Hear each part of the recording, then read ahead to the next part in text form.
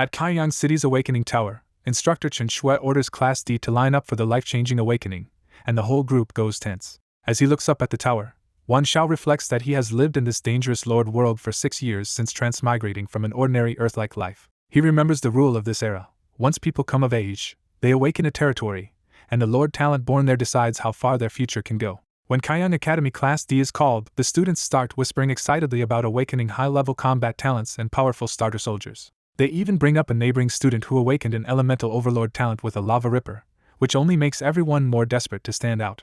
As awakenings begin, students with useful combat talents leave smiling, while those stuck with weak support abilities shrink under open contempt. Then Wan Zhao's name is called, and the class immediately focuses on the student they know as their top genius. Inside the tower, a robed awakener tells Wan Xiao to open his mind, and the ritual begins as strange energy moves through him. A blank continent forms in Wan Zhao's mind, and the tower announces his result: Level 2 Beast Tamer Lord, Initial Soldier Mutated Beast. The news hits outside like a splash of cold water, and Chen Shui's hopeful smile freezes on the spot.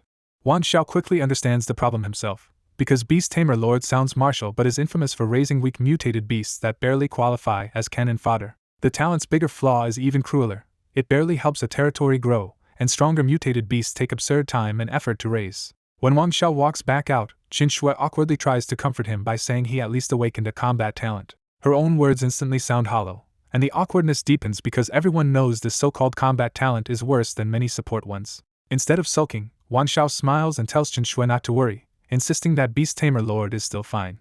That composure only invites louder mockery from classmates, who finally get to sneer at the class genius and call his future crippled. One of them even jokes that Wan Xiao should sell beast feed to support their troops, but he ignores the noise and heads straight home. Once he is alone at home, Wan Xiao finally lets himself smile, because everyone else has missed the real reason this talent suits him perfectly. A system window appears and announces that his 10,000-fold enhancement system has successfully bound to him. When the system asks for confirmation, Wan Xiao answers yes without hesitation and enters his newborn territory in his mind.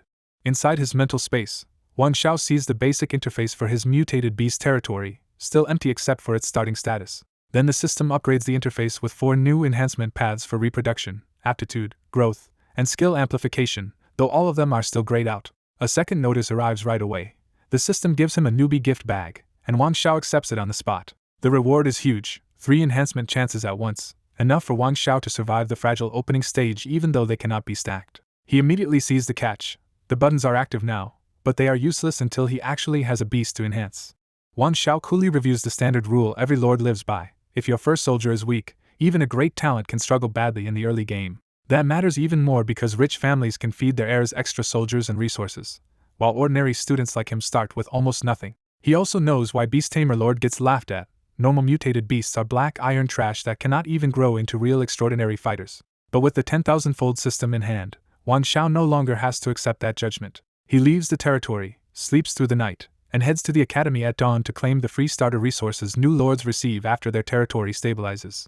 Because his territory stabilized overnight, Wan Xiao can now collect the basic resources needed to activate it properly. The moment he appears, the same students who felt inferior before start mocking him again for daring to compete after drawing a useless talent. Wan Xiao refuses to waste energy arguing and goes straight through the academy to the logistics department. At the resource desk, he unexpectedly runs into Chen Shui, who sounds surprised to see him there at all. When Wan Xiao simply says he came for resources, Chen Shui is briefly embarrassed because she had assumed his setback would crush him. Wan Xiao registers and receives the academy's basic resource ball, a fist-sized orb glowing green with life. Just as he is about to leave, Chen Shui stops him and quietly presses another item into his hands. Wan Xiao instantly realizes it is far too valuable to accept, but Chen Shui insists that he take it because he is still her student. He accepts the favor, and after Chen Shui leaves with a worried sigh, Wan Xiao is left realizing just how deep her background must be. He knows a green-grade item is something ordinary students should never casually touch, so he silently decides to repay Chen Shui someday.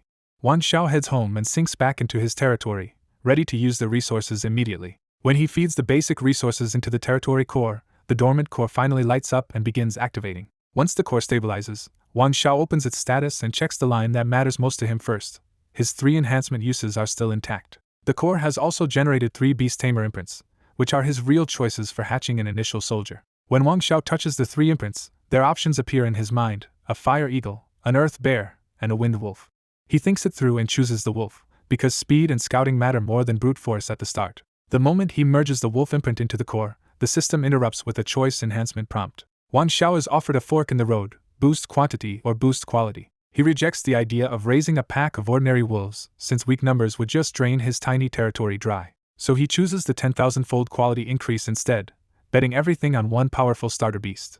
The upgrade works instantly, transforming the original Black Iron Wind Wolf into a gold-quality Snow Wolf with natural ice affinity. Wan Xiao can hardly hold back his excitement, because his weakest possible beginning has just turned into a first-rate opening move. With his decision made, Wan Xiao gives the final command to bring it into the world. Hatch. The phantom fades away in front of Wan Xiao, leaving behind a patterned egg that starts to crack open. A snow-white wolf cub tumbles out of the broken egg, wobbling on new legs while Wan Xiao leans in to inspect it. The hungry cub turns back to eat its own eggshell, and Wan Xiao watches as its tiny body immediately grows a little bigger. A status window tells Wan Xiao the beast is still in infancy, and would normally need a year and 4 months to reach youth. That timeline hits hard because Wan Xiao has less than half a month before the joint exam, and no chance to wait for a helpless cub to mature naturally. Realizing other awakened lords are already grabbing land and points, Wan Xiao decides he cannot afford a slow start. He uses his 10,000 times growth talent on the snow wolf, and its development starts racing forward in front of him. The cub finishes transforming into a lean young predator, and Wan Xiao looks up at the cold mist rolling off its stronger body. The next status update shows the snow wolf has reached youth, and Wan Xiao realizes the boost pushed it to the peak of level 1. Since a peak level 1 snow wolf can beat a bronze level 2 soldier, Wan Xiao realizes he has just taken the lead. He almost boosts the wolf again, then stops when he remembers one strong beast may not be enough against rich students with hidden cards in the joint exam. Instead, he checks the snow wolf's skills and finds a gold tier set that is useful in every direction. Ice Claw, Ice Spike, Extreme Cold Body, and Quick Healing give the snow wolf attack, defense, terrain advantage, and recovery all at once. With the wolf's speed and skill set in mind, Wan Xiao can already see it tearing open his early expansion path. Then Wan Xiao remembers Chen Shui's gift and finally reaches for the item card she gave him. The card turns out to be a special resource called Winter Carp River, exactly the kind of food supply he was missing. Wan Xiao instantly sees that this green card can feed more than 10,000 wolves and solve his biggest resource problem. He tears the card open, and his territory starts shaking as the temperature drops. An icy river slowly forms inside the territory, creating a perfect hunting ground for the snow wolf. The snow wolf gets excited at once, jumps onto the ice, claws a hole open, and starts pulling out carp to eat. Watching the wolf feast, Wan Xiao can't help envying the big families that can stockpile resource cards and speed their development even faster. He leaves the territory and hurries to the Awakening Tower to collect the magic crystal needed to connect to the myriad worlds. Once everything is ready, Wan Xiao activates the magic crystal and his dark territory fills with star-like light and rushing phantoms. Wan Xiao knows the next connected territory is random, and if he lands badly and loses, rebuilding later would cost him dearly. After the dizzying transit, a snowy forest finally appears and starts fusing with his land. As the fusion completes, a bone-piercing cold wind sweeps the forest, and Wan Xiao sees the snow wolf immediately draw strength from the frozen terrain. As the territory is about to expand, Wan Xiao considers multiplying the wolf count right away since the Carp River can support a huge pack. But when he tries to multiply the pack, the core blocks him. His level 1 territory has only 1 pit, and the 10,000 creature requirement is still unmet. That reminder also shows him the path ahead.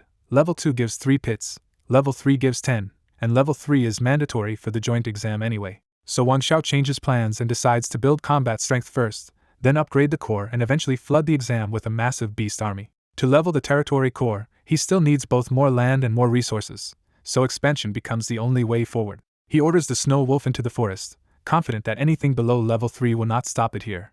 Before long, Wan Xiao spots the forest's rulers, a group of barbarians in tiger-hide clothing carrying huge bone-spiked clubs. A quick scan marks them as bronze level 2 barbarians with rage, dangerous for most new lords but not for Wan Xiao now. Since level 2 enemies usually mean a bigger territory, Wan Xiao sees this whole fight as a lucky chance to grow faster. He keeps the snow wolf hidden nearby and waits for the barbarians to relax before ordering the ambush. When the opening comes, the snow wolf explodes out of hiding with ice claw and slits one barbarian's throat in a single pass. The white fur turns red with blood, and the rest of the barbarians whirl around in furious disbelief. They charge together, but the snow wolf is too fast, weaving through the pack and ripping them apart with claws and fangs.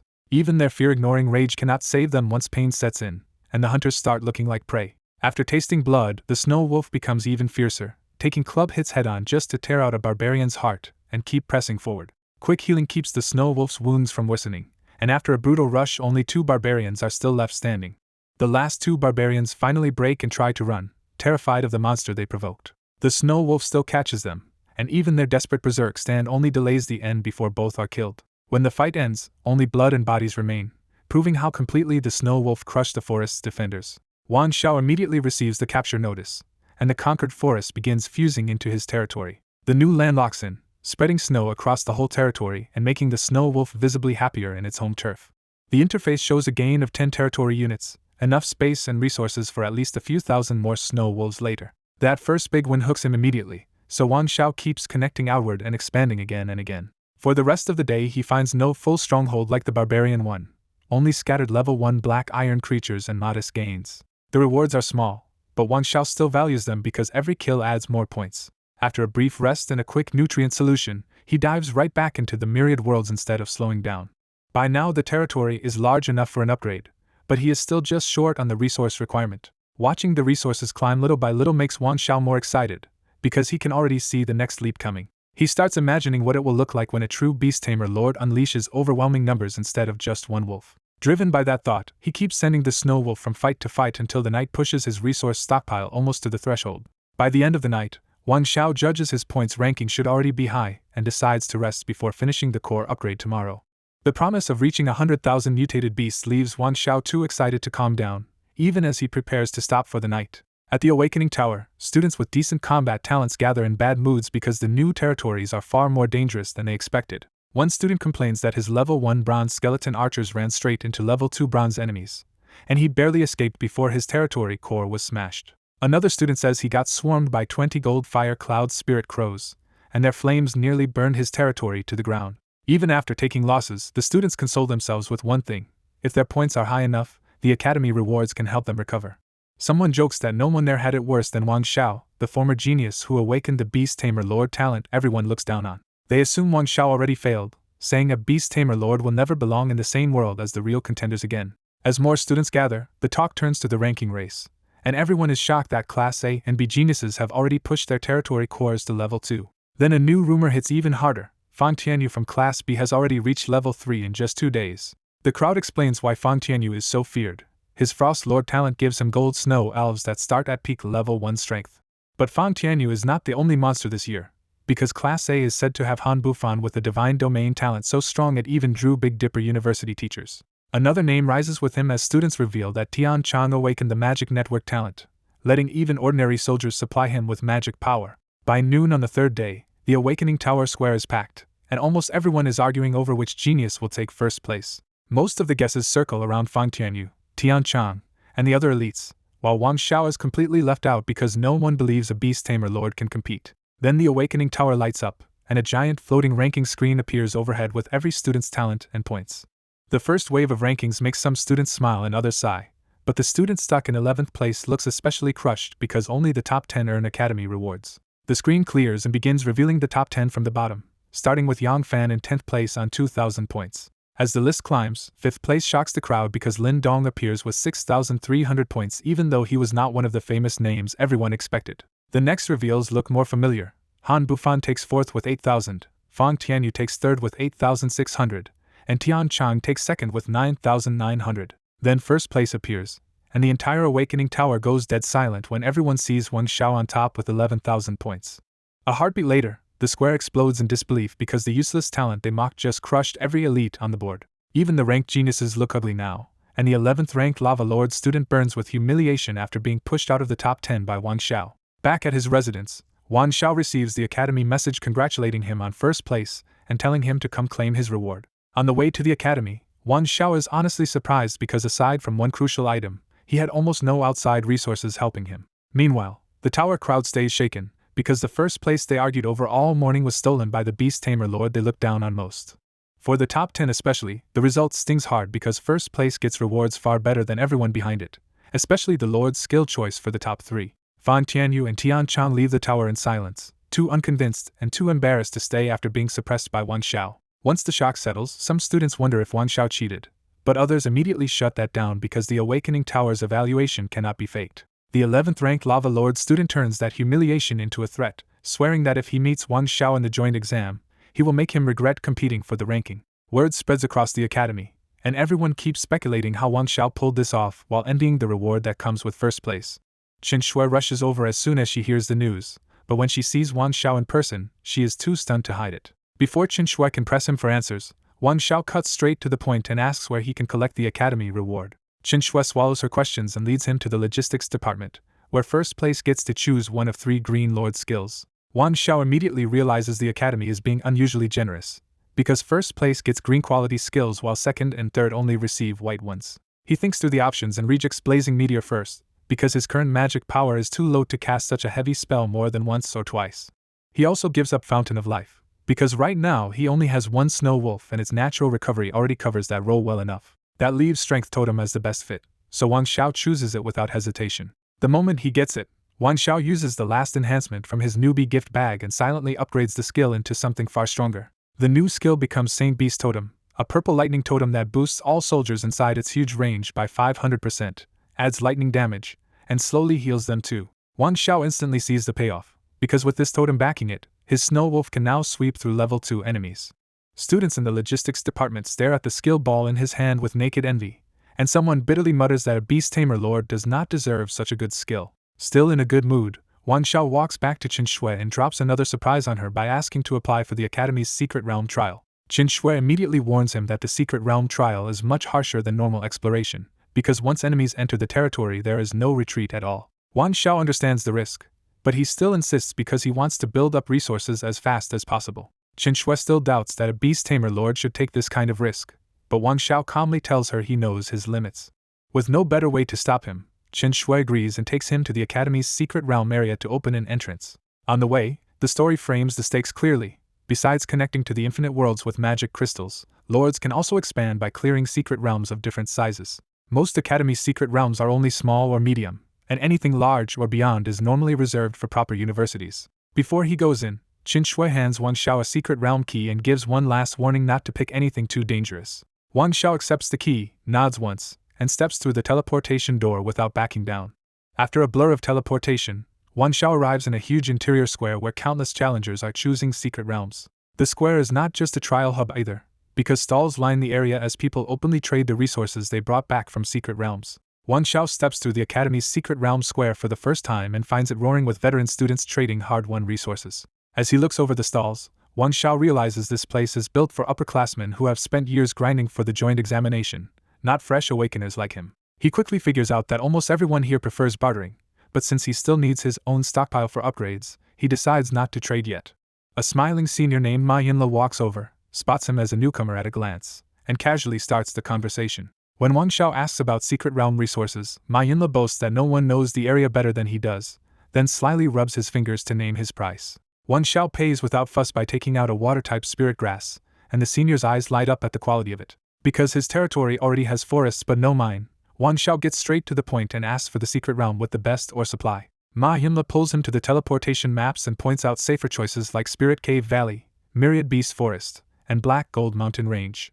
Those options still do not satisfy him, so Wang Xiao presses for a place with more kinds of ore instead of just a little of each. Ma Yinla immediately warns him off, because the really mineral-rich realms are dangerous enough to wreck a newly awakened lord. Wang Xiao calmly insists he knows what he is doing, and after taking the payment, Ma Yinla finally gives him the real answer. He points out the Lava Secret Realm, a small high-level realm packed with minerals but brutal enough that one unlucky student recently lost 2 years of savings to a level 2 gold flame sprite. Instead of flinching, Wang Xiao accepts the danger as worth it, and quietly makes up his mind to go.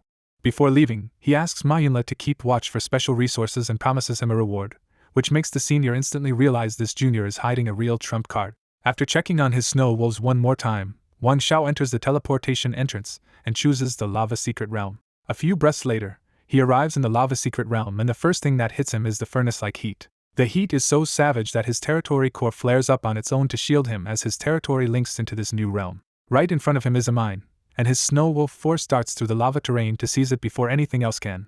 The capture succeeds immediately, and when the collection panel starts ticking upward, Wang Xiao breaks into a pleased smile at the realm's rich payoff. His first stop alone yields 150 units of copper, confirming that Ma Yinla's risky recommendation was absolutely right. Just as he is ready to move on, a sudden wave of danger makes him stop cold. A fist-sized fireball shoots at him out of nowhere, but the snow wolf snaps it apart with a claw before it can land. When Wang Xiao looks up, he finds more than 20 fire goblins closing in, with a larger silver rank leader among them.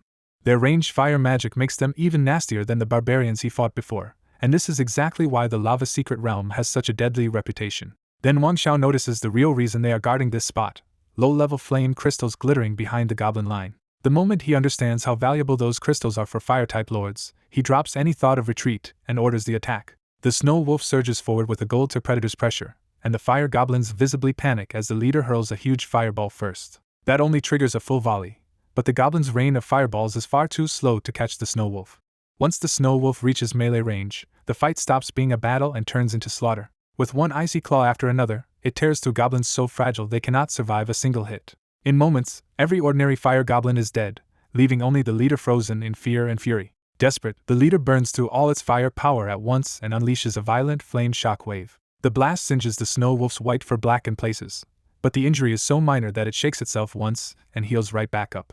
That tiny recovery crushes the leader's last hope, and the snow wolf kills it without giving it another chance. A burst of level-up notifications follows, and the rich experience from these stronger monsters pushes Wang Xiao all the way to level 7.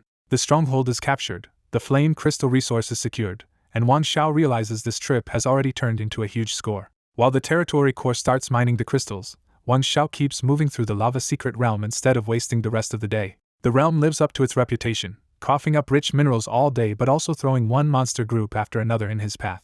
He tears through blood-sucking fireflies, flaming bats, undead flame skeletons, and even level 2 bronze rock men, proving the snow wolf is the only reason this reckless run works at all. Wang Xiao keeps clearing everything in his way, and the steady stream of kills pushes him up again to level 8. By then, the mined flame crystals are finished, and his haul has expanded to include rare finds like lava vine, fire fine iron, daylily, and a pile of ordinary ore on top of them. Looking at the time left on his academy access, Wang Xiao knows he cannot afford to linger, so he decides to use the remaining half-day for one more jump. He activates the key and territory core again, forcing a fresh spatial connection to another territory inside the lava secret realm.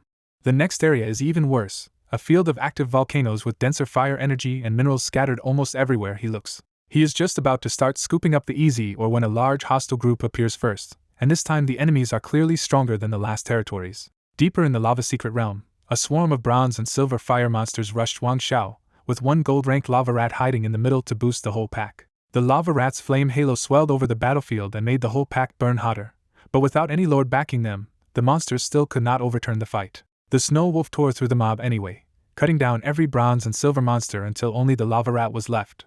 In the one-on-one finish, the snow wolf bit the lava rat's head clean off and proved that at equal quality, it was still the stronger predator. After the massacre, Wang Xiao checked the spoils and found a pile of valuable fire element materials, all useful for lower-level territory cores or profitable trades. Even so, he still had not found the rare mineral he actually needed, and Beast Tamer core upgrades demanded more kinds of resources than most other lords had to worry about. Just when he thought this area was nearly cleared, a broad patch of purple light shone ahead and stopped him cold. It was a purple gold mine, the exact rare mineral Wang Xiao had been searching for, and a huge deposit like this could finally solve a major upgrade bottleneck. Knowing how absurdly valuable purple gold was, Wang Xiao quickly judged that this vein could yield at least 50 units and immediately moved to claim it. A deafening bear roar answered him first, and the real owner of the mine came crashing in. The Guardian was a gold level 2 lava raging bear with 4 skills, and the level gap alone made this a dangerous fight for the snow wolf. The bear opened with fear deterrents, filling the mine with crushing pressure before the real clash even started. With the pressure still on, Wang Xiao kept directing the fight from behind while the bear's heavy defense made every counterattack look frustratingly shallow. Then the bear finally landed a heavy hit, and Wang Xiao watched the fight swing in a dangerous direction. Before the snow wolf could recover, a pillar of fire erupted under its feet and scorched away part of its fur, leaving it in obvious trouble. Wang Xiao realized that fighting up a level with one beast was too risky, so he answered with the strongest advantage he had, his lord's skill. A 3-meter Saint Beast totem crashed down beside the battlefield and flooded the snow wolf with healing light and purple lightning. The charred fur peeled away, the torn flesh closed up, and the snow wolf snapped back to peak condition almost instantly. That brutal reset made Wang Xiao see just how absurd this purple lord's skill was, because one totem could keep a beast army fighting like it never ran out of life. The confused bear charged again, but this time the totem's second effect kicked in and wrapped the snow wolf in crackling lightning. Buffed 5-fold in speed and strength, the snow wolf flashed past the bear and ripped a chunk of flesh from its waist before it could even react. When the bear tried to fight back, the lightning numbed its body, turning the whole match into a one-sided hunt. From there, the snow wolf toyed with the lumbering bear, reopening wound after wound while its own injuries kept recovering under the totem. Half an hour later, the arena floor was soaked in the bear's blood and the giant monster was too weak to even lift its paw properly. Once it had enough, the snow wolf lunged in with one last ice claw and shattered the lava-raging bear's heart. As the gold monster fell, a golden egg the size of half a person dropped onto the ground in its place. Wang Xiao checked the drop, confirmed it was a lava-raging bear egg, and immediately knew he had hit the jackpot again. He cut his wrist on the spot, used the Academy's contract method, and successfully bound the egg as his second mutated beast with a hatch time a little over 5 days away. Even with the second gold-quality beast secured, Wang Xiao knew the mine itself was the real prize, so he stayed to finish extracting the purple gold. By the time the Secret Realm's return countdown sounded, the mining was done too, so Wang Xiao activated his key and opened the way out. He stepped through alone, because the Snow Wolf had already returned to his territory, leaving the Lava Secret Realm completely behind. Back in the Academy Square, the place was far louder than before because students were pouring out with fresh resources and rushing to trade. There, Wang Xiao unexpectedly spotted Fang Tianyu, the Academy's cold ice beauty, moving through the crowd with the calm confidence of a queen. Fang Tianyu noticed him too, and the fact that a beast tamer lord had ranked above her, and even returned from this square, made her curiosity impossible to ignore. She walked straight over, introduced herself, and made it obvious she wanted answers. Wang Xiao answered with a slightly amused line about the famous ice goddess greeting people first, still unsure what she wanted from him. Fang Tianyu started to ask how he had surpassed her, but Wang Zhao's attention snapped away before she could finish. A vendor was yelling about spirit grass from the secret realm, and Wang Xiao immediately headed over because that kind of resource would matter later in his fused forest territory. Most of the grass was ordinary and too cheap to impress Fang Tianyu, but Wang Xiao saw a practical chance to stock up on something he barely had. After hearing the normal market prices, Wang Xiao skipped straight to the real question and asked how much purple gold it would take to buy out the whole stall. The stall owner was stunned that Wang Xiao even had purple gold, then quickly dropped the full bundle to 50 units because he desperately needed that mineral himself. Inside, Wang Xiao quietly multiplied his newly mined purple gold 10,000 times over, turning a small haul into absurd wealth before anyone else knew it. Then he paid the 50 units without hesitation, and the stall owner nearly threw the spirit grass onto the trade column before Wang Xiao could change his mind. The crowd around them went quiet in shock, because most students could barely imagine anyone spending 50 units of purple gold on plants. Even Fang Tianyu could not hide her disbelief now, especially after realizing Wang Xiao had come back from the Lava Secret Realm, a place she would not casually enter herself. With money to burn, Wang Xiao kept moving through the square and bought a mountain of materials, enough to push his territory core toward level 2. By this point Fang Tianyu was almost numb, because Wang Xiao had already spent hundreds of units of purple gold as if he had dug up an entire mine. Ahead of them, a crowd had formed around an auction, so Wang Xiao pushed forward to see what prize could make this many people stop trading. At the center, a seller was auctioning a spirit energy core, the key resource many lords needed to advance to level 3. The bidding was about to end at 10,000 copper when Wang Xiao suddenly cut through the whole square with a new offer. He threw out a bid of 200 purple gold minerals and bluntly asked who still wanted to compete. The entire place froze, then exploded as students recognized Wang Xiao and realized the top-ranked beast tamer was somehow also richer than all of them. The auctioneer snapped out of his shock, instantly folded, and practically handed the item over with a shamelessly respectful attitude. At the square auction, Wang Xiao coldly tells the auctioneer to finish it, and his crushing bid of 200 purple gold scares everyone else silent. Once the core is handed over, the auctioneer immediately treats Wang Xiao like a major buyer and invites him to come back for anything valuable. Wang Xiao casually says he can take anything useful, and that one sentence sets off the whole square. Students who desperately need purple gold swarm in with rare materials, hoping to trade directly with Wang Xiao on the spot. The other talented students can only watch in frustration as Wang Xiao buys things they badly want, including evolution materials and item card ingredients. Wang Xiao spends nearly 10,000 purple gold to sweep up most of the square's precious stock and comes away with a huge haul. But when Wang Xiao opens his territory interface, one last shortage blocks the upgrade. He still needs 180 units of iron core wood. He openly offers to pay any price for iron core wood, but after asking around, nobody in the square has it. Even Fang Tianyu can only shake his head, because he still lacks plenty of upgrade materials himself, and has no spare iron core wood either. A student suddenly steps up, and Wang Xiao thinks the missing wood has appeared at last. Instead, the student reveals a blue item card called Winter is Approaching, which can freeze a large area and slow enemies. The seller asks for 5,000 purple gold, and Wang Xiao instantly cuts him down to 1,000. When the seller tries to argue, Wang Xiao bluntly points out that this is only a niche tool card, not a truly valuable blue resource card. Pressed by his own need for purple gold, the seller finally grits his teeth and accepts the 1,000 offer. Wang Xiao smiles after the trade, because in his hands this so-called useless card can sharply boost the Snow Wolf's battlefield advantage.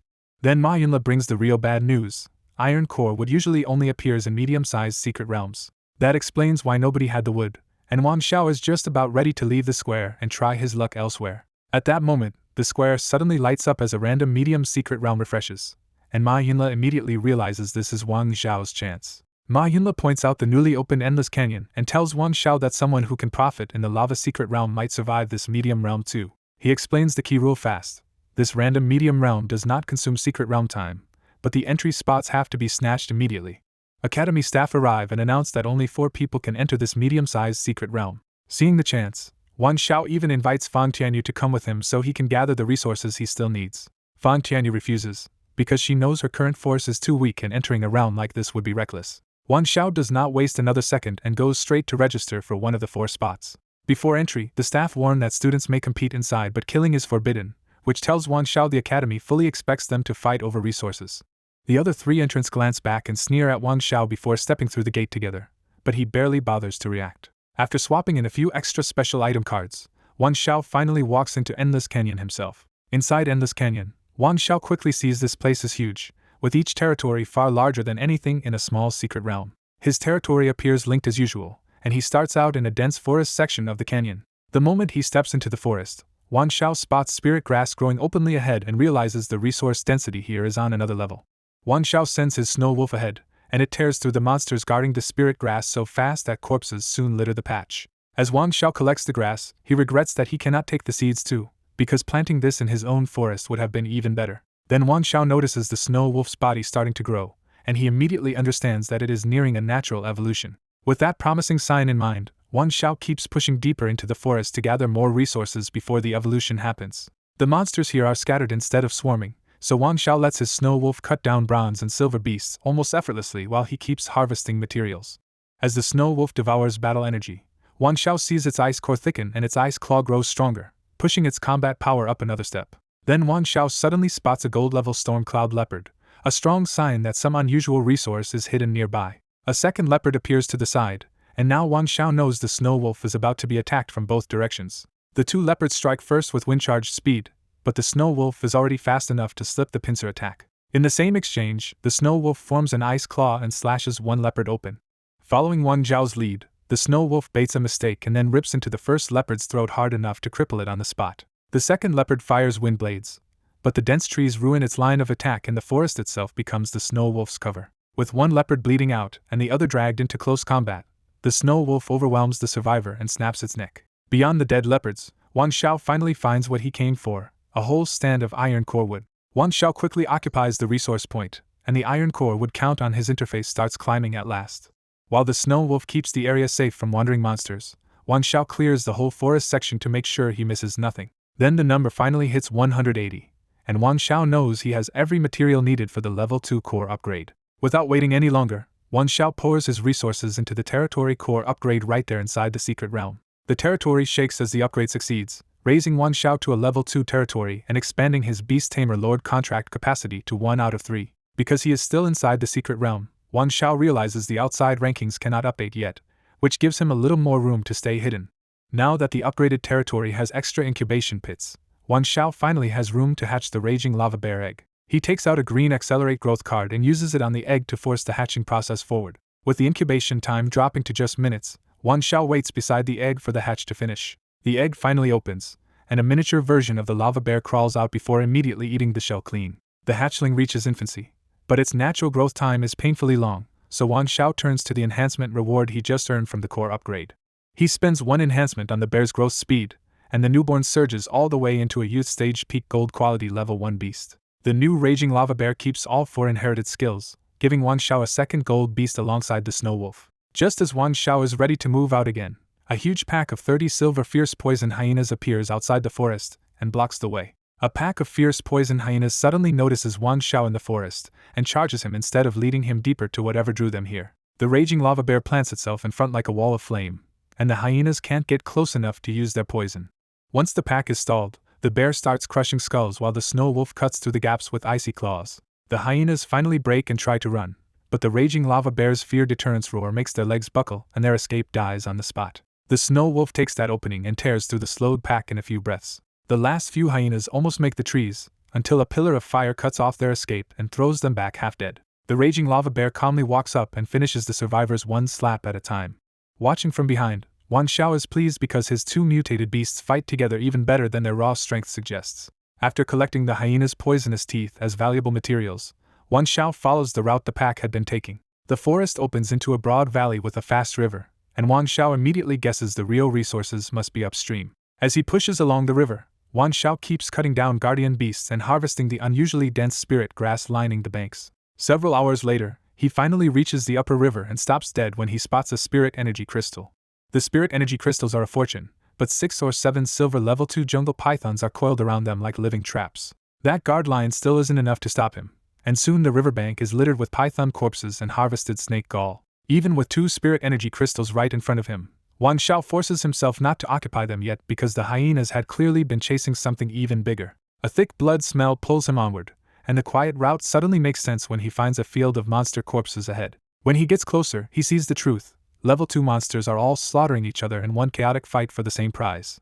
Seeing no gold monsters yet, Wang Xiao sends the Snow Wolf and Raging Lava Bear straight into the melee. The Raging Lava Bear bullies its way through the center, shrugging off weaker attacks and smashing a path open by force. The Snow Wolf runs right behind it, finishing anything that tries to slip through, and its fast healing keeps it at peak condition. Following behind the carnage, Wang Xiao finally sees what all these monsters were killing each other over: a whole spirit spring surrounded by heaven's spirit flowers. The treasure is rich enough to lure something much worse, and a thunderous set of footsteps suddenly proves it. Wang Xiao doesn't hesitate and immediately throws up the Saint Beast totem to multiply his beast's strength. Buffed by the totem, the Raging Lava Bear turns savage enough to crush a silver monster's head in one hit. Then the real threat arrives, a peak gold level 2 rock elephant charging into the Spirit Spring battlefield. Even this monster nearly holds, but the totem buff lets the Snow Wolf and Raging Lava Bear batter it into a barely standing wreck. At Wang Zhao's order, the Snow Wolf lands the killing blow, and the rock elephant drops a beast egg. Before Wang Xiao can breathe, more monsters pour in, and his 2 beasts have to hold the line again. A bronze quality level 3 Black Wolf pack joins the rush, but higher level or not, they still get torn apart by the 2 mutated beasts. By the end, even the Snow Wolf is visibly tired, and the Raging Lava Bear has to sweat down the last Black Wolf itself. When the battlefield finally goes still, Wang Zhao's territory interface confirms the Spirit Spring is his. Back in his territory, the Course starts extracting the Spirit Spring and relocates it into his forest as a brand new lake.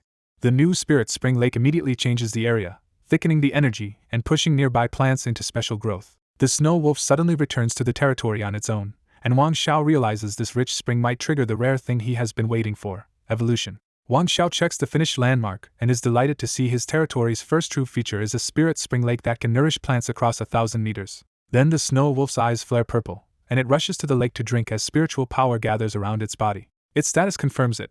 The Snow Wolf is still gold quality level 1, but now it is actively evolving. While Wang Xiao waits over the transformation, the story cuts to a poison swamp on the other side of the secret realm where 3 brothers are moving through toxic ground with skeleton soldiers. The younger brothers complain about the swamp, but the eldest keeps them focused on poison resources they can haul back and trade. Their confidence comes from the eldest brother's undead revival talent, which lets his skeleton troops ignore most of the swamp's poison. After gathering a good haul, the eldest orders a retreat because a level 2 gold toad up ahead could melt even his skeletons. Even as they back off, the second brother reminds him they did not enter this medium secret realm just to scavenge and wait for some stronger monster to kill them. That is when their real target comes out. They followed Wang Xiao in because robbing his purple gold looked easier and richer than fighting for medium realm resources. They also still hold a grudge because Wang Xiao ruined their bullying before, so now they want both revenge and everything he is carrying. The brothers talk themselves up with their talents, and convince each other Wang Zhao's Beast Tamer Lord talent is still the weak one here. They are still grinning about Wang Xiao begging for mercy when a new danger slithers into the swamp behind them. A corrosive python appears, and the 3 brothers go pale when they recognize a level 2 platinum swamp king in front of them. They panic and order every soldier to run, but the trouble started because they stole a poisoned spirit fruit from the python's own territory. The third brother's apprentice knight tries to hold the rear with an iron shield and gets flattened into a bloody mess in one sweep. The second brother desperately tells the third brother to throw away the spirit fruit, hoping that will stop the chase. But the third brother knows they are past that, because the corrosive python has already marked them and won't stop until one side dies. With the younger 2 rattled, the eldest burns most of his energy to raise fresh skeleton soldiers from scattered animal bones behind them. His emergency plan is brutal and simple: let the skeletons by a few moments, then drag the python toward the dense forest instead. Deep in the swamp, the 3 bully brothers realize everyone in this medium secret realm shares one huge territory, so if Wang Xiao is not here, he has to be in the dense forest ahead. The eldest brother coldly decides to drag the corrosive python to Wang Xiao, betting that the top-ranked freshman must be hiding a powerful trump card they can force out and steal from later. Once the plan is set, the brothers burn a speed card and sprint the last few thousand meters with the platinum python still right on their heels. Upstream by the river, Wang Xiao stops in delighted shock when he sees just how dramatic his wolf's purification and evolution turned out to be. The Snow Wolf has become a youth stage Ice Thunderhorn Wolf, a platinum level 2 dual attribute beast with a larger frame, purple markings, and a sharp crystal horn on its forehead. Its new Berserk Thunder skill lets every hit carry lightning that punches through part of an enemy's defense, and Wan Xiao instantly sees how deadly that will be with his Saint Beast totem. Confident that this evolved wolf can dominate the territory, Wan Xiao leaves the already cleared upper river behind and heads downstream for the last untouched area. That is when Wan Xiao runs straight into the bully brothers, and one look at their miserable state tells him something dangerous is chasing them. Instead of warning him, the eldest brother sneers and throws a hate transfer card that dumps the corrosive python's killing intent directly onto Wan Xiao.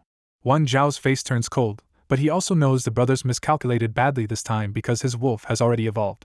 The brothers retreat to the side and smugly wait for the python to soften Wan Xiao up, convinced his beasts cannot possibly match a platinum level 2 monster. The corrosive python lunges first and spits a stream of poison at the ice thunderhorn wolf, proving immediately how nasty this platinum beast really is. The wolf slips aside cleanly, and when the poison hits the ground it burns a huge corrosive crater that shows just how dangerous a direct hit would be. To the brothers' shock, the evolved wolf can actually fight the corrosive python head-on, matching a platinum level 2 monster instead of being crushed by it. The python's scales still make it brutally hard to injure, but the wolf's lightning slows its body and keeps that poison pressure from deciding the fight. Then Wan Xiao sends in the raging lava bear, and his 2 mutated beasts start fighting with the kind of clean teamwork the brothers never saw coming. The ice thunderhorn wolf knocks the python back with an ice claw, opening a perfect gap for the lava bear's fire pillar to blast away its protective scales. With the scales gone, the wolf tears straight into the python's vital spot and floods the wound with lightning until its body turns into a bloody ruin. The badly injured corrosive python finally tries to flee, but Wan Xiao wants every bit of top-grade material from this kill and refuses to let it escape. The wolf blocks the retreat, the lava bear slams down one massive paw, and the python's head shatters on the spot. Watching a platinum level 2 python get crushed like that leaves the 3 brothers stunned, and even the eldest cannot accept that Wan Xiao might already own a platinum beast. Wan Xiao does not even bother harvesting the python first. He turns straight toward the brothers and throws them a challenge instead. The eldest brother starts cursing him as trash, but Wan Xiao cuts him off and makes it clear he is about to show them exactly who the real trash is. The evolved wolf explodes forward at more than 10 times its old speed and wrecks the brothers' soldiers in just a few breaths, leaving the trio reeling. Unable to attack Wan Xiao directly under secret realm protection, the brothers can only retreat in humiliation after coughing up the resources they lost. The eldest brother tries to save face by threatening revenge in the Myriad World battlefield, but Wan Xiao answers even harder and says he will beat them every time and destroy their home if they keep coming. Even after escaping, the 3 brothers look sick with anger because Wan Zhao's hidden strength was far beyond what they expected. They convince themselves this is still Wan Zhao's limit and vow that once they meet him in the real battlefield, they will smash his territory core themselves. Wan Xiao lets them go, because inside the secret realm lords can compete but still cannot personally fight each other under human protection rules.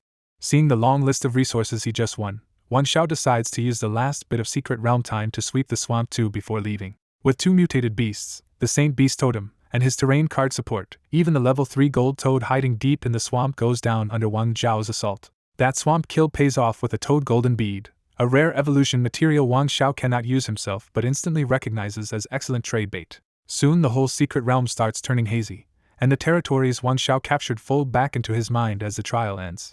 In the next instant, Wan Xiao is back in the Academy Square and the noisy crowd outside feels almost unreal after the secret realm fight.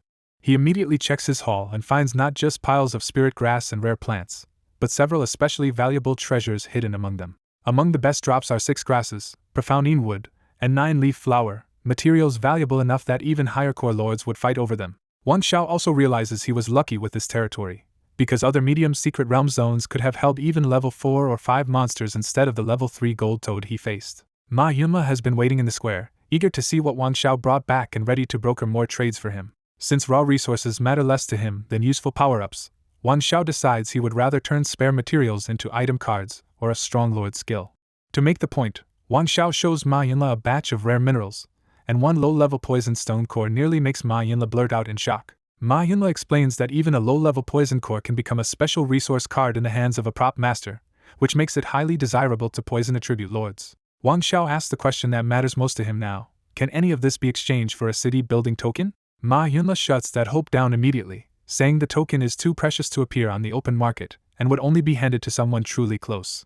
That answer stings because territory core level 3 is a real wall, needing not just land and resources but also buildings, population, and that exact special token. Because monsters cannot drop a city-building token, Wan Xiao realizes the only path left right now is the new lord competition starting in a few days. The rules suit him perfectly. Any lord below level 3 can enter, the top 20 win a city-building token, and the top 3 get even better rewards. Since he cannot trade directly for the token, Wan Xiao decides to dump his extra rare minerals into Ma Yunla's hands and have him hunt down item cards and Lord skills instead. Ma Yunla responds the right way and pulls out a formal Lord contract, because this kind of deal needs binding protection on both sides. After they sign, Wan Xiao hands over all the surplus resources, and the sheer quantity leaves even Ma Yunla staring in disbelief. When Ma Yunla blurts out that Wan Xiao must have practically swept an entire territory, Wan Xiao just smiles, tells him to contact him if anything good appears, and walks away. Back at his residence, Wan Xiao sinks into his territory and sees how much the Spirit Spring has changed it. The rapid growth excites him, but one problem is obvious. His level 2 territory still has almost no real buildings or residents. He knows normal lords would build up population and infrastructure first, but his development has run so far ahead that the empty setup is starting to look suspicious. Since he cannot waste space on random structures, Wan Xiao decides to start with one practical defense building instead. He contacts Ma Yunla and asks him to trade over an Arrow Tower card as fast as possible. Ma Yunla responds immediately and meets him at the academy gate with the building card in hand. Wan Xiao returns to his territory, crushes the card, and a plain 10-meter Arrow Tower rises from the ground. The tower is weak by any serious standard, but Wan Xiao only wanted a base to upgrade. He uses one of his 10,000-fold enhancements on the tower, and the entire structure mutates on the spot.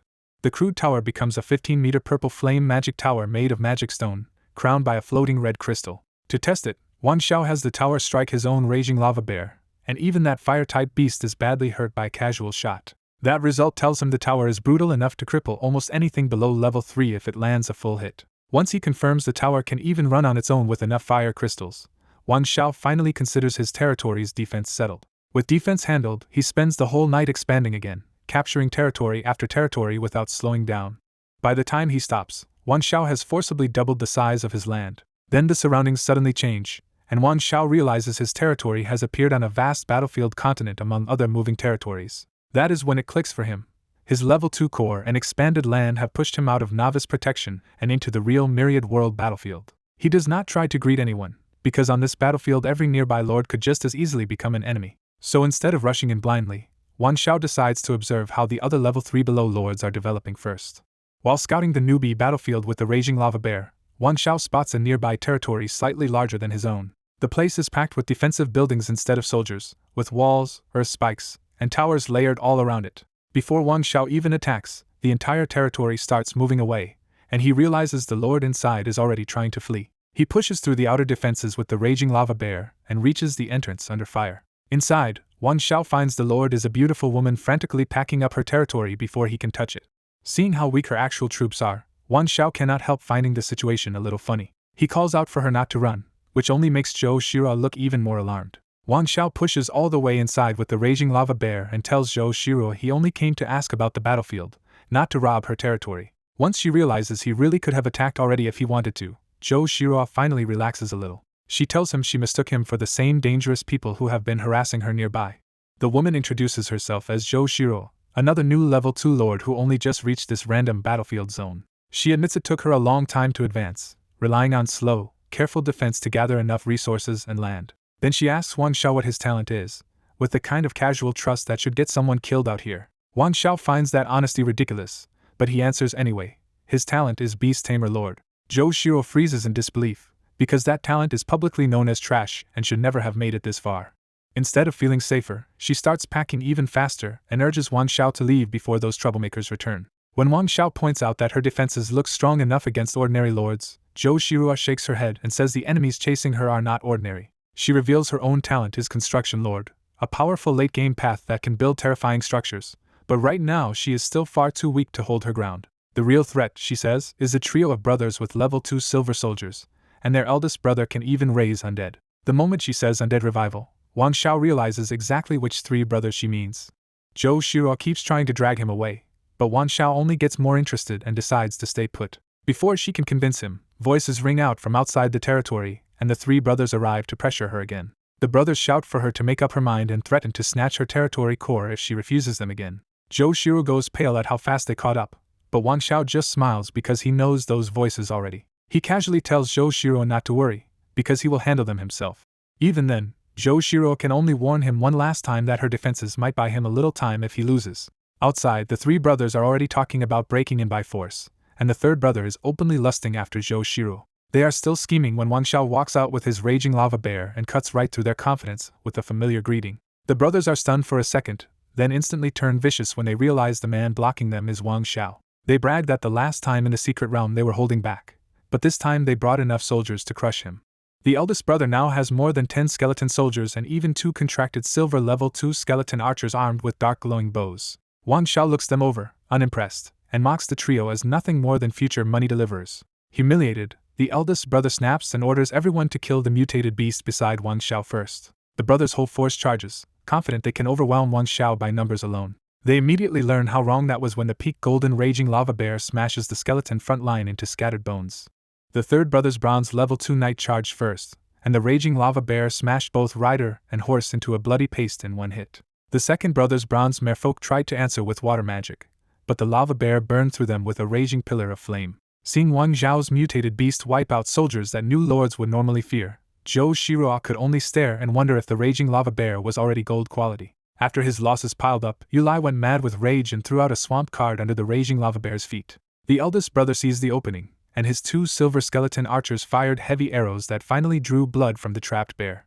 Zhou Shiruo finally felt how dangerous the 3 brothers were together, and she forced herself to send out her own weak human soldiers instead of hiding behind Wang Xiao. That brave move accomplished nothing when the skeleton archers casually punched bloody holes through Zhou Shiruo's black iron troops.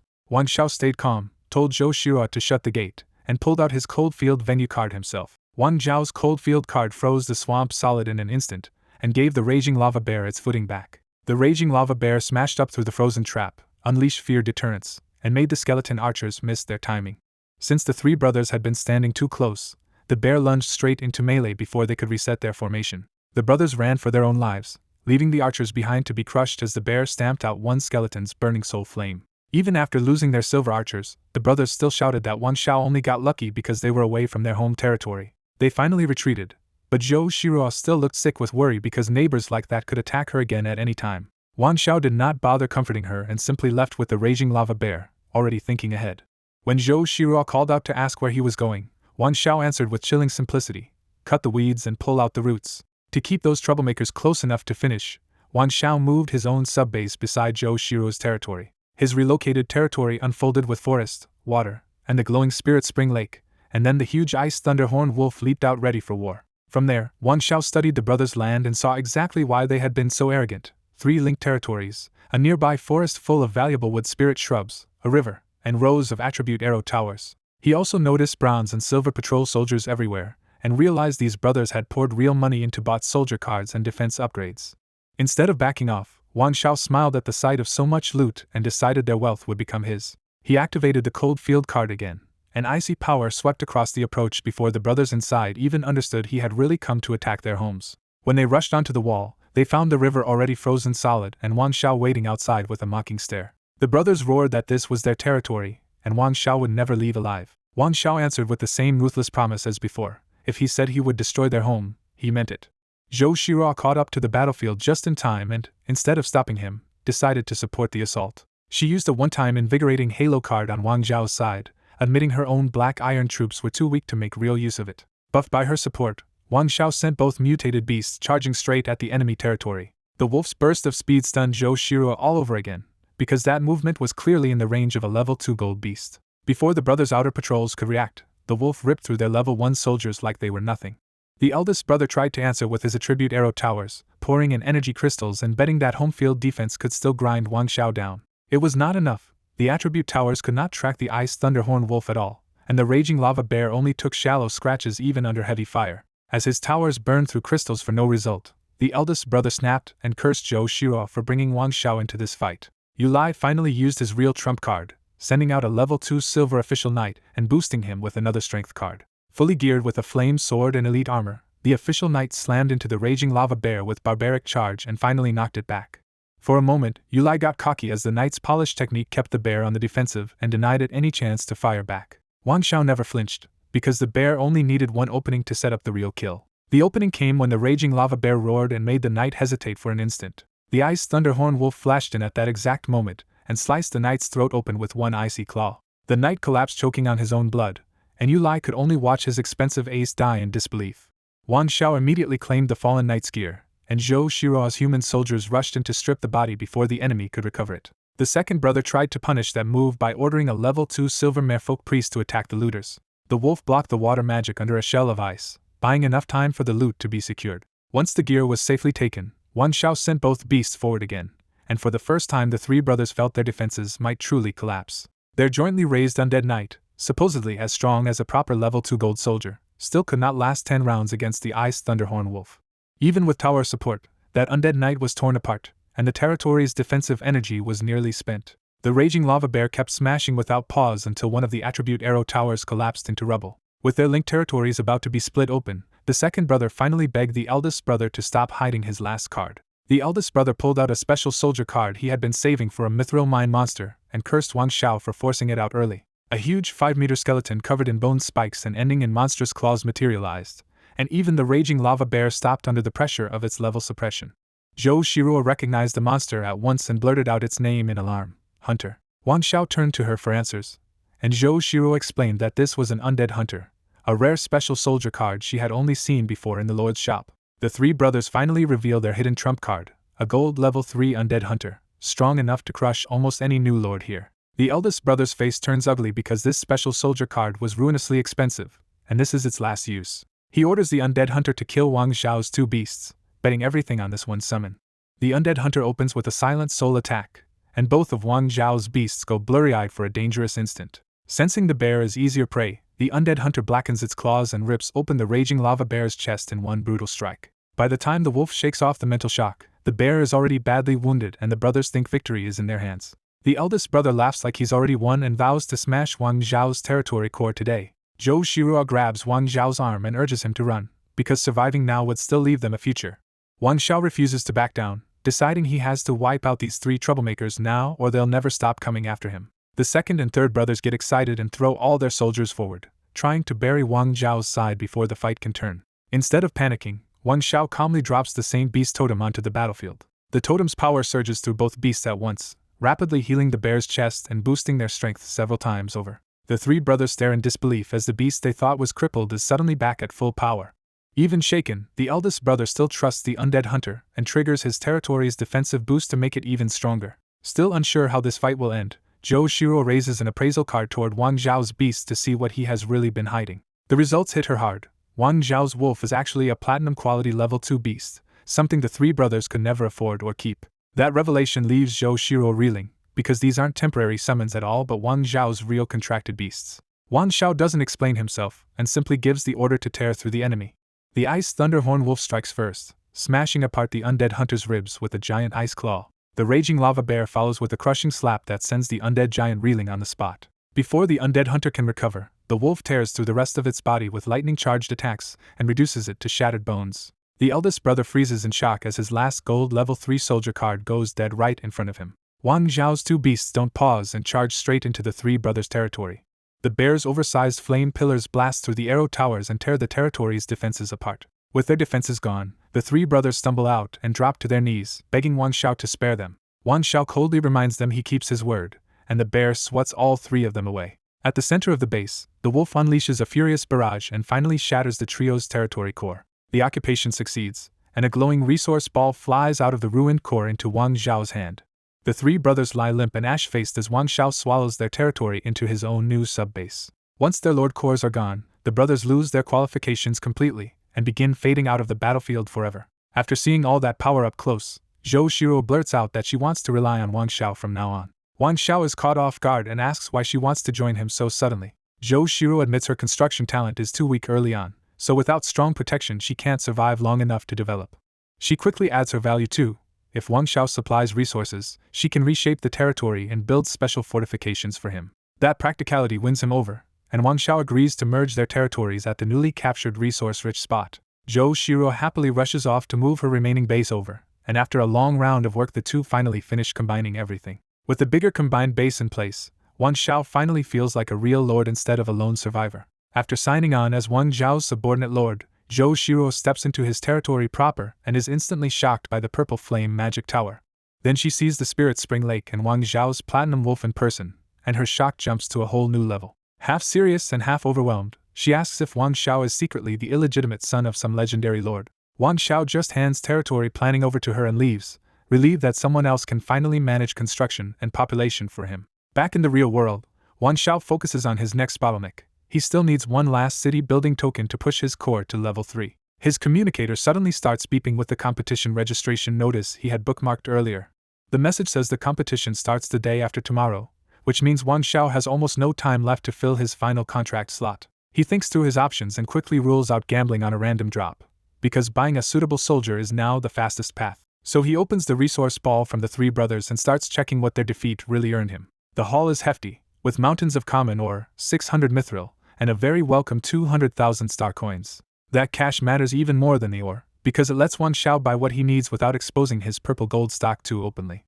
Grinning at the timing, he privately labels the three brothers as real money givers even after they lost everything. He also notices Academy reward messages piling up, because staying in first place has quietly earned him plenty of extra benefits. After sorting the rest of the loot, he decides most of it is better sold off fast than left sitting in storage. He messages Ma Yunla and sends the sale batch over, pushing for speed instead of waiting around for a better price. Wang Xiao heads for the academy while Ma Yunla takes over the selling, and both move fast because the clock is already ticking.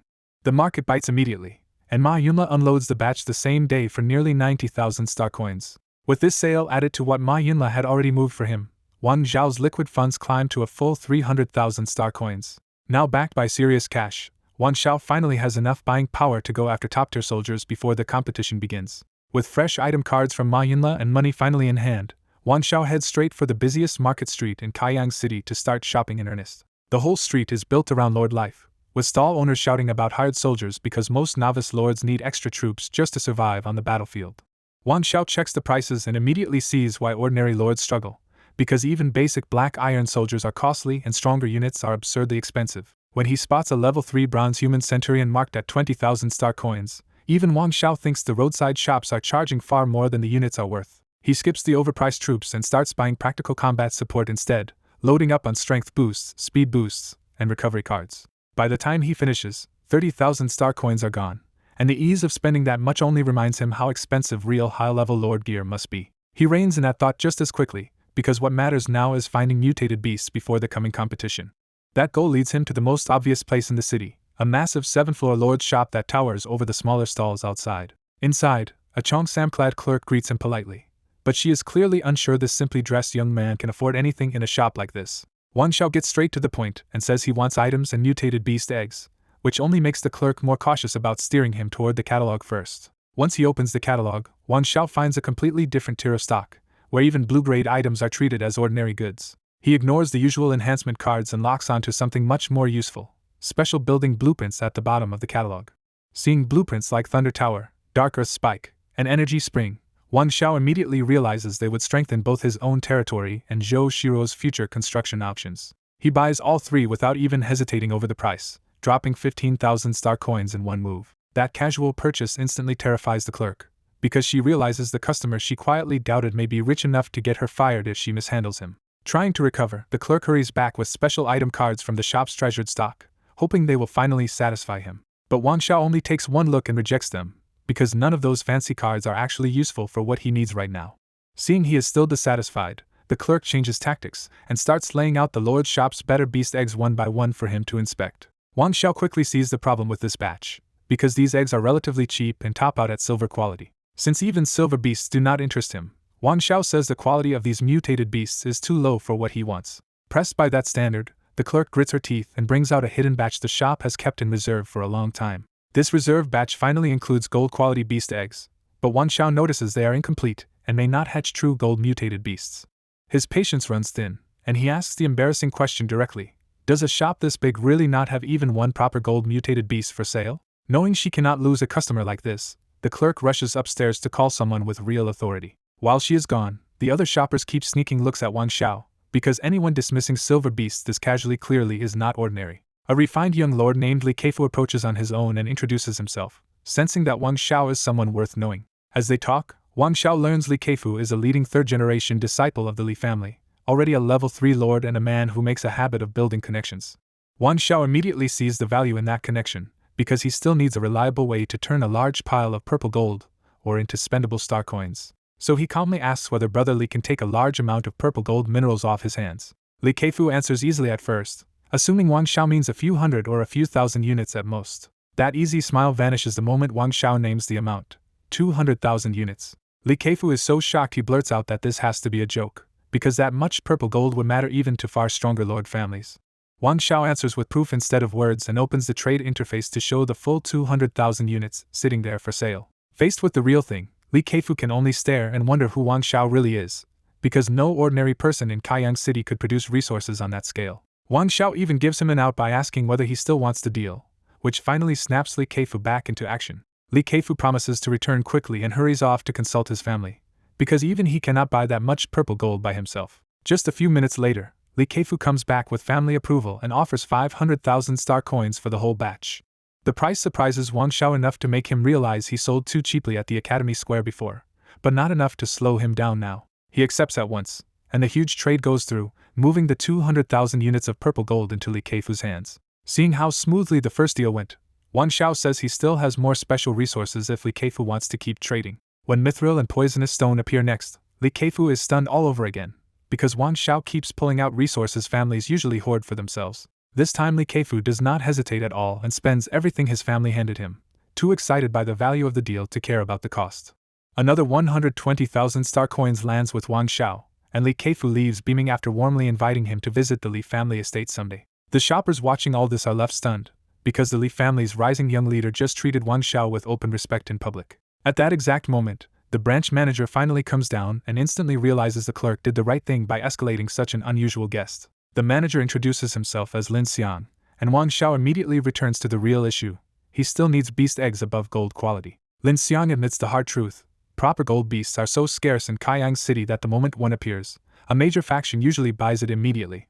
After thinking it over, Lin Xiang offers one ordinary solution. The shop can help him source a gold quality egg, but it would take another half-month. Wang Xiao rejects that at once, because the competition starts the day after tomorrow and waiting is not an option. So Wang Xiao presses him for any faster option, no matter how unusual it is. That question makes Lin Xiang think of one last resort, and he finally reveals the lead that changes everything, an artificial secret realm. At the Lord's shop, Lin Xiang offers Wang Xiao something far rarer than a normal training ground, an artificial secret realm left behind by a high-level mutated beast lord. The pitch lands immediately because Wang Xiao knows what that means, a high-level lord's private territory turned into a secret realm, with the original mutated beast possibly still inside. Since a beast tamer like him needs strong mutated beasts more than anything, Wang Xiao agrees on the spot instead of hesitating. Lin Xiang only charges 10,000 star coins to activate the realm, treating Wang Xiao like a customer worth keeping on good terms with. Lin Xiang leads him to the top floor, where several special secret realm gates stand waiting behind the lord's shop's polished facade. Before opening the gate, Lin Xiang carefully hands over a crystal return key and warns Wang Xiao to crush it if the artificial realm becomes unstable.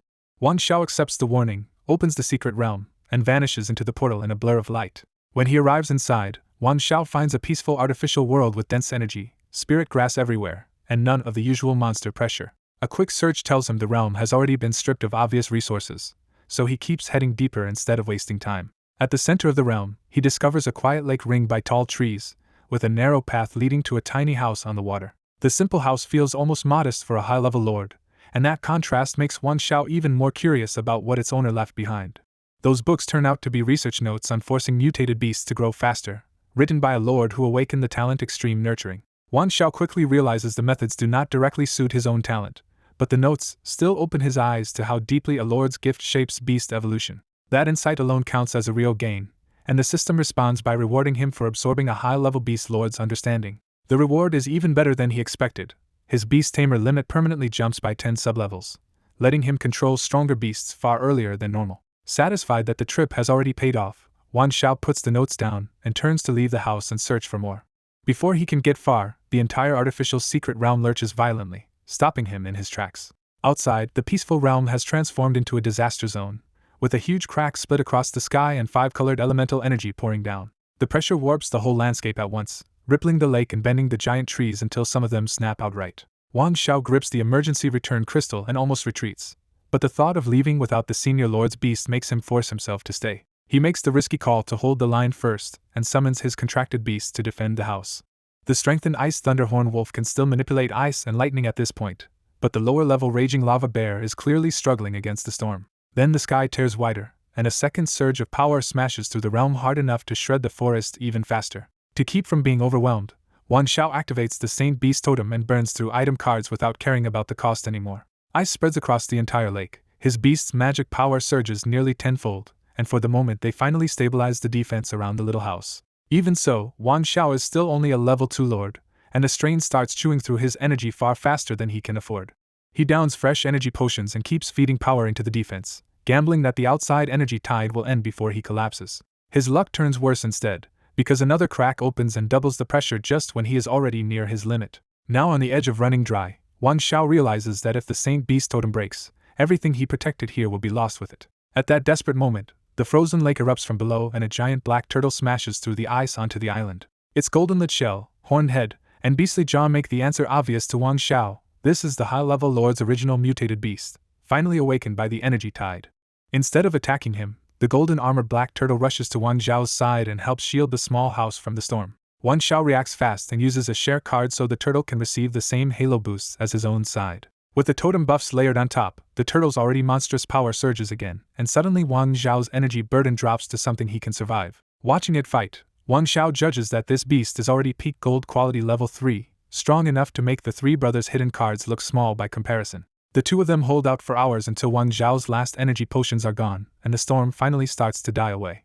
Once the outside tide cuts off, the cracks stop spreading and the artificial secret realm settles back into uneasy calm.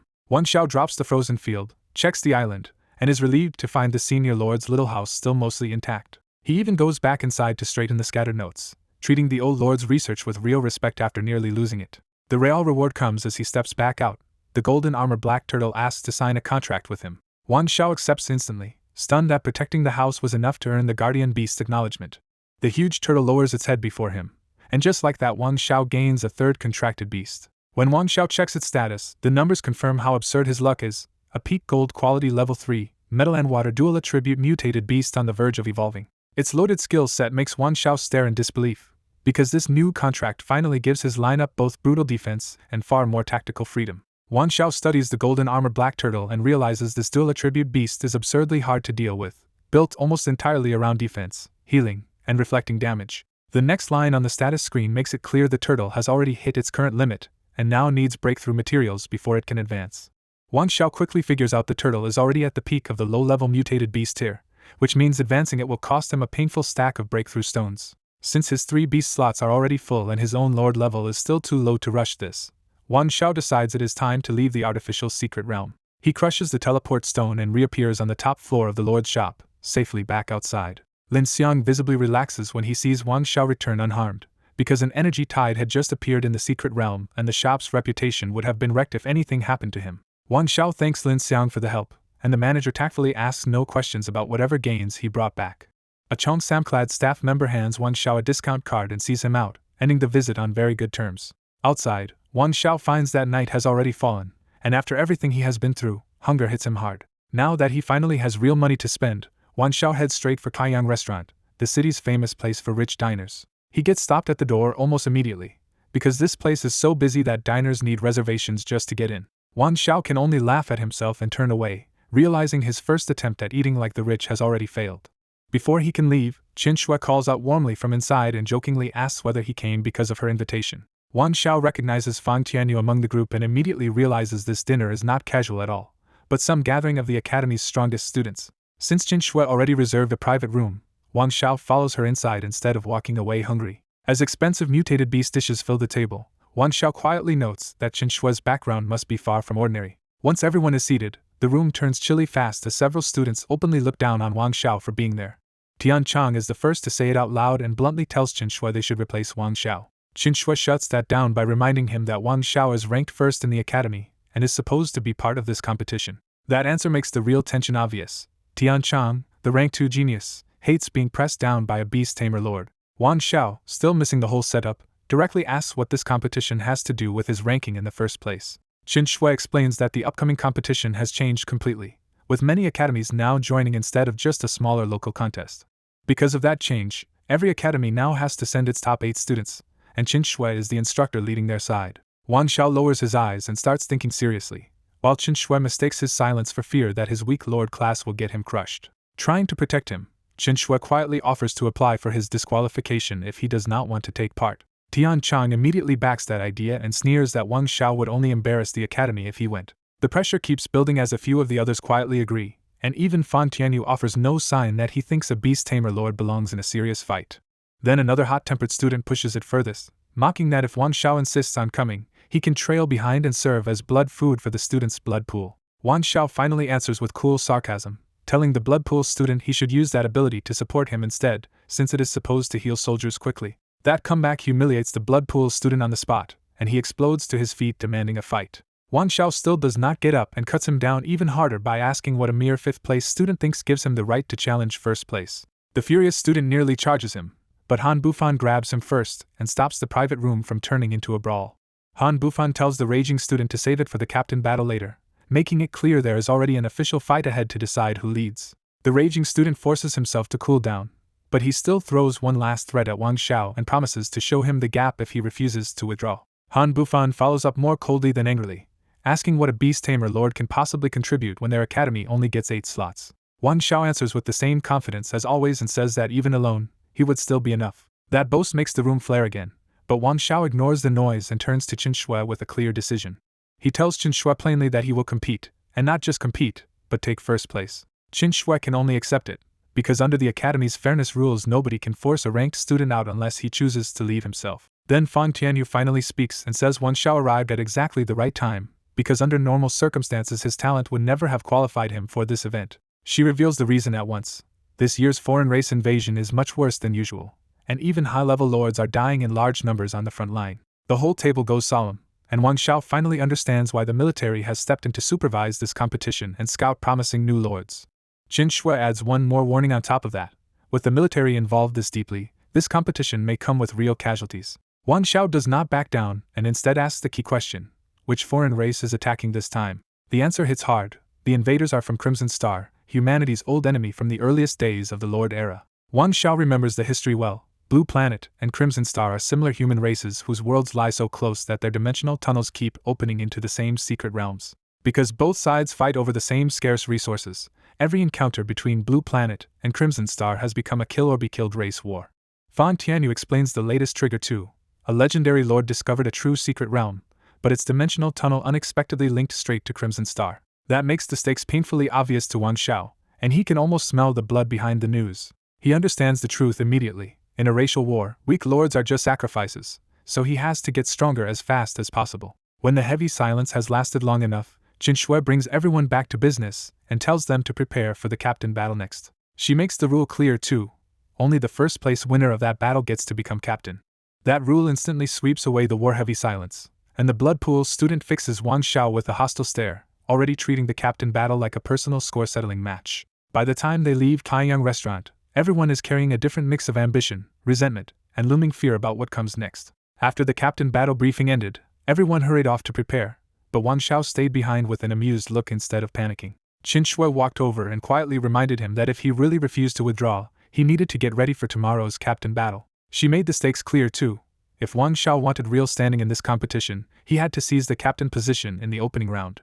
Wan Xiao simply nodded and told her not to worry, leaving Qin Shui half helpless and half unconvinced as she walked away. Once she left, Wan Xiao headed straight back to the lord's shop and started buying anything practical that could raise his combat power. He was so flush with cash now that even rich family disciples could not match him, and he spent like it without hesitation. Lin Xian also delivered several mutated beast equipment pieces, including a blue dominator's necklace and a green magic transfer device. After Wan Xiao casually spent more than 100,000, Lin Xiang was left stunned and even more determined to keep this monster client close. With the shop finally tapped out, Wan Xiao returned home feeling very pleased with himself. That night, the academy released the captain battle details, and the moment Wan Xiao saw the format, he lit up. The military was opening a special medium-sized dungeon for the top 10 students of every academy, and its resources were far richer than the academy's usual secret realms. What really hooked him was one rare reward in that dungeon, the breakthrough stone he had wanted all along. To Wan Xiao, that meant the military was serious about scouting top talent this time, and the captain battle was practically throwing resources into his hands. Before sleeping, Wan Xiao entered his territory and started equipping his 3 mutated beasts like he was arming a private army. He even fed the beasts permanent attribute boosters without blinking, making the whole lineup stronger overnight. The biggest change hit the raging lava bear, whose fire aura thickened until it wrapped around his body like a living flame coat. Seeing that abnormal fire surge on a gold quality level 1 beast, Wan Xiao immediately guessed the bear might be approaching an evolution too. Early the next morning, Wan Xiao arrived at the competition venue, where the academy was already packed with students eager to watch the rare event. Tian Chang and the other top students were already there waiting, looking fired up and clearly not welcoming Wan Xiao at all. A top student mocked Wang Xiao in public and told him it was still not too late to withdraw before he embarrassed himself. The crowd piled on too, because almost nobody believed a beast tamer lord like Wang Xiao belonged in a live broadcast competition for all 9 provinces to watch. Wang Xiao answered the whole group with one icy line, asking if they only knew how to move their mouths. His comeback darkened the top students' faces on the spot, and they silently decided to deal with him after entering the dungeon. Then the venue finally shifted from trash talk to spectacle as a giant screen opened in the sky and showed the final battlefield in advance. With a dignified announcement that the competition had begun, each top student received a teleportation stone for their academy's private dungeon entry. The contestants crushed their stones at once, and in a burst of light Wang Xiao disappeared with the rest. When Wang Xiao steadied himself after the spin of teleportation, he found himself inside a military dungeon whose energy density was absurdly rich. He immediately recognized what that meant. A secret realm like this could grow a huge amount of valuable resources. Next he checked his communicator and saw the captain battle was split into 2 phases, starting with one simple rule: kill monsters and gather points. The second phase was the real trap, because once it began, contestants could attack each other and take every point the loser had earned. There was another pressure point too. Only 8 of the 10 academy entrants would remain, so the 2 lowest scores would be cut even before anyone dreamed of captain. A bracelet marked with a big 0 appeared on Wang Xiao's wrist, making the competition's point race suddenly feel very real. Outside, the academy staff and students watched every contestant live, and while the others rushed off to hunt, Wang Xiao stayed put and thought first. With 10 people trapped in a race where nobody wanted to be one of the 2 eliminated, every other participant was obsessed with points from the first second. After weighing the rules, Wang Xiao made a completely different choice and started moving through the dungeon without summoning his beasts or setting up a base. Instead of chasing monsters, Wang Xiao calmly focused on gathering resources, and the people outside were left staring in disbelief. To the crowd, it looked like Wang Xiao had mistaken a brutal ranking match for a casual treasure run, and several teachers were furious on the spot. Even Qin Shui was thrown off, because the student who had just assured her yesterday now looked like he was doing the exact opposite of competing. The students who disliked him quickly convinced themselves they had figured it out. Wang Xiao knew he could not survive the later fights, so he was grabbing loot before getting cut. That explanation spread fast, and the resentment only got worse among the students who thought Wang Xiao had stolen a top 10 slot from someone stronger. Meanwhile, Wang Xiao kept smiling to himself because the special dungeon was handing him rare materials he normally would never see. He was so satisfied with the haul that he admitted to himself that even being eliminated later would still feel like a profit. When a monster roar rolled over from the distance, Wang Xiao judged it as at least a silver quality level 2 threat and turned away without the slightest interest. He could have handled even stronger monsters now, but fighting them would waste time he wanted to spend collecting more valuable things. Outside, that decision only made the audience angrier, and some students were already swearing to challenge Wang Xiao after the competition ended. The loudest resentment came from the 11th place Lava Lord Genius, who stared at the screen pale with rage because he believed Wang Xiao had taken the spot that should have been his. None of that reached Wang Xiao in the dungeon, where he kept moving deeper through the map and treating the whole place like a rare resource harvest route. As he explored, the terrain resolved into a canyon map with a broad lake and steep cliffs, and Wang Xiao realized the cliff bases were exactly where breakthrough stones might appear. That made his goals sharper than ever, because he could ignore ordinary loot if needed, but he absolutely was not leaving this dungeon without chasing that stone. At the foot of the cliffs he found several ore points, but each one sat under the watch of level 2 monsters, so he held back instead of forcing a fight. Then, from a distance, Wang Xiao suddenly recognized a familiar woman fighting near a makeshift base. It was Zhou Shiro, and Wang Xiao had not expected her to be strong enough to earn a place in this competition too. Zhou Shiro had dropped a temporary base on the spot and was using several bronze level 1 human soldiers to lure a level 2 bronze monster into her defenses. Because she was a construction lord, staying inside her territory was how she fought best, and she leaned fully into that slower but safer style. Flame and Frost Arrow towers she had built herself opened fire together, hammering the monster until it howled and collapsed into points. By playing that careful game, Zhou Shiro had already scraped together more than 100 points, enough to keep herself out of immediate danger. The moment Wang Xiao understood what he was seeing, he stopped hiding and headed straight toward her territory. Zhou Shiro sensed someone approaching, turned around sharply, and blurted out her surprise when she recognized Wang Xiao from Kaiyan Academy. Zhou Shiro stares at Wang Xiao in disbelief when she realizes the terrifying beast tamer lord from the battlefield is actually a student from her own academy. Wang Xiao is just as surprised that the famous school bell in front of him is also the construction lord who has been helping him all this time. With a teasing smile, Wang Xiao asks if she still cannot believe someone with his strength is only a beast tamer lord. Zhou Shiro can only go quiet, because his platinum ice thunder horn wolf and terrifying lord skill already feel far beyond any normal beast tamer. Wang Xiao changes the subject and asks how Zhou Shiro even made it into a competition reserved for the top 10.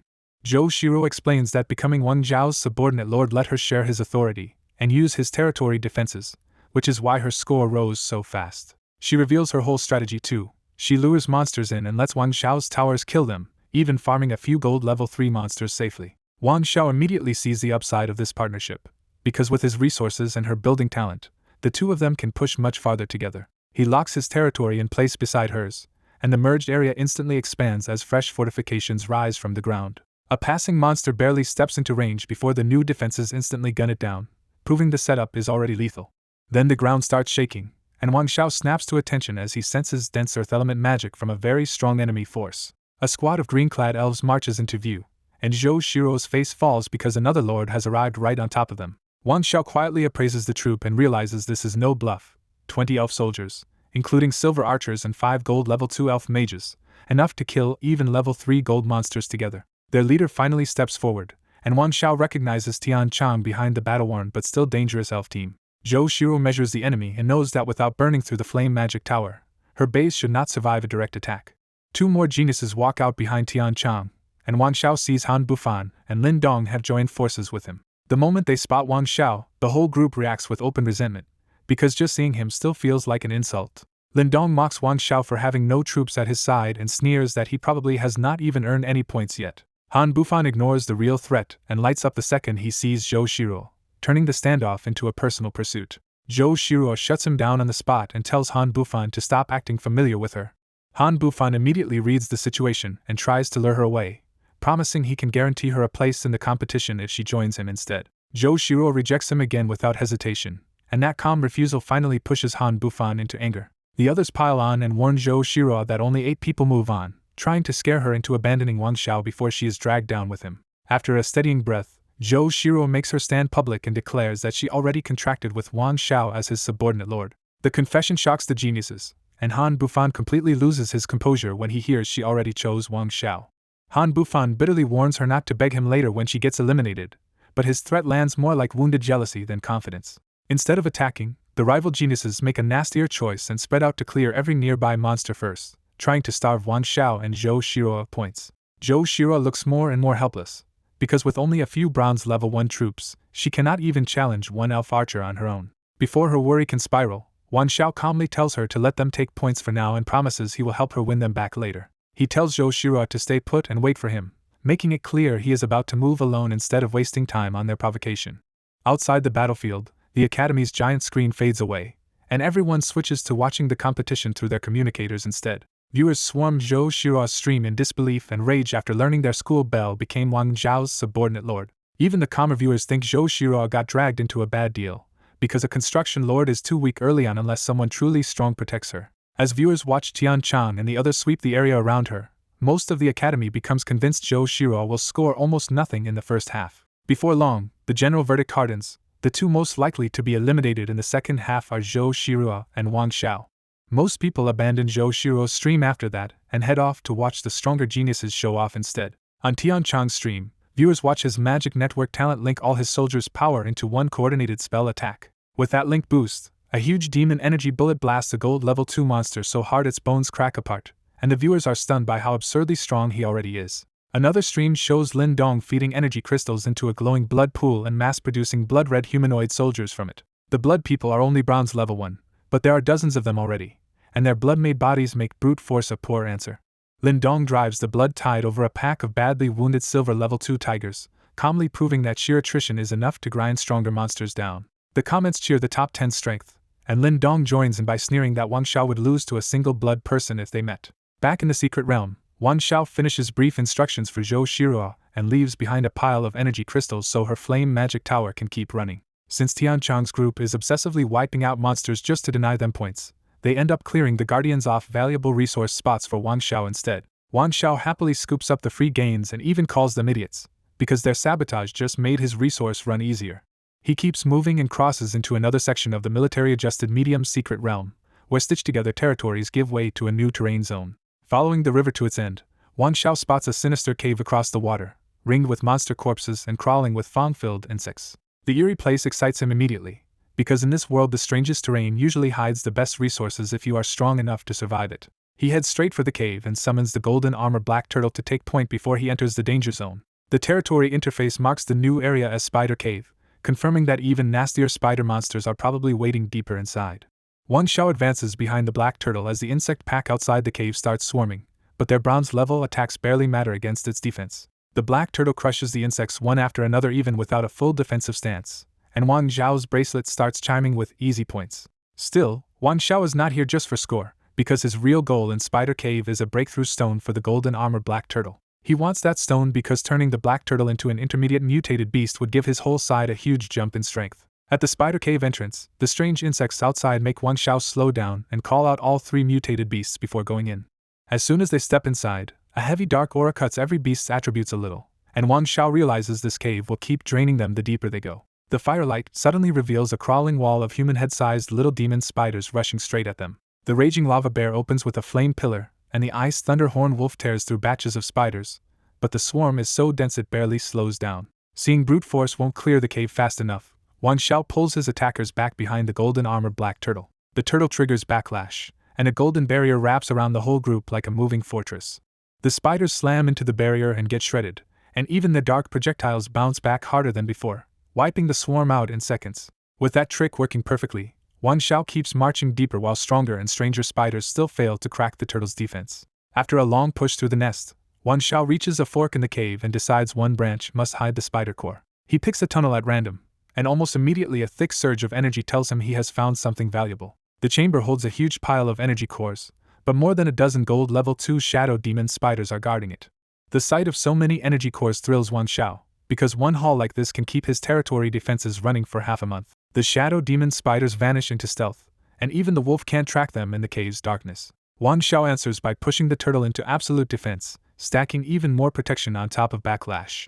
The hidden spiders finally lunge in with deadly spear strikes, and the moment they hit the barrier their legs snap and their bodies are wrecked. The ice thunderhorn wolf dives in immediately and finishes every crippled shadow demon spider before they can recover. With the guards gone, Wang Xiao calmly scoops up the entire energy core stockpile and figures the other tunnel must lead to the true nest center. He doubles back, clears the rest of the cave, and soon reaches the actual core of the spider lair. At the heart of the cave, Wang Xiao finally faces the demonic spider mother, a platinum level 3 breeder that created the whole nest. But after losing most of her swarm, the spider mother is all threat and no support, and Wang Xiao knows she has already lost the battle. The spider mother reveals a few last gold spider trump cards, but the turtle's reflected force blows them apart, and the nest boss goes down with them. Wang Xiao doesn't get the breakthrough stone he hoped for, but the drops on the ground still make his eyes light up. The first item is a winning streak badge, and Wang Xiao is stunned to find a prize that can mutate his territory core talent after 10 straight Lord Battle wins. Because badge items are absurdly rare and this one fits the coming competition perfectly, he binds it on the spot without hesitation. His next drop is a mutation core that can reshape a gold-quality beast and sharply boost its power, which is exactly the kind of direct upgrade he wants right now. He quickly rules out the turtle and the freshly evolved wolf, then decides the raging lava bear will get the biggest payoff from this core. The moment Wang Xiao uses the core, the raging lava bear starts roaring as its fire flares wildly and evolution-like energy surges through its body. The upgrade doesn't push its quality higher, but the bear rises up in a new standing form that looks far more dangerous than before. Wang Xiao tests the result with one command, and the bear's slap lands so hard it shakes the entire cave. The check confirms what Wang Xiao hoped for. The raging lava bear is now gold level 2, with strength several times higher than before. The real prize is bigger than a level up, because the bear has become a dual attribute beast with both fire and earth power. Its new form transformation gives it a fire standing form with doubled fire damage and magic power, and an earth wild beast form with doubled strength and speed plus earth spikes. Once the bear calms its aura, Wang Xiao leaves the emptied spider nest feeling like he stripped the whole lair clean. On the way back, the upgraded lava bear shows off immediately by taking its bearman form and blasting the weak cave-side monsters apart with flame pillars. After that, Wang Xiao spends the rest of the first half of the competition quietly farming resources instead of chasing more points. By the time he finally gathers enough map progress to move on, the secret realm suddenly changes and the protected phase ends. The military's safety lock disappears, and now any lord who meets another can openly attack, which means the real captain fight has started. Wang Xiao actually likes the new rules, because they turn the contest into a direct test of strength instead of luck or hiding. The next notice reveals that only the current top 8 can even pick up the captain flag, and by chance that flag has spawned right beside Wang Xiao and Zhou Shiro's sub-base. Knowing the fight will gather everyone there, Wang Xiao stores his 3 beasts in his territory and hurries back on foot. When Wang Xiao arrives at the sub-base, the top contenders are already gathered outside, while Zhou Shiro hides inside her territory so she won't get dragged into the fight. Tian Chang stands outside Zhou Shiro's base and gives her one last offer: back him now, and after he becomes captain he'll let her keep participating. The pressure works on everyone else too, because the whole group is glaring at each other and waiting for someone to make the first move. Wang Xiao returns to the territory openly and tells Zhou Shiro not to panic yet, because he wants the others to keep staring each other down a little longer. Then the deadlock finally snaps when a burly, still unnamed contender suddenly appears and grabs the Lord's flag first. The moment the captain's flag goes up, the whole arena locks onto the man holding it, and even the top students tense up. Han Bufan calls out the stranger, and Tang Hingshan calmly confirms who he is. The name hits hard because Tang Hingshan is the Class C genius with a level 9 giant tribe talent. Tian Chang grows visibly wary, because his own level 9 talent tells him exactly how dangerous an early game monster like this can be. Lin Dong also turns grim, because he wanted the captain rewards for himself and now a brutal rival has stepped in first. Outside the arena, the students watching the live broadcast recognize Tang Hingshan immediately, and the chatter turns into alarm. The audience explains why his talent has such a bad reputation. Giant tribe can turn ordinary human soldiers into giant fighters that crush same-level enemies head-on. Tang Hingshan takes the flag as proof of ownership and bluntly declares that anyone who wants to stay in the competition must hand over half their gains to him. To back up the threat, he summons more than 10 giant soldiers, and their sheer size slams pressure onto the whole field. No one likes being bullied into submission, but facing that wall of giants, even the geniuses hesitate. Tang Hingshan pushes harder, calling his protection an honor, and demanding their points right now. That finally sets someone off, and Yang Fan steps out to challenge him instead of kneeling. The broadcast crowd recognizes Yang Fan too, because his life recovery talent is infamous for keeping troops alive far longer than they should be. Yang Fan answers with numbers, releasing a swarm of poisonous and elemental slimes that bounce straight at the giants. Even Wang Xiao has to admit this lineup is nasty, especially when the slimes start spitting saliva that eats holes into the ground. Fang Tianyu reigns in her pride and quietly realizes every genius here really did bring a dangerous specialty. The first slime barrage works, knocking the giants off rhythm and burning flesh off one giant's body. Yang Fan grins at the opening and mocks Tang Hingshan for looking powerful until his giants actually get hit. Tang Hingshan doesn't argue. He orders the giants to crush every slime in sight. Earth elements surge over the giants, wrapping them in armor and instantly dulling the slime attacks. Yang Fan's confidence breaks when the armored giants smash through the swarm, and just 3 of them are enough to tear apart dozens of slimes. He reacts fast and floods the field with green life recovery light, restoring the battered slimes before the crowd's eyes. The audience is stunned because Tang Hingshan's giants hit like monsters, but Yang Fan's healing talent is just as shameless in a drawn-out fight. Watching the exchange, Wang Xiao finally understands why life recovery is considered genius level once it scales to larger armies. Tang Hingshan cuts off the stalemate by throwing 2 more giants into the fight and declaring Yang Fan's struggle useless. With 5 giants rampaging at once, the slimes are smashed flat into meat and slime pulp, leaving no chance for another recovery cycle. Yang Fan goes pale, realizes the gap is real, and decides there is no point burning more troops before the real competition starts. He walks up like a beaten rooster, admits defeat, and hands over his points. Tang Hingshan only takes half, because even he knows it is smarter to keep a healing genius in the game than knock him out completely. After seeing Yang Fan lose, 2 more challengers step up, size up the giants, and decide they simply do not have the strength to win. The real reason is obvious up close. Every giant is at least gold quality level 2, and the tallest one feels even worse, almost like a platinum unit. Lin Dong weighs the odds and decides that fighting now would cost too many elite troops and hidden cards, so he submits instead. Tian Chang tests the field and hates the answer, because the giant's magic resistance blunts his current talent too hard for an early fight. Unwilling but realistic, Tian Chang also hands over his points. Han Bufan refuses to fold, and with a cold look he summons 30 silver level 2 knights in divine armor. He layers a military formation over a divine domain, turning the knight unit into a blazing golden wedge of force.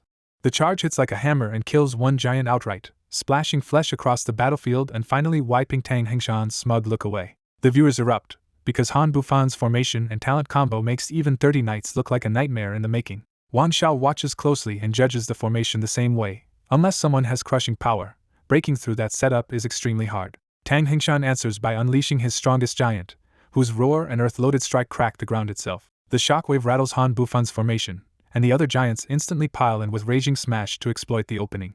The knights take damage but hold the line, and the fight grinds into an ugly stalemate neither side can break cleanly. Han Bufan can tell that biggest giant has already reached a terrifying threshold, so winning now would cost him more trump cards than he wants to spend. Tang Hingshan reaches the same conclusion, because dragging this out would only leave both of them crippled for everyone else to pick apart. So the 2 strongest sides stop and make peace, with Han Bufan not surrendering points and Tang Hingshan keeping the captain's spot by tacit agreement. After seeing those 2 monsters clash, Fang Tianyu gives up on forcing it, and hands over her points too, knowing her current snow elves cannot beat the giants.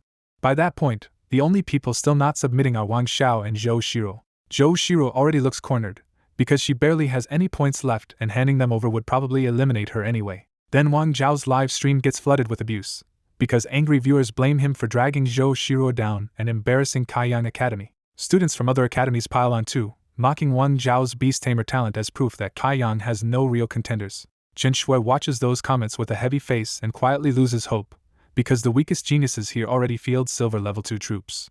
Over in Tang Hingshan's stream, the mood is the exact opposite, with viewers crowning him Kaiyang's real genius and urging him to crush Wang Xiao next. Tang Hingshan turns toward Wang Zhao's territory and openly sneers that trash like him has no right to compete for captain. Zhou Shiro snaps back immediately and tells him that if he has the guts, he can come attack the territory himself. That challenge catches Tang Hingshan for a second, because even he can see how many defenses are packed into that base, especially the flame magic tower in the center. He recovers fast and hides the hesitation behind more insults, acting like Wang Xiao is just too mediocre to understand his own place.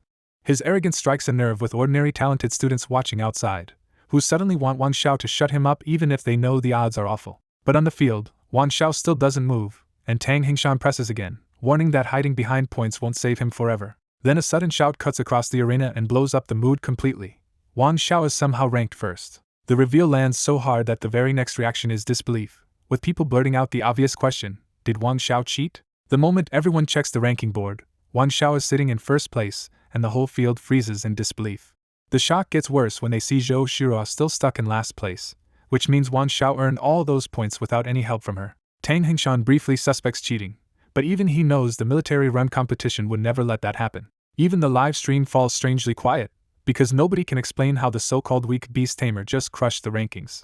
While everyone is still reeling, Wang Xiao calmly walks out of Zhou Shiro's territory instead of hiding behind its defenses. Chen Shui jolts up in alarm, because from her view Wang Xiao is walking straight toward Tang Hingshan's strongest fighters. The other geniuses laugh it off as arrogance, convinced Wang Xiao got lucky and is now marching out to die. Tang Hingshan takes Wang Zhao's attitude as a direct insult, and decides to crush him in public to prove a beast tamer should stay beneath everyone else. Wang Xiao stretches like this is just the start of his climb, ready to trigger his winning streak reward and use these top students as his next stepping stones. When Wang Xiao tells Tang Hingshan to attack because he is taking the captain's spot, Tang Hingshan snaps and sends the giant charging in. The giant never reaches him, because its throat suddenly bursts open and it crashes down before anyone can see what moved. When the dust clears, Wang Zhao's hidden trump card finally appears, a massive horned wolf wrapped in ice and lightning. The appraisal result hits even harder, because the wolf is a platinum quality level 2 mutated beast. The revelation shakes everyone watching, from academy teachers to the military supervisor, because no beast tamer lord is supposed to command something like this. Tang Hingshan refuses to back down and throws all his giants forward, betting his level 2 platinum giant can still overpower the wolf. Wang Xiao answers with a stack of buff cards and a battlefield card, pushing the Ice Thunder Horn Wolf's speed and power to a terrifying new level. Once the buffs land, the wolf moves so fast Tang Hingshan's giants cannot even react before it starts tearing through them. Tang Hingshan can only watch in horror as giant after giant falls and his strongest tools become useless against that speed. After losing more than 10 giants, Tang Hingshan finally surrenders to save his platinum giant for the matches ahead. Wang Xiao takes Tang Hingshan's points and immediately turns that one wolf loose on the rest of the field. Except for Fang Tianyu, the other geniuses are swept aside one after another by the same brutal wolf assault. Han Bufan takes a hard hit as more than half his knight team is left dead or wounded, and he can only sweat in helpless rage. Lin Dong fares no better, because even his blood pool setup is nearly flattened by the wolf's charge. By now the viewers, teachers, and officials have all gone quiet again, because Wang Xiao just turned the captain battle into a one-man show. Wang Xiao drives the humiliation home by telling the defeated geniuses he used only one mutated beast, so who exactly is the trash now? Zhou Shiro watches from the wall and quietly realizes Wang Xiao has grown even stronger, which seals her decision to follow him. Before the phase ends, Wang Xiao casually passes some points to Zhou Shiro so she is no longer stuck at the very bottom. The captain battle officially ends with Wang Zhao's rampage burned into everyone's memory, and even the military starts wondering if this beast tamer could become something legendary. Once everyone is teleported out, the 8 advancing names are confirmed, with Wang Xiao still leading the group. Most of the others trail behind Wang Xiao in silence now, because after being beaten by one beast, they have lost the right to talk big. The academy head personally greets Wang Xiao with a smile and tells him the school is counting on him now. The academy head hands over a green blood chi connection card, a support item that can link health and defense across 10 soldiers. Other people might find that card mediocre, but Wang Xiao instantly sees how perfectly it fits his tiny mutated beast lineup. Wang Xiao confidently promises to take first place, and the academy head answers with satisfied restraint instead of pushing him any harder. As the team heads for the next teleportation passage, students crowd around with shock and curiosity over how a beast tamer lord reached this level at all. Some people start calling Wang Xiao a once-in-a-generation beast tamer, but plenty still think he is only a brief fluke who will be exposed against stronger academies. Tang Hingshan keeps his own pride burning too, telling himself Wang Xiao only won by lucking into a powerful beast and that the real number one genius is still him. After half a day of setup, the true main event opens. All academy dungeons are stitched into one super large secret realm for a team flag battle. The competition goes domain-wide now, with official live streams and analysts drawing attention from major powers looking for future battlefield talent. The analysts explain the new rule clearly. This match is about seizing enemy flags, and beating a captain means nothing unless you take the flag itself. Because rankings depend on flags, the smart opening move is to hide your own flag and avoid wasting troops while you hunt other teams. That logic spreads across the whole super realm at once, as teams from many academies immediately start concealing their flags. Then the analysts notice Kaiyang Academy's captain is a beast tamer lord, and viewers immediately flood into Wang Zhao's stream to see if that can possibly be real. Inside Kaiyang Academy's dungeon, the team gets the start signal and Tang Hingshan immediately argues they should hide the flag first and play it safe. Wang Xiao hears that cautious plan and gets the exact opposite idea, deciding this format is perfect for taking flags by force instead of hiding. He turns straight to Zhou Shiruo and invites her along, promising to make her a mountain king with him and grab first place outright. Tang Hingshan's tone turns cold when he reminds Wang Xiao this is a team competition, not a one-man playground. Wang Xiao just keeps walking and throws the choice back at them. Hiding is boring, open snatching is better, and anyone brave enough can come with him. When Wang Xiao says he wants to snatch something, the whole team instantly remembers his earlier behavior and realizes he means trouble. Zhou Shiruo bluntly asks if he plans to attack first, and Lin Dong immediately refuses to follow him into something suicidal. The others pile on, warning that he cannot possibly sweep every academy by himself. Tang Hingshan challenges Wang Zhao's arrogance, but Wang Xiao just shoots back that yes, with his mutated beasts, he really can do whatever he wants. That look makes the so-called geniuses burn with humiliation, because every one of them already lost to him and cannot deny it. Now tied to Wang Xiao as his subordinate lord, Zhou Shiruo still nervously urges him to play it safe. Wang Xiao eases the tension for a second by saying he is not going to snatch other people's stuff directly, and everyone visibly relaxes. Tang Hingshan takes the opening and demands the captain's flag, hoping to keep it away from Wang Xiao before this gets any worse. Wang Xiao refuses and reveals the real plan. He will not go snatch flags, he will make the other teams bring their flags to him. He points to the mountain at the junction of all the dungeons and spells it out. If he carries the flag there, everyone will have to come to him. Zhou Shiruo understands first, and Wang Xiao immediately drags her along before the rest can even catch up. A beat later the others finally understand too, and Lin Dong panics that if someone else grabs the flag first, their whole run is finished. Wang Xiao summons the Ice Thunderhorn Wolf, takes Zhou Shiruo with him, and races up the mountain far ahead of the others. Wang Xiao reaches the summit first and plants Kaiyang Academy's captain flag on the peak to bait every team passing through. When the others finally reach the summit, Han Bufan is horrified that Wang Xiao has just made them the target of every academy. Wang Xiao ignores the protests and tells Zhou Shiruo to start building, turning the summit into a real sub-base with her construction talent. The flame magic tower goes up almost instantly, and the bare mountain suddenly looks armed for a siege. The rest of the team can only stare, because Wang Xiao is really preparing to fight everyone from the strongest position on the map. Then Wang Xiao summons both mutated beasts, and their pressure alone tells everyone he really can anchor this insane defense. With the summit defenses ready, Wang Xiao grabs a loudspeaker and openly declares the mountain road his, demanding payment from anyone who wants to pass. His own teammates feel their hearts sink, because this is not a bluff anymore and they are trapped on his side whether they like it or not. Even Fan Tianyu cannot figure out what he is really aiming for, but the sheer confidence behind it makes her unexpectedly curious. Outside the arena, even the live commentators need a moment before one of them finally says the obvious. Wang Xiao is blocking the road and robbing people. The live stream chat explodes with shock and ridicule, because almost nobody believes a beast tamer lord can survive provoking every academy at once. Back on the peak, Wang Xiao calmly checks the setup and finishes arming the flame magic tower with the energy core from the spider cave. After finishing the fortifications, an exhausted Zhou Shiruo offers a last fallback and tells Wang Xiao to pass her the flag if the defense collapses. Zhou Shiruo is ready to hide the flag with her stealth item, but Wang Xiao just waves off the worry. The others stay off to the side and secretly decide they will only move if Wang Xiao falls and the flag becomes easy to steal.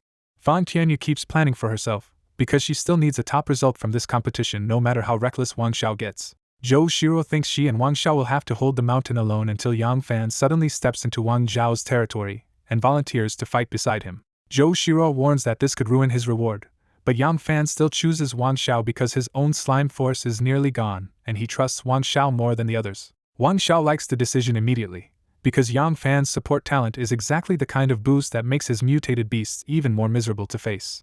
In Wang Zhao's mind, this choke point is the perfect defense, because Zhou Shiruo can fortify it, and every contestant coming out of the secret realm is carrying resources he can take. He also wants the spotlight, because showing this much potential is how he plans to win both resources and reputation before his winning streak badge fully activates. As more contestants pour out of the dungeons, their first reaction to Wang Zhao's told demand is disbelief and contempt. But once they spot the captain's flag on the peak, the joke turns real and the mountain instantly becomes the most dangerous point in the event. Some teams want to avoid the summit and regroup later, but the hot-headed ones decide to crush Wang Xiao on the spot. Wang Xiao answers by sending the Ice Thunderhorn Wolf and Raging Lava Bear to block the key exits, sealing the mountain road with brute force. That is when the crowd finally gets truly angry, because Wang Xiao is not just taunting them anymore, he is physically trapping them. Behind the lines, Tang Hengshan and the others sneer and wait for Wang Xiao to be beaten so they can snatch the flag afterward. Outside the arena, Qin Shui watches the broadcast in a panic, because Wang Xiao could have secured a result but is instead turning the entire field against himself. The public chat turns even nastier, calling him Kaiyang Academy's disgrace and expecting him to be crushed in the very first clash. Even Kaiyang Academy's teachers lose hope, and the academy head can only shake his head with a bitter smile at the mess Wang Xiao has made. The commentators pile on too, joking about how few exchanges Wang Xiao can survive before he is flattened. Then the first academy lords lose patience and launch the opening assault at Wang Zhao's wolf, bear, and the terrain card he throws into the fight. Because these are all proud academy geniuses, they charge in separate waves instead of truly joining forces, which is exactly what Wang Xiao wants. The enhanced Raging Lava Bear turns into a killing machine, blasting towering fire pillars that mow down whole batches of soldiers at once. Anyone who barely escapes the bear's fire runs straight into the Ice Thunderhorn Wolf, which has been stacked with so many boosts and items that normal level 2 limits barely matter anymore. Even a few geniuses who throw out level 3 gold trump cards still get crushed, proving Wang Zhao's beasts are overwhelming against everything below level 4 here. In the chaos, several academy captain flags land in Wang Zhao's hands, and that brutal opening instantly rockets him to first place. At the mountain passage, Wang Zhao's 2 mutated beasts cut down every challenger, and no one can force a way past them. The spectators who wanted to laugh at him go quiet fast when Wang Zhao's second beast proves just as terrifying as the first. Lin Dong stares at the flaming bear and realizes even his hidden card probably would not stop a monster like that. Outside the battlefield, the live stream and academy audience fall into stunned silence because no one can explain how Wang Xiao raised beasts like this in half a month. Even Qin Shui is left blank-faced, while military officers and top university instructors start paying close attention to Wang Xiao for the first time. Once the breakout is fully shut down, Wang Xiao finally activates his winning streak badge and his beasts surge again. Then Wang Xiao turns the choke point into a robbery gate and tells the defeated contestants to hand over their secret realm resources if they want to stay in the match. The losers burn with anger but still give in, and the weaker contestants behind them do not even dare to move. Watching Wang Xiao hold the whole route by himself, Yang Fan suddenly sees a chance to ride behind this monster and climb the rankings. That calm breaks when a handsome genius named Yu Bo steps forward with paired robe-wearing mages and openly challenges Wang Zhao's blockade. Tian Chong recognizes Yu Bo at once as the Magic Energy King talent holder and his own most dangerous rival. As Yu Bo's reputation spreads through the audience, the mood flips and many people start believing this is where Wang Zhao's run ends. Before the crowd can settle, another top genius from Yaoguang Academy steps out beside Yu Bo and brings sacred hymns and broken-winged angels with him. More academy elites line up behind Yu Bo and the Angel Talent Lord, but Wang Xiao just mocks the whole group and invites them to come one by one if they dare. Han Bufan calls Wang Xiao absurdly arrogant, and Lin Dong coldly decides this many real geniuses should finally crush him. A burly orc lord loses patience first, and marches out with several terrifying gold-grade orcs to break the blockade by force. Instead of flinching, Wang Xiao reveals a third mutated beast for the first time, the golden armor black turtle. Wang Xiao immediately uses the Vitality Connection card, linking the turtle to the other 2 beasts so they share health and defense. The burly challenger thinks Wang Zhao's beasts just rushed to their deaths, until his strengthened orcs start collapsing almost on contact. In the next breath, all of the orcs are dead, while Wang Zhao's 2 attackers are still completely unhurt. With the 2 beasts right in front of him, the burly challenger can only sweat, while Wang Xiao coldly asks whether he is handing over his resources or not. The man finally surrenders his resources, deciding it is better to stay alive in the competition than get wiped out on the spot. That surrender rattles the crowd, but Lin Dong's side still clings to the excuse that Wang Xiao only won because his beasts happened to counter that opponent.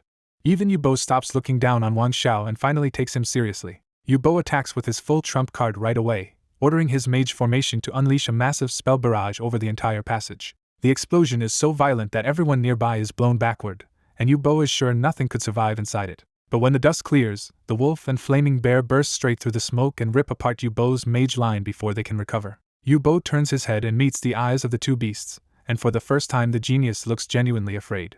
The Angel Talent Lord refuses to hold back any longer and floods the battlefield with holy light, upgrading his broken winged angels into 2-winged battle angels. 30 gold grade level 3 battle angels take shape, and even Han Bufan is stunned by how far that light talent can go. This time the holy assault finally draws blood, and Wang Zhao's 2 attackers get dragged into a brutal close fight instead of another clean sweep. Seeing the 2 beasts covered in wounds, the Angel Talent Lord shouts that Wang Zhao is finally reaching his limit. That shout breaks everyone's restraint, and several top geniuses with their academy forces all pile into the fight against Wang Zhao at once. Yubo even grits his teeth and throws in every remaining mage he has, turning the whole area into a flattened war zone. Watching from afar, Zhou Shiro can only turn red with anxiety because her construction-focused territory is too far away to help him. Back near the main fight, even Kai Yang's own students start eyeing Wang Zhao's territory flag because they think the siege is finally about to crush him. Wang Zhao stays completely calm and tells them he already gave them a chance they refused to take. Then the Saint Beast Totem slams down, and all 3 of Wang Zhao's mutated beasts jump to 5 times their previous strength. Yang Fan instantly seizes that opening and pours his healing talent into Wang Zhao's injured beasts. With the 5-fold boost and the turtle's defense sharing, Wang Zhao's 3 beasts become so tough that the entire siege stops doing real damage. From there it turns into a slow massacre, as the bear and wolf grind through the battlefield while the attackers can only watch their own forces collapse. Some contestants finally crack and shout that they will surrender their resources if Wang Zhao lets them out of the fight. Wang Zhao still crushes roughly half the field before stopping, leaving the once proud top contenders battered, filthy, and completely humbled. After catching their breath, the publicly acknowledged top geniuses lower their heads and come to Wang Zhao one by one to hand over their resources. Seeing that impossible result, Tian Chang and Tang Hingshan are left shaken, because even a crowd of top talents could not break Wang Zhao. And for Lin Dong, that victory turns into real fear, because he suddenly realizes Wang Zhao might be able to wipe out even his own teammates if he feels like it. Outside the arena, the live streams go dead quiet as everyone finally sees how absurdly strong Wang Zhao really is. People who mocked him a moment ago are now inwardly cursing whoever said a beast tamer lord was weak. At Kaiyang Academy, the academy head laughs openly because Wang Zhao has just given their school a huge moment of pride. Military officers, top instructors, and even visiting legendary lords all lock onto the same conclusion: Wang Zhao is a rare genius. In military headquarters, a deputy commander slaps the table and orders his secretary to contact Kaiyang Academy before anyone else steals Wang Zhao first. Watching the screen, the deputy commander can't hide his excitement and sees Wang Zhao as a sign that Blue Planet's human race still has a bright future. Inside the secret realm, Wang Zhao knows nothing about the uproar outside and only grins at the mountain of resources pouring into his hands. He quickly realizes this haul is almost enough to push him up 4 levels, and the only thing he still badly wants is a city-building token.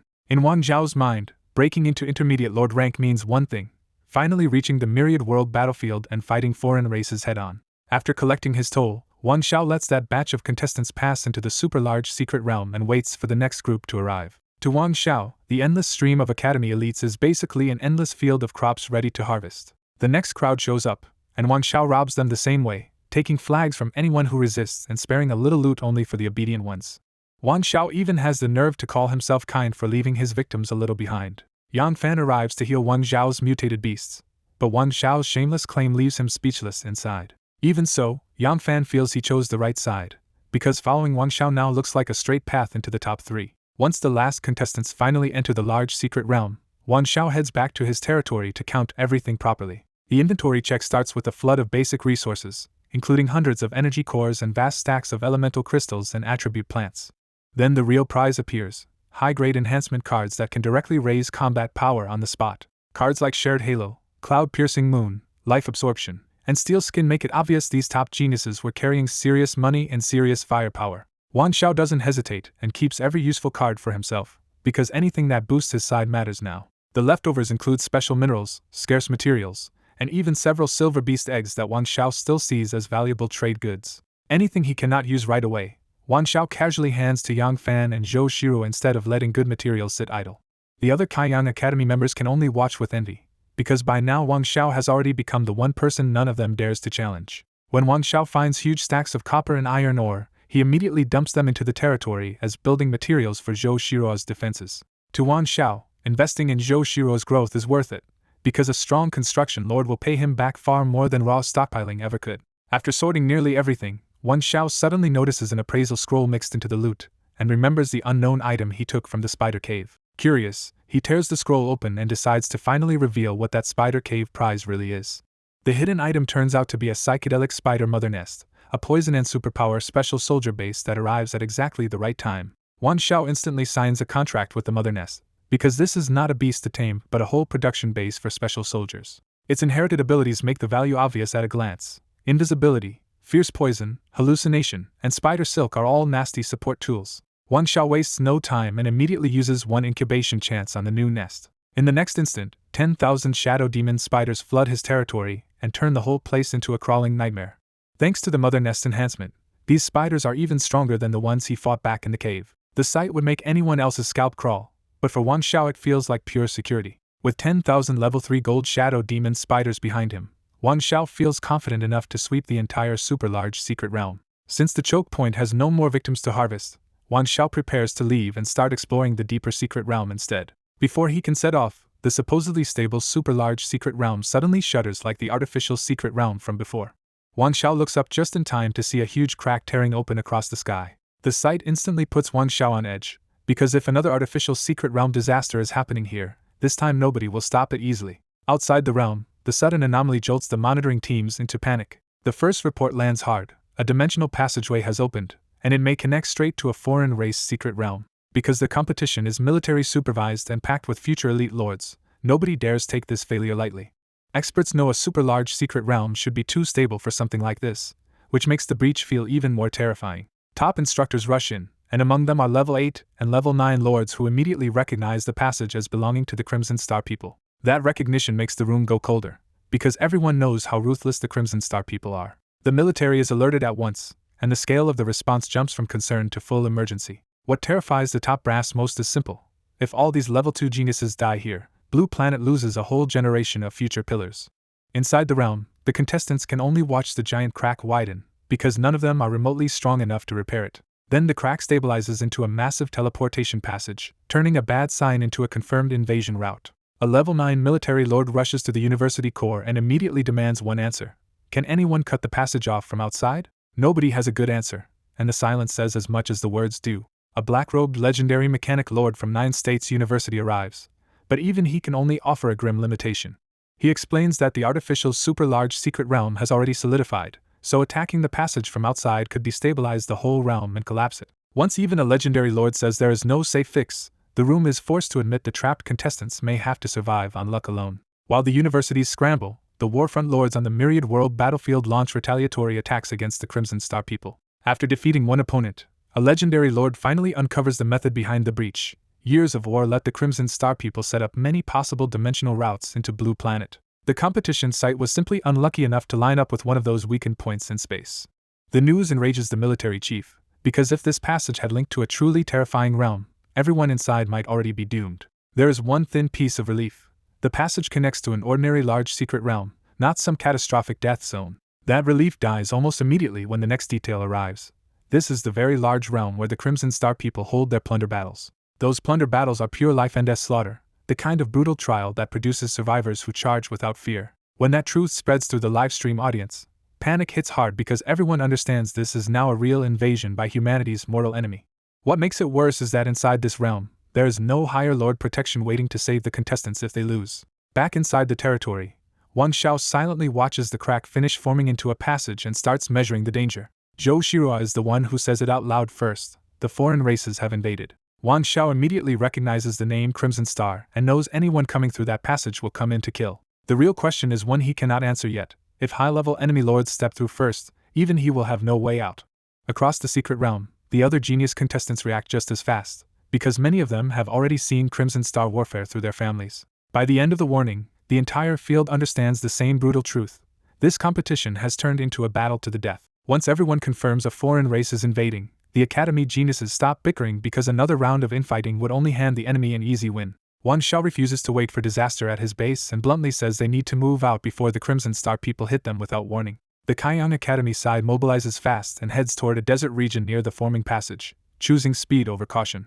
At the edge of the passage zone, Wan Xiao finds exactly what he wants, a lifeless desert with almost no plants but rich mineral deposits everywhere. He immediately buries his spider mother nest under the sand and turns the whole desert into a hidden harvesting field. Tens of thousands of shadow demon spiders spread beneath the desert, sweeping up minerals, energy crystals, and energy cores at a terrifying pace. When strong monsters appear in the desert, the spider tide simply surrounds them and tears them down too, clearing Wang Zhao's future battlefield. Seeing how perfectly the open desert suits his spider army, Wang Zhao decides this is where he will anchor his territory and fight. As the passage becomes more solid by the minute, Wang Zhao realizes the enemy may cross at any time and tells Zhou Shiro to move her territory here as quickly as possible. Elsewhere in the secret realm, weaker contestants start thinking less about glory and more about staying alive once the Crimson Star invasion becomes real. A lot of them quietly break from their teams and go looking for hiding places, betting that survival is better than dying for pride. Even outside the arena, the audience and teachers do not rage at them this time, because surviving the foreign race suddenly feels like the only thing that matters. A few geniuses who had already lost to Wang Zhao wrestle with their pride, asking if hiding makes them cowards before talking themselves into calling it a tactical retreat. Their final logic is simple and cold. If the enemy turns out too strong, they will hide until the competition ends and the secret realm opens on its own. Then the waiting ends as the dimensional passage fully forms halfway through the competition and the entire super secret realm shakes again. A pillar of red teleportation light blasts upward, and everyone nearby understands the Crimson Star invasion has truly begun. One figure after another walks out of the red light, and the first thing the onlookers notice is how human the Crimson Star people look. Up close, the only obvious differences are the red brow star and faint red skin, which makes their casual hostility even more unsettling. The invaders grin the moment they arrive and openly call this blue planet territory a place for massacre. That contempt lights a fire under the nearby academy geniuses, who decide the foreign race cannot be much stronger than them and rush in for fame and revenge. The Crimson Star side barely reacts, looking at the charge with flat indifference like it is not worth taking seriously. Then the red marks between their brows flare, and they activate their talents without a hint of urgency. Ugly monsters crawl out behind them, and the blue planet side is stunned to see level 3 gold soldiers answering level 2 Crimson Star lords. The clash turns one-sided almost instantly, because the monsters are both stronger and more numerous than the charging geniuses expected. The Crimson Star invaders mock blue planet's humans as trash while their monsters press the slaughter forward. Terrifying tentacles punch through the geniuses' bodies, and the first wave dies in only a few brutal exchanges. That massacre stops the next group in their tracks, because everyone can now see the power gap is much worse than they hoped. The level 3 Crimson Star Lords watch the bodies with cold boredom, and sneer that blue planet's long-fought humans turned out to be this weak. The surviving geniuses are furious, but once they compare themselves to both level 2 and level 3 Crimson Star Lords, anger gives way to naked fear. They decide to run while they still can, figuring even top talent cannot stop a full crowd from escaping at once. One ruthless level 3 Crimson Star Lord raises both hands and summons his talent, Dark Pagoda. A 7-story pagoda manifests in front of him, and miserable cries spill out before the ghosts even appear. More than 100 level 3 gold ghosts pour from the pagoda and streak after the fleeing contestants with terrifying speed.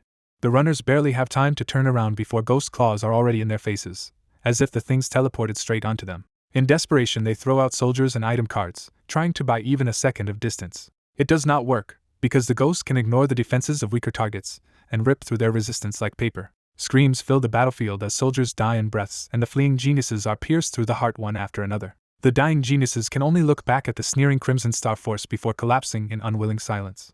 Outside the live broadcast, many viewers finally understand what the frontline foreign race really looks like, and the shock hits hard. The academy staff behind those dead students are devastated, burning with anger but powerless to save the geniuses they raised. Some can only bitterly wonder if things would be different if Blue Planet's students had already broken into level 3. Back at the passage, the Crimson Star side calmly follows the massacre by releasing more scouts instead of celebrating. Several ferocious demon spirits appear and melt into the air, using soul detection to hunt for surviving Blue Planet humans.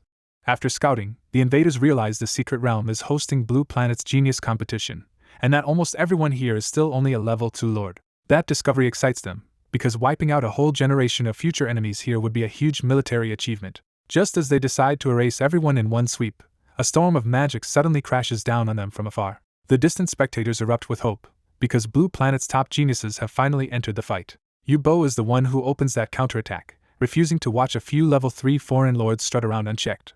He goes far harder than he did against Wang Xiao, pouring out a much more terrifying spell barrage without caring about the cost. When the explosion clears, more than half the ghosts around the Crimson Star side are left badly wounded, and the invaders finally look angry. The other level 3 Crimson Star lords answer together, but Blue Planet is no longer relying on one person. One top genius after another throws out their trump cards, and the battlefield turns into a shocking stalemate between level 2 humans and level 3 invaders. That resistance lifts the audience's spirits, and people start cheering the top geniuses for finally hitting the foreign race back properly. But in the middle of that praise, viewers also start asking where Wang Xiao has gone now that the real invasion has started. Some immediately turn on him again and accuse him of hiding in fear instead of facing the Crimson Star people. Xin Shui does not buy that at all, because she remembers Wang Xiao as someone bold and smart enough to be planning something instead. On the battlefield, the Crimson Star side is genuinely surprised that Blue Planet's level 2 geniuses can hold them back at all. Instead of backing off, that only excites them more, because killing this many strong young enemies now would cripple Blue Planet's future frontline. Just as both sides are about to escalate again, the passage behind them lights up one more time. Another Crimson Star figure steps out, and he looks different from the others the moment he appears. Instead of a simple red brow star, this newcomer has a glowing ruby in his forehead, and his robe and bearing scream high status. He coldly asks why they still have not crushed a group of level 2 lords, sounding more annoyed than impressed. The other Crimson Star people do not argue back at all and immediately kneel, calling him Lord Endu and promising to finish the humans at once. The Blue Planet geniuses freeze when they see several level 3 Crimson Star lords acting like subordinates, because anyone who can command people like that has to be far more dangerous. Endu coolly orders the other Crimson Star lords to hunt down the rest of Blue Planet's contestants, making it clear he plans to handle the top geniuses by himself. When the geniuses try to stop the Crimson Star group from leaving, Endu cuts them off first and attacks with brutal confidence. The ruby between Endu's brows flashes, and his annihilation light slices straight through the battlefield, cutting down rows of soldiers in one terrifying sweep. That single spell tells everyone the truth at once. Endu is a level 4 lord, and the gap between him and this group of level 2 geniuses is ugly. A genius recognizes the ruby mark and calls Endu what he is, a Crimson Star royal family member, which makes the situation feel even worse. Once the royal identity clicks, fear spreads through the Blue Planet side, because a royal genius with inherited talent and endless resources is exactly the kind of monster they did not want to meet. Some of the geniuses want to run, but the leaders snap them back to reality. Alone, nobody is escaping a level 4 royal hunter. Endu almost sounds impressed as the geniuses unleash their strongest troops and talents, but his praise comes with a death sentence. Then Endu opens a dark territory vortex and starts pulling out demons, turning the battle from dangerous to completely lopsided. More than 100 demons mass up around him, including a platinum level 4 demon commander and many level 4 gold burning demons, and the Blue Planet side instantly loses any illusion of winning head-on. The geniuses quietly switch from fighting to survival and start searching for a breakout route, hoping they can at least regroup behind fortifications somewhere else. Endu reads that plan immediately and crushes a purple item card, sealing the whole area inside a life and death arena with no exit. With the barrier up and the demons advancing, the trapped geniuses realize there is truly nowhere left to run. Yubo snarls that he will skin Endu alive even if he dies here, and Endu answers by sending the demon army in without the slightest respect. The Blue Planet side is already worn down from the earlier clash, so when Endu's level 4 demons crash into them, their line starts collapsing almost immediately. As one genius falls into despair and admits this may be the end, the whole battlefield starts tipping toward a massacre. At that worst possible moment, Wang Zhao's giant wolf bursts in and tackles a demon off a genius, suddenly dragging hope back onto the field. Endu instantly judges the wolf as strong but underleveled, which only makes him more curious about the person behind it. Wang Zhao's rescue is not just one beast either, because the raging lava bear and the golden armor black turtle charge in right after the wolf and jam up the demon advance. Even ordinary level 4 gold demons cannot break that 3-beast wall, and Endu's amused mood starts turning into irritation. To break the stalemate, Endu sends in his platinum demon commander, and its black flame saber strike finally blasts the wolf flying. The wolf survives, and Endu finally realizes the real problem is the golden armor black turtle, whose defense is absurdly hard to break even at this level. The demon commander still starts hurting the wolf badly, but Yang Fan stands beside Wang Xiao and keeps healing the injuries as fast as they appear. With Yang Fan's support, and Wang Ao's beasts refusing to give way, the demon force gets stalled long enough for the trapped geniuses to breathe again. Endu gets impatient and summons even more demons, including 2 more platinum demon commanders, pushing the pressure to a whole new level. But just then the purple arena card finally burns out, the barrier drops, and the Blue Planet geniuses seize their only chance to bolt. Once everyone is out, Wang Xiao withdraws with his beasts and Yang Fan too, ending the rescue exactly when it has done its job. Endu is not furious at all, because he never meant to finish them yet. He wants them to run, taste hope, and break harder later. After getting clear of the battlefield, Wang Xiao stays calm because he already knows his current 3 beasts cannot beat Endu head-on. Most of the escaped geniuses scatter, but Yu Bo and a few of the strongest stay with Wang Xiao because they trust his strength more than anyone else's. Yu Bo's side wants to hole up and survive until the competition ends, but Wang Xiao bluntly says the Crimson Star group came to them with resources, so letting them go would be a waste. The others still think that sounds reckless against a level 4 royal enemy, but Wang Xiao does not argue further and just starts setting his board. He settles the surviving geniuses inside his fortified desert territory, leaving them with a defensible base while he moves alone into the next phase.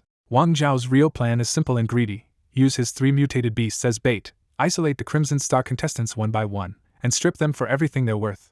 That bait works immediately, because weaker level 2 Crimson Star Lords cannot take a single blow from him once they chase too close. Even the stronger level 3 Crimson Star Lords can only struggle for a moment before Wang Xiao beats them down too. Before long, Wang Xiao's bait pattern becomes obvious, and the remaining Crimson Star contestants all start chasing the three beasts together, determined to crush him in one sweep. Wang Xiao keeps retreating on purpose, bleeding away their soldiers along the route while relying on his own near-endless recovery to stay in control. By the time the chase reaches the desert, the Crimson Star group is angry, worn down, and exactly where Wang Xiao wanted them.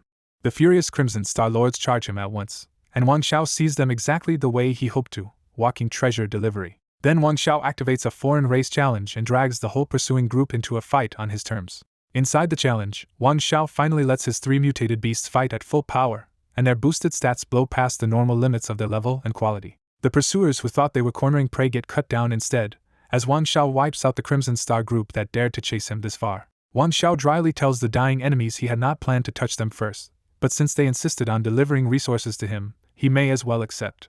A Crimson Star Lord insults Blue Planet and unleashes a full army, turning the desert around Wang Xiao into an instant battlefield. Wang Xiao stays completely calm and has the golden armor Black Turtle spread its absolute defense across the wolf and bear with bloodshy connection. The raging lava bear roars with fear deterrence, pinning the weaker Crimson Star soldiers in place even as the stronger ones keep coming. Knowing the tougher enemies will not stop, Wang Xiao sends the Ice Thunderhorn Wolf straight into the formation as his first real kill move. The Platinum Wolf tears through the front line, dropping Crimson Star soldiers one after another with every lightning-wrapped strike. The raging lava bear refuses to be outdone, enters Berserk Beast form, and crashes into the army like a flaming meteor. The wolf mauls enemies open and the bear follows with Blazing Pillar, turning their teamwork into a brutal assembly line of kills. Enemy attacks keep landing, but under the turtle's shared absolute defense they barely do more than scratch Wang Xiao's two attackers. In only a few minutes the Crimson Star force loses a third of its numbers and Wang Xiao's live stream swings from mockery to loud support. While the audience gets excited, Wang Xiao grows more serious because the easy kills are gone, and only the high-level enemies remain. The change shows fast as the wolf's kills slow down, needing multiple hits now that it is chewing through gold level 4 targets. The Crimson Star side finally figures out the real problem. The giant turtle is sharing defense, so they split their forces to pin the wolf and bear and rush the turtle instead. The live stream mood flips again as viewers realize the turtle may not survive a full focus fire from so many stronger soldiers. Outside the fight, Blue Planet's military side is panicking too, because the fragile secret realm could collapse if reinforcements force their way in. Thousands of attacks crash into the immobile golden armor Black Turtle, and the entire audience starts to think Wang Xiao is finished. Cracks spread across the turtle's golden barrier, enemy morale surges, and despair starts spreading through the live stream. But Wang Xiao has been waiting for exactly this point, and his calm voice cuts through the panic when he says it is finally his turn. The shield shatters on purpose, and the Crimson Star side celebrates a second too early. Wang Xiao immediately orders backlash, and 80% of the damage they poured in comes screaming back at the attackers. Before the survivors can recover, the turtle follows with energy explosion and wipes away almost everything left around it. The whole battlefield falls silent, because both the audience and the Crimson Star side just watched a sure loss turn into a massacre. Wang Xiao breaks the silence with a grin and tells the Crimson Star side exactly what he wants: their resources. The surviving Crimson Star Lords panic and try to flee, but the chance is already gone. The Ice Thunderhorn Wolf flashes out to cut off the retreat, while the raging lava bear switches forms again to lock the survivors into a kill zone. With one order from Wang Xiao, fire-charged earth spikes and lightning-laced ice spikes erupt together and turn the trapped survivors into a slaughterhouse. The live stream explodes with worship after that finishing move, and even the watching military brass start treating Wang Xiao like a must-have genius. Back in the secret realm, Wang Xiao stands with his three beasts around the last surviving Crimson Star people, and the enemy still glares instead of begging. One surviving Crimson Star Lord still acts arrogant and demands Wang Xiao's name as if he has leverage. Wang Xiao gives his name and lightly mocks the survivor, saying mercy would need a much better attitude first. The Crimson Star Lord refuses to kneel and threatens that if any of them escape, they will report everything to Lord Andu. He even offers Wang Xiao a place as Andu's slave, trying to act superior despite being completely trapped. Wang Xiao smiles right back and says he might consider it only if Andu becomes his slave instead. The Crimson Star side explodes in anger, and Wang Xiao calmly tells them that if they think they can escape, they are welcome to try. Then Wang Xiao suddenly recalls all three beasts, leaving both the enemy and the viewers confused about what he plans next. A quiet spatial vortex opens behind Wang Xiao, and the first car-sized shadow demon spider crawls out and nuzzles his arm like an obedient pet. The Crimson Star survivors recognize the monster and panic, because a level 2 lord should not be able to command a gold level 3 shadow demon spider at all. Before they can process that shock, a second spider appears, then a third and a fourth, and the summons do not stop. When the survivors finally look around, they realize they are trapped inside a black sea of 10,000 gold level 3 shadow demon spiders. That sight stuns even the livestream, because Wang Zhao's beast tamer strength suddenly looks far deeper than anyone guessed. Against 10,000 gold spiders, the remaining Crimson Star people have no fight left, and their territory cores are smashed almost instantly. The foreign race challenge ends in Wang Zhao's victory, and the desert floor erupts into a dazzling field of dropped resources. Wang Zhao dives straight into collection mode, and even moving fast, it still takes him more than half an hour to gather everything. Once he finishes counting, Wang Zhao realizes the ordinary materials alone could sell to Ma Yinla for at least 1,000,000 star coins.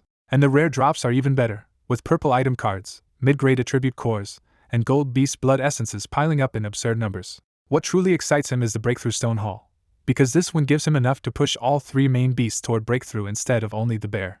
After checking the breakthrough materials, Wang Zhao's face stiffened when he realized he had no spare mutated core left for another mutated breakthrough. He gives up on upgrading for now, because a normal breakthrough would be weaker and would only make the next upgrade even more expensive. Once he makes sure he has not missed any loot, Wang Zhao turns back toward the base instead of hunting scattered survivors across the whole secret realm. He also wants to ask the other geniuses for a mutated core, gambling that someone from a powerful family might still have one. When the base finally comes into view, Wang Zhao is stunned, because Zhou Shiro has turned it into a huge fortress in the short time he was gone.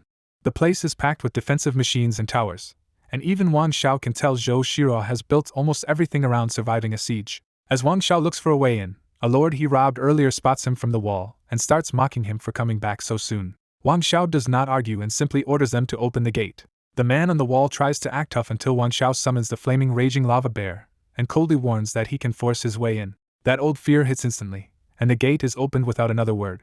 Inside, Wang Zhao sees the base has filled up with even more blue planet lords who must have fled here for protection. The moment they recognize the man who robbed them, angry whispers spread through the crowd and several people glare at him openly. Wang Zhao heads straight to the center, where Zhou Shiro and the other top students are still grimly dumping out their last materials to strengthen the base. He tells everyone to stop, and the first reaction is shock that he came back alive at all. Lin Dong immediately assumes the worst and demands to know whether Wang Zhao was driven back with Crimson Star pursuers right behind him. Just hearing the word pursuers makes the whole group panic, and Tian Chan snaps that Wang Zhao should have died outside instead of dragging danger back to them. Fan Tianyu cuts in and asks the real question: if enemies are coming, how many are there and how strong are they? Wang Zhao calmly says there are no pursuers at all. Before anyone can process that, he opens his inventory and dumps out a mountain of fresh war spoils in front of Zhou Shiro. Zhou Shiro is stunned by the sheer amount, and Wang Zhao answers with one flat explanation: spoils of war. He immediately asks how many attack buildings those materials can become, switching the whole conversation from defense to counterattack. After a quick estimate, Zhou Shiro says the hall could build around 30,000 basic structures or 10,000 intermediate ones, if they have time. Wang Zhao answers instantly: then start now. When Zhou Shiro points out that the base is already packed and there are no free build pits left, Wang Zhao tells her to tear down the current buildings. He reveals why he is this blunt: he already killed most of the Crimson Star invaders, and these ordinary defenses will not stop the royal family anyway.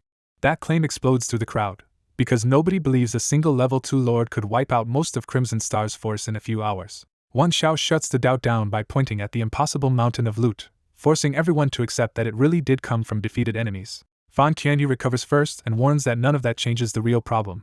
The Crimson Star royal family is still a level 4 lord. She argues that the safest option is still to pile up fortifications and survive until the military breaks into the secret realm to rescue them. Wang Zhao asks the question nobody can answer: do they really believe these basic defenses can stop a level 4 lord?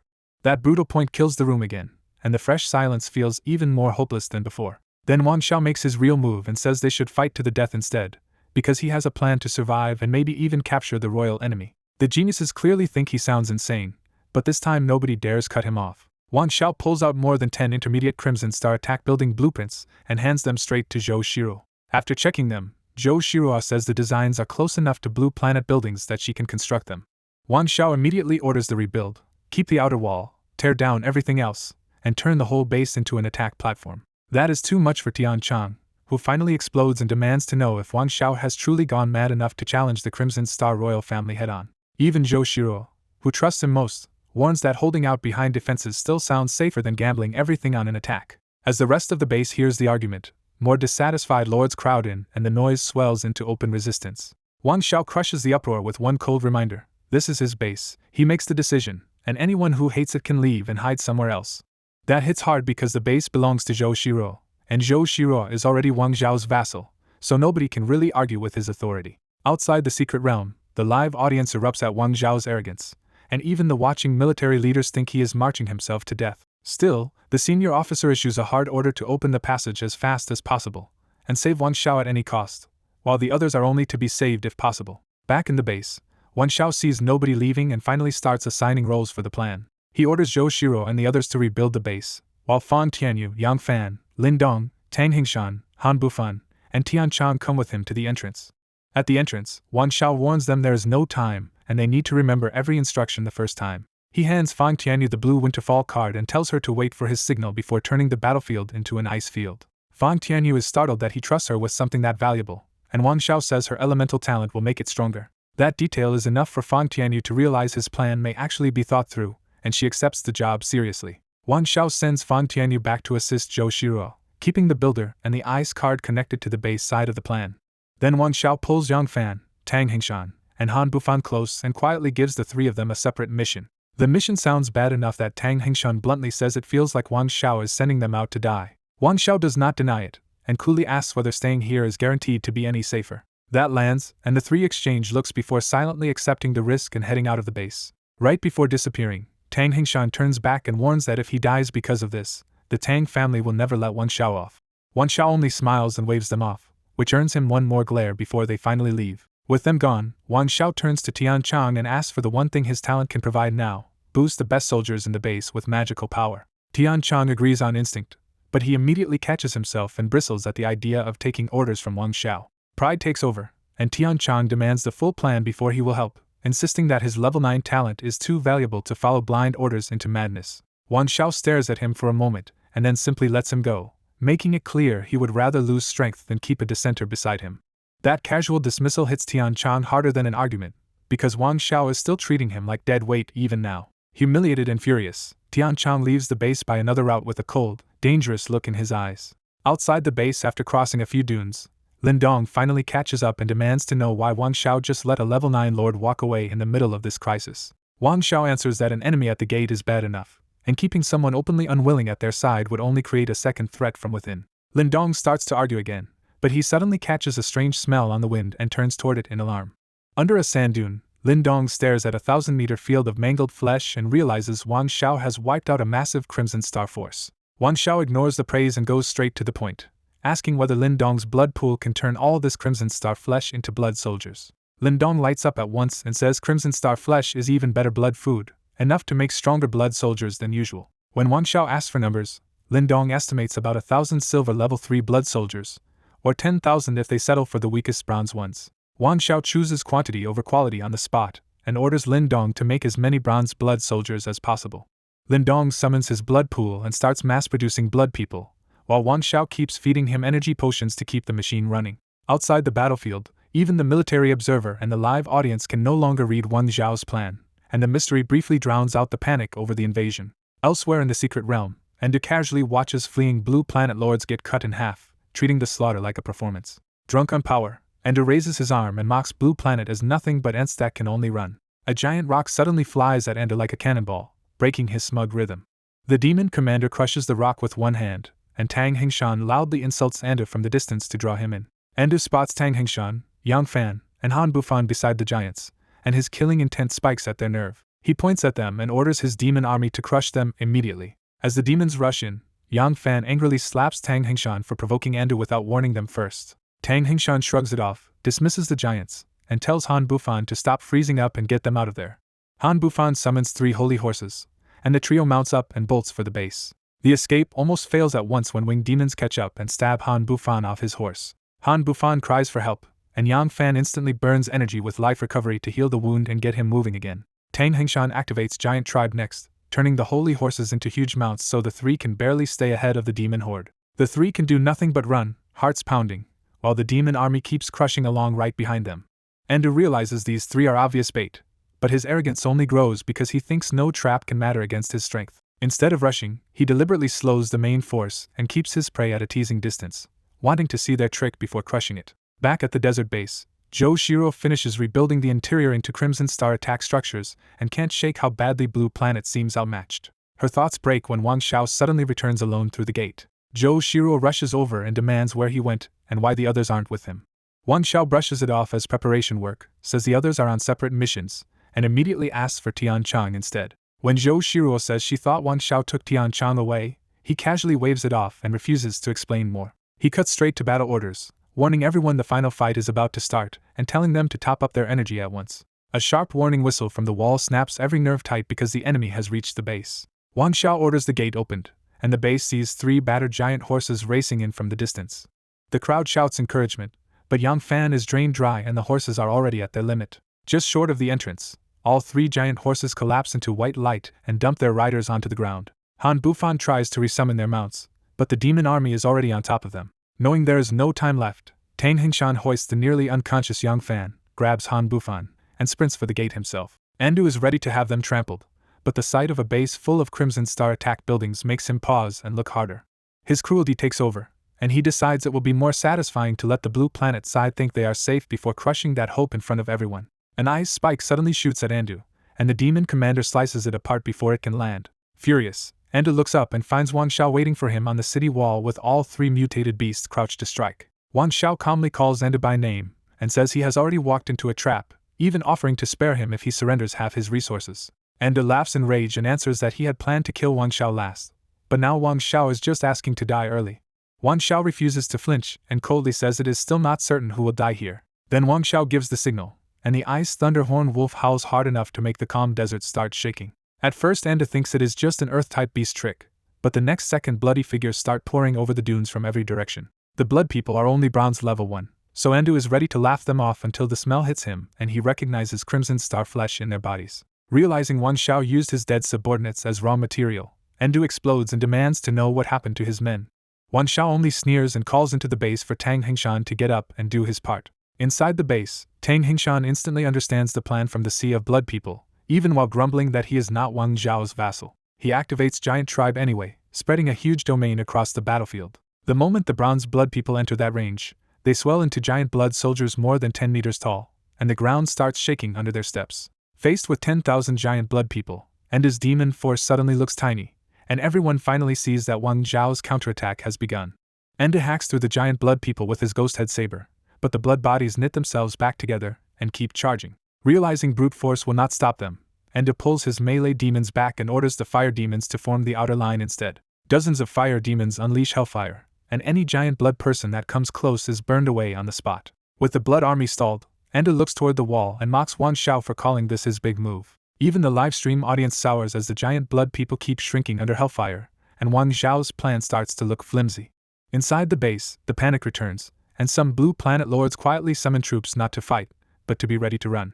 On the city wall, Wang Xiao keeps watching the evaporating blood giants with a strangely steady expression, as if he is still waiting for something. Fang Tianyu rushes over clutching the blue Winterfall card, too anxious to hide it, and asks if it is finally her turn. Wang Xiao refuses again and tells her it still is not time, which only makes Fang Tianyu more frantic. She argues that ice naturally counters those fire demons, but Wang Xiao still shuts her down and keeps waiting. When half the blood giants are already gone, Fang Tianyu finally loses patience and starts to crush Winterfall herself. Before she can do it, a lone figure reaches the foot of the wall, and suddenly one giant blood person after another bursts apart on its own. In a blink, the remaining blood army turns into a thick red fog that swallows Endu and his demon troops whole. Only then does Wang Xiao lean close and calmly tell the stunned Fang Tianyu that now it is her turn. Fang Tianyu instantly understands, crushes Winterfall, and stacks it with Elemental Overlord to flood the whole blood fog with extreme cold. The blood mist, demon soldiers, and Endu are frozen together into a massive scarlet ice sculpture stretching across the battlefield. Wang Xiao is pleased by the result, but Fang Tianyu is drained badly enough that she has to drink an energy potion and warn him the trap will not hold the level 4 lord for long. Wang Xiao answers that he knows his limits, and drops a lightning holy beast totem over the base to start the real barrage. With Wang Zhao's shout, the ice thunderhorn wolf fires berserk thunder first, and the blue planet lords finally join in under the totem's lightning boost. Their attacks merge into a giant lightning pillar that smashes the ice sculpture and sends violent currents straight through the frozen prison. Wang Xiao immediately calls for the fire lords next, and the raging lava bear rises upright to lead the flame strike. The fire blast shatters the frozen blood prison back into mist, and Fang Tianyu instantly refreezes it for another lightning strike. After 3 full rounds of lightning and fire, Winterfall breaks apart, many demon soldiers are wrecked, and a third of them can no longer stand. The live stream erupts, because Wang Xiao just turned a pile of mismatched forces into a clean elemental kill combo that nobody expected from him. Even the military big shot watching the stream jumps up and orders the replay, now convinced Wang Xiao is a real genius worth recruiting at all costs.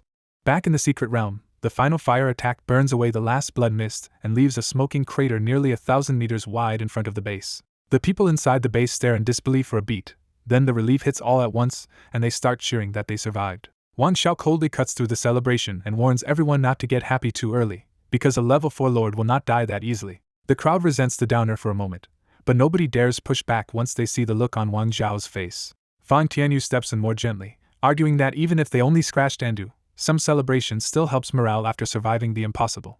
Wang Xiao turns on her with brutal honesty, calling that kind of morale naive and saying all it really does is make people underestimate the enemy. Instead of celebrating, Wang Xiao tells everyone to refill their energy, tosses out potions, and even hands one to Zhou Shiruo when she arrives. Fan Tianyu knows he is right, but his superior tone still leaves her furious, and the viewers start attacking Wang Xiao for speaking to her like that. Then a thin but terrifying red beam suddenly shines up from the crater, and the whole mood drops in an instant. A badly injured winged demon crawls out of the pit clutching something protectively as it struggles into the air on broken wings. Wang Xiao quietly says Andu is coming, and a second later the winged demon breaks into light and reveals Andu himself stepping out untouched. Andu praises the Blue Planet Lords for surprising him, and when they see he is perfectly unharmed, the whole base goes cold. Fan Tianyu can barely believe their full-force combo did nothing, and Wang Xiao answers that a Crimson Star Royal would not be worthy of the title if that was enough to hurt him. When Wang Xiao openly admits he already knew they could not truly hurt Andu, the frightened geniuses below turn on him and start shouting accusations. Some even accuse Wang Xiao of colluding with Crimson Star, and he can only look at them like their fear has burned away their brains. Fan Tianyu steps back in and demands a straight answer, asking Wang Xiao what he is really trying to do here. Wang Xiao answers with perfect simplicity that he wants to survive, which only makes Fan Tianyu angrier because it sounds like he led them into a hopeless fight anyway. When Fan Tianyu says he knew they were outmatched, Wang Xiao cuts her off and asks the one thing she somehow missed: where did all of Andu's demon soldiers go? That is when Fan Tianyu finally realizes the combo attack was never meant to kill Andu at all, but it did wipe out the demon army that could no longer keep fighting. Hearing Wang Zhao's logic, the shaken defenders realize their earlier attacks were not wasted after all, and the base's morale lifts just enough to fight again.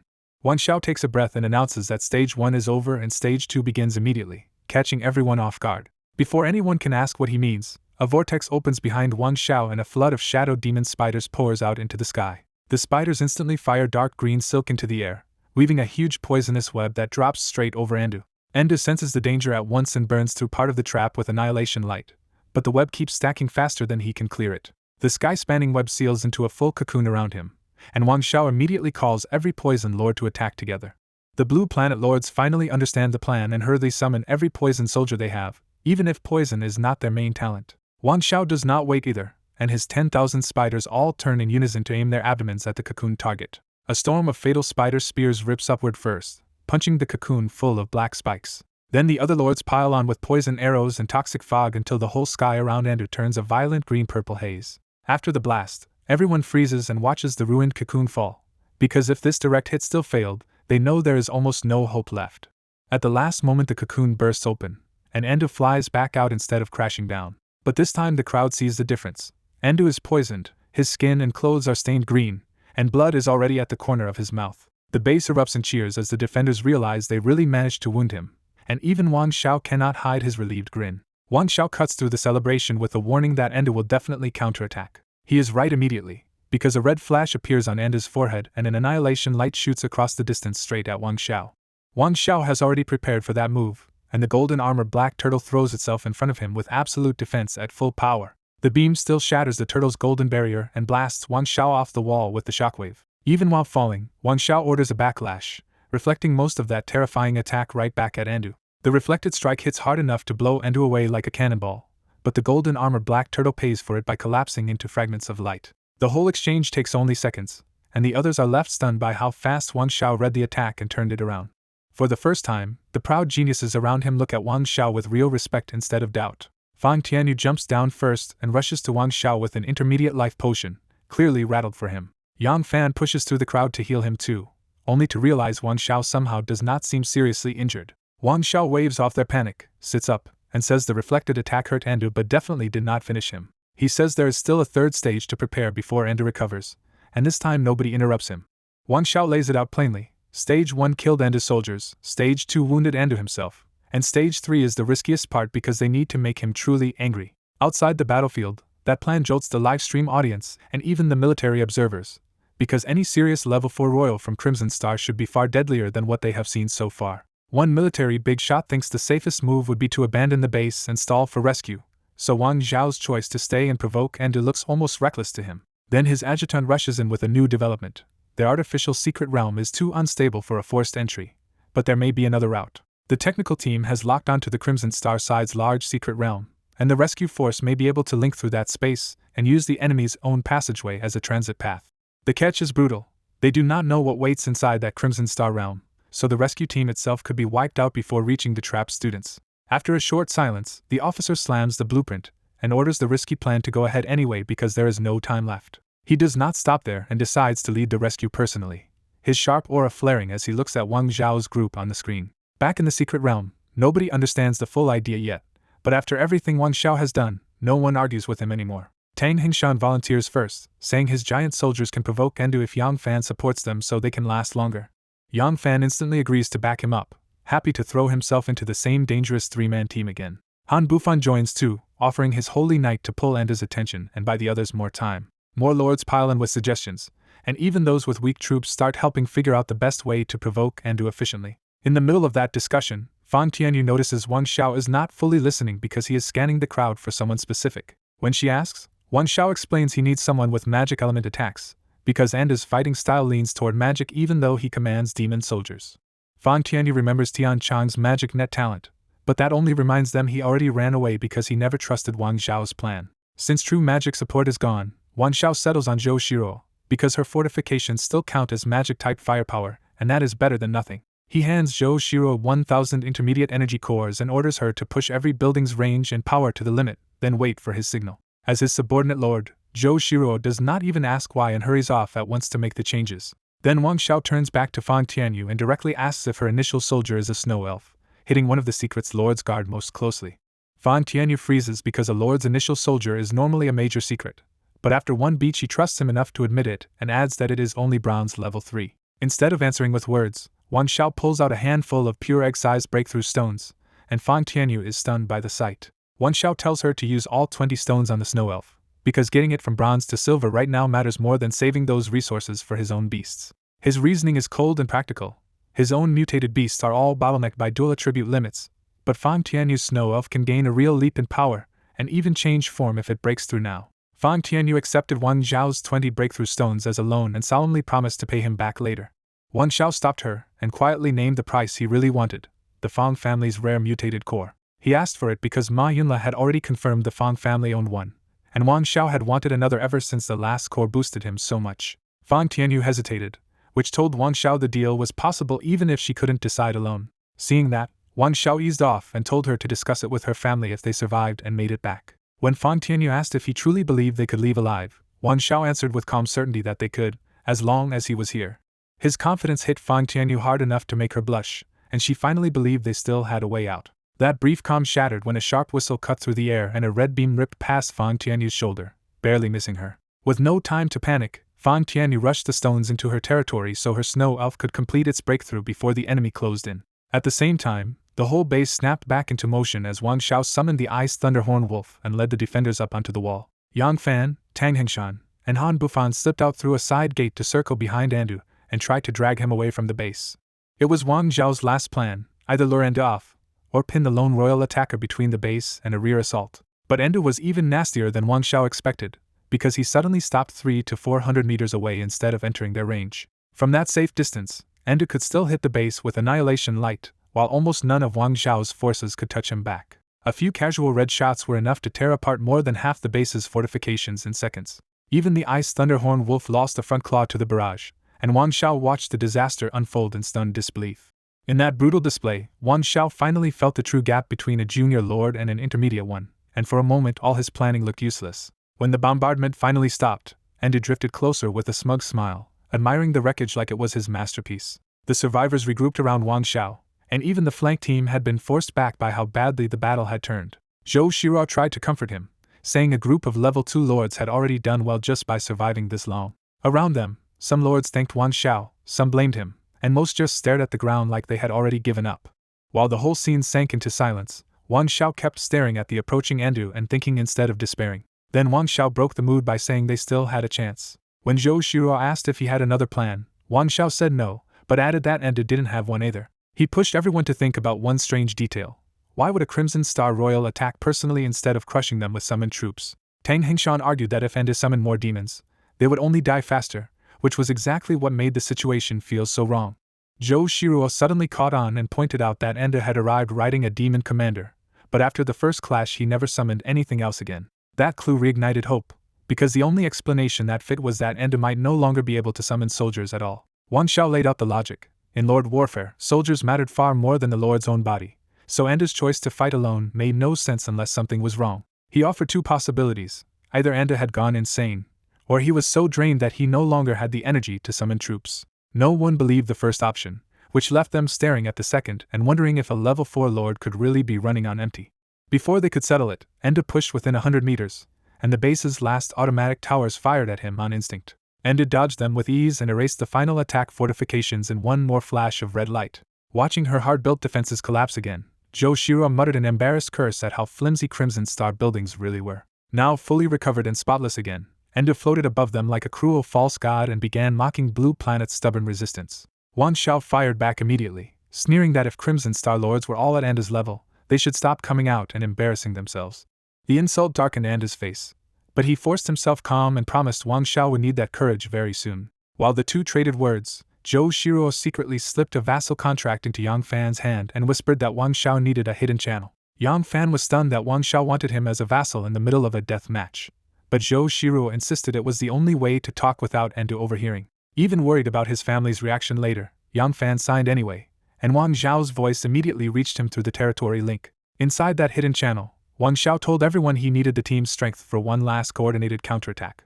At that same moment, the ruby in Enda's forehead flickered, and he smiled because he believed he had enough strength again to finish them all. Enda fired another annihilation light straight at the people on the wall, aiming to wipe them out in one shot. Wang Xiao shouted for the golden armor black turtle, tricking Endu into jerking the beam upward to avoid being swallowed again. By the time Endu realized he had been fooled, the defenders had already scattered from the wall in every direction. Enraged, Endu locked onto Wang Xiao riding the Ice Thunderhorn Wolf and tried to kill him first.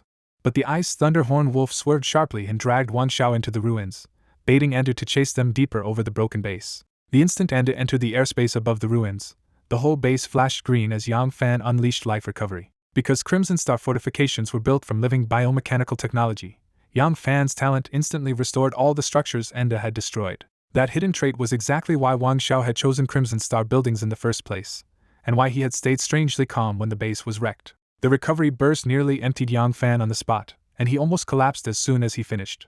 Tang Hingshan caught the spent Yang Fan, hauled him onto his shoulder, and immediately roared out his next move. With a stomp and a shout of giant tribe, Tang Hingshan made the restored catapults, magic towers, and arrow towers swell to more than 10 times their original size.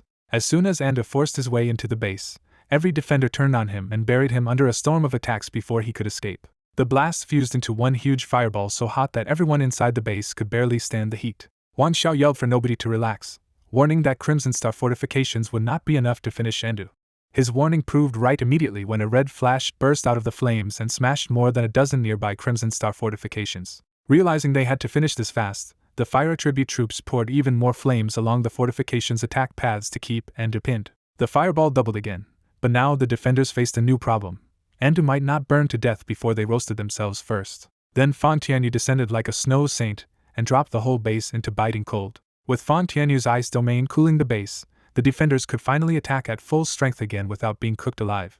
One shouted taunt against that red shrimp fired everyone up, and the barrage turned savage again. 2 minutes later the fortifications ran dry, and 5 minutes after that the lords themselves were spent too. As the flames finally shrank, Endu appeared inside them still alive, and the pressure pouring off him made the whole base go pale with fear. Charred and furious, Endu swore that these ants would finally see the real power of Crimson Star royalty. Wang Xiao instantly sensed disaster and shouted for everyone to run, but Endu moved first. A pitch-black vortex opened behind Endu, and a claw the size of a building reached out of it first. The defenders' hearts dropped as Endu opened his arms in delight and declared their destruction. Then the destruction demon forced half its body through the vortex, and its mere presence made the 1,000-meter base look like a toy. Inside the secret realm and in front of every livestream, the same hopeless thoughts spread fast. There was no way Blue Planet could beat a Platinum Level 8 monster. Wang Xiao forced himself to think through every card he still had, but none of them looked strong enough to cross that absurd gap. Even while bracing for death, Wan Xiao noticed one odd detail. Enda's summon was taking far too long to come through. He compared it to his own instant summons and Tang Hengshan's giant soldiers, which meant the delay could not just be about size. Right then, a deep rumble split the desert outside, and a huge canyon opened as golden sand poured down like a waterfall. That collapsing landscape gave Wan Xiao the answer, and he finally understood why the demon was being held back. He leaped onto the city wall and shouted that they could still win because high-level foreign soldiers could not descend into this secret realm. As if proving him right on the spot, the destruction demon stopped advancing and began to retreat back into the vortex. The audience exploded in confusion, and even the people inside the base could only stare as the impossible monster slowly withdrew. Enda panicked and pushed harder on the summon, but some stronger force was rejecting him outright. Now sure of his guess, Wan Xiao explained that every secret realm has a power ceiling, and anything too strong gets rejected or breaks the realm itself. He added that this league battlefield was an artificial secret realm built for new lords, so even his Ice Thunderhorn Wolf was probably near its upper limit already. That was the first time Enda realized he had landed in an artificial secret realm, and the surprise hit him hard. Wan Xiao pressed the advantage and loudly guessed that Enda's earlier stalling was really to hoard the huge energy needed for this summon. Enda still said nothing, but his ugly expression gave Wan Xiao the answer he needed. Wan Xiao seized the opening at once, summoning the Ice Thunderhorn Wolf and Raging Lava Bear and ordering everyone to kill Enda before the demon fully withdrew. Then Wan Xiao jumped onto the wolf's back, and the two mutated beasts launched like arrows into the sky. That charge pulled everyone else with it, because even if they died here, nobody wanted to die without fighting back. Tang Hengshan roared and called out his giant commander, sending the 30-meter giant leaping after Enda too. More elite summons followed after him, and for one desperate moment every blue planet attack lined up on the same target. The commentator came roaring back too, calling this their only chance before Enda could use his annihilation power again. Wan Xiao opened with Berserk Thunder from the Ice Thunderhorn Wolf, but Enda slipped past it. That miss was bait, and the Raging Lava Bear smashed straight into Enda's escape route with Claw of Fury. The blow sent Enda flying toward Tang Hengshan's giant, and the giant answered with a full-power mountain-breaking slash. At the same time, Fang Tianyu's Ice Domain attack joined the airborne barrage, making the whole pursuit feel like a historic team assault. Back outside, the audience finally dropped the fear and started screaming for Blue Planet to finish him. Then the giant commander landed a heavy punch and hammered Enda down into the desert like a cannonball. As Enda lost consciousness, the giant summon burst into drifting light and the black vortex collapsed shut. Wan Xiao and the others landed one by one, stunned for a beat before the truth finally hit them. Zhou Shiro was the first to break, shouting that they had really won, while tears streamed down her face. That one shout broke the dam, and the whole battlefield exploded into wild, messy celebration. Wan Xiao could only grin like an idiot with everyone else until Fang Tianyu suddenly leaned in and kissed his face. Stunned but trying to act cool, Wan Xiao reminded her she still owed him 20 breakthrough stones. Fang Tianyu snapped back at him, but her face suddenly froze in real fear before she could finish. When Wan Xiao turned around, he saw a red flickering teleportation gate opening in the sky, and the cheers across the desert died at once. Just when everyone thinks the battle is over, another teleportation gate swells open and the exhausted survivors feel their hearts drop. A winged burning mist griffin leaps out first, crackling with lightning, and its gold level 3 aura makes the situation look hopeless. Wan Xiao uses his last appraisal scroll, accepts that defeat is certain, and closes his eyes rather than die without knowing what killed him. But the killing blow never comes, and when Wan Xiao looks up, more than 100 Blue Planet Lords are pouring out of the same gate instead of Crimson Star soldiers. He cannot make sense of the reversal, and the instant he realizes they are safe, a full week of strain crushes him into unconsciousness. When Wan Xiao finally wakes, he finds himself in a hospital ward under a white ceiling with medicine in the air. Zhou Shiro, wearing a hospital gown by his bedside, lights up and tells him he is finally awake. Wan Xiao is puzzled that she is up and about, and Zhou Shiro cheekily boasts that she is already a proper level 3 lord and was barely hurt in the first place. Her offhand comment jolts him harder than his injuries, because Wan Xiao had no idea a full week had passed while he was unconscious. Zhou Shiro explains that the Blue Planet military reached them through the Crimson Star Passage because forcing entry from their side might have collapsed the secret realm. After that came rescue and cleanup, and because Wan Xiao had already smashed most of the Crimson Star force, the remaining enemies were easier to wipe out. The harder part was finding the scattered Blue Planet Lords still hiding across the secret realm, so the military had to search the whole place piece by piece. Hearing that not everyone could be gathered in time leaves Wan Xiao heavy-hearted, because he knows more people might have survived if there had been more time. Even so, he quickly realizes that gathering everyone was never realistic when people like Tian Chan had already refused to trust him and walked away. Zhou Shiro nervously brings up the vassal contracts and admits she cancelled them herself once everyone was safe. Wan Xiao brushes it off without hesitation, saying the contracts were only a survival measure and useless if those geniuses did not truly want to follow him. Their talk is interrupted when Chen Shui enters the ward with an unfamiliar middle-aged man, and Zhou Shiro immediately stands to greet her teacher.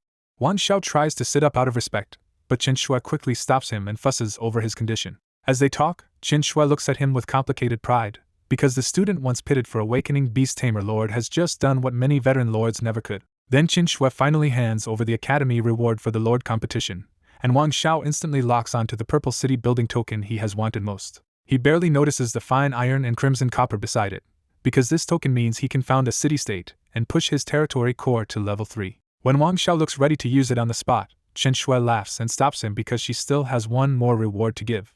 She reveals 3 extra green skill cards as a bonus from the academy for his outstanding performance, even though the celebration ceremony has to wait. The moment he reads Berserk, Blood Chi Connection, and Water of Life, Wang Xiao realizes the academy has basically handed him tools that fit his own style perfectly. He thanks Chen Shui again, and only then does the quiet man finally ask for a private talk with the little fellow. At his request, Chen Shui respectfully leads Zhou Shiro out, leaving Wang Xiao alone with the stranger in the ward. The man introduces himself as Qin Jinrong, and Wang Xiao is so stunned to realize he is the commander-in-chief of the Kaiyang military district that he nearly falls out of bed. Qin Jinrong waves off the panic and frankly tells him that what he did during the Crimson Star invasion was even more impressive than his own achievements at the same age. He even regrets that Wang Xiao is not in the army yet, because otherwise the military could have awarded him a gold merit medal. Wang Xiao humbly says he only did what he had to do, but he also immediately guesses this legendary visitor did not come just to praise him. Qin Jinrong laughs at Wang Xiao's profit-seeking look and admits he actually came to ask for something, not to hand over another gift. The request lands hard when Qin Jinrong asks for the resources Wang Xiao seized from the Crimson Star Lords he defeated. Wang Xiao hesitates at once, because the loot is legally his, but refusing a military commander this powerful is not exactly simple either. Seeing the resistance, Qin Jinrong explains that they captured Andu alive and found suspicious clues, but the royal is too cunning to talk, so they need to study the seized resources instead. He makes it clear the military only wants to borrow the loot for research and will pay compensation, and that one word instantly gets Wang Xiao's full attention. Wang Xiao immediately asks what the reward is, and Qin Jinrong calls him out for clearly planning to squeeze a big deal out of him. When told to name his price, Wang Xiao does not hesitate for a second and asks for breakthrough stones and mutated cores, as many as possible. That finally shocks Qin Jinrong, because those are strategic resources even he cannot hand out casually. They slip into direct haggling, with Qin Jinrong opening at 10 breakthrough stones and 1 mutated core while Wang Xiao pushes for much more. Even after being slapped down, Wang Xiao keeps pressing and drops his counteroffer to 20 breakthrough stones and 1 mutated core. Then Wang Xiao changes tactics and casually suggests that if the military cannot part with those materials, they can pay him another way. When Qin Jinrong asks what he really wants, Wang Xiao finally lays his cards on the table and asks for 10 high-level beast eggs.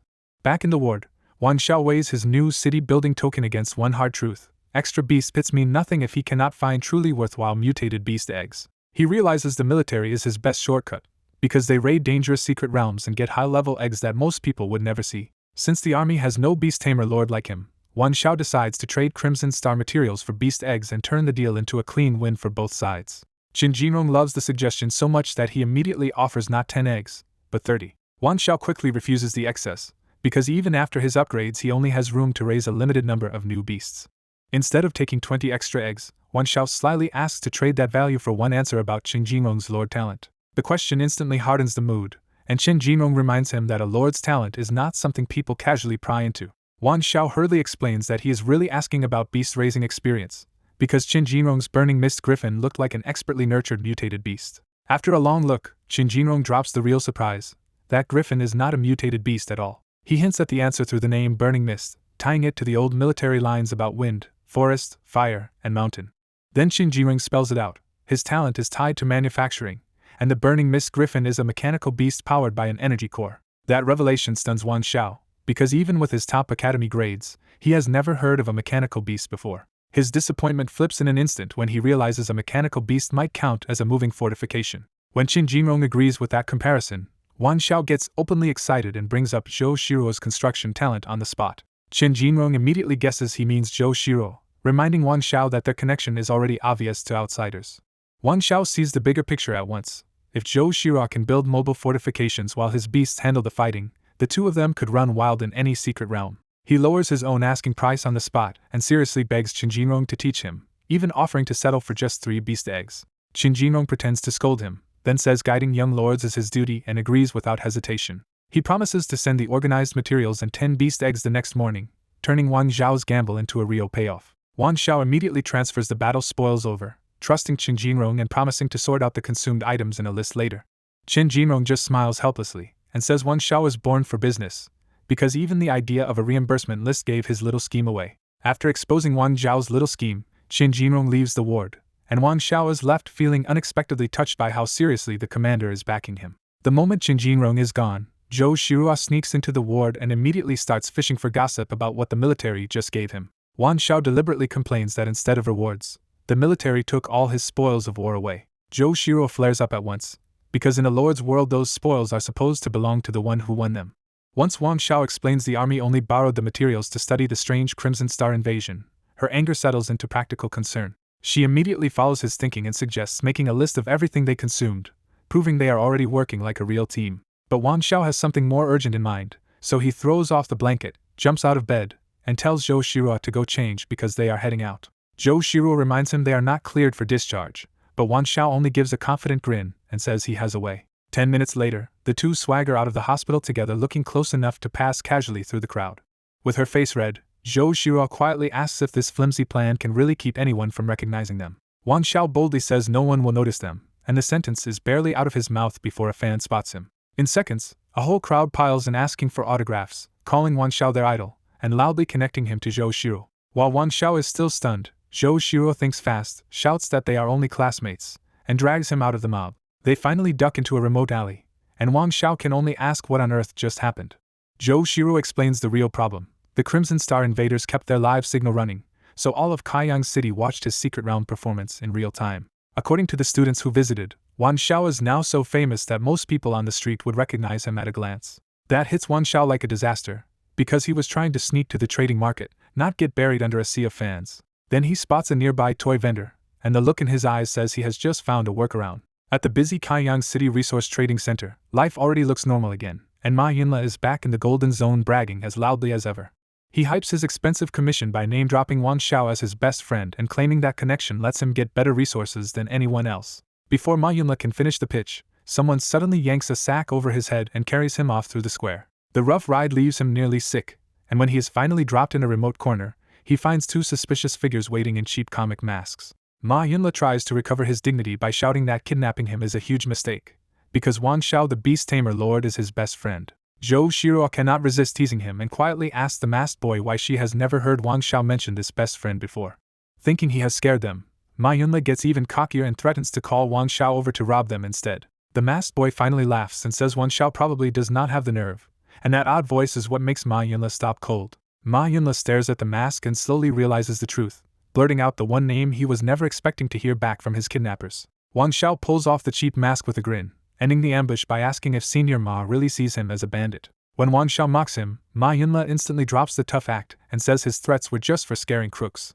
Ma Yinla notices Wan Xiao hiding his face, and Wan Xiao puts the mask back on because people in the square are already starting to recognize him. Ma Yinla complains that Wan Xiao roughed him up instead of calling him, only for Wan Xiao to remind him he called more than 10 times and got ignored. Realizing he really missed the calls, Ma Yinla quickly changes the subject and asks if Wan Xiao brought more goods to sell. Wan Xiao opens the deal by dumping a huge pile of materials into the trading list, showing he still has plenty left even after recent battles and base building. Ma Yinla is stunned by the volume, and Wan Xiao warns him this is only the first batch because an even bigger haul is coming soon.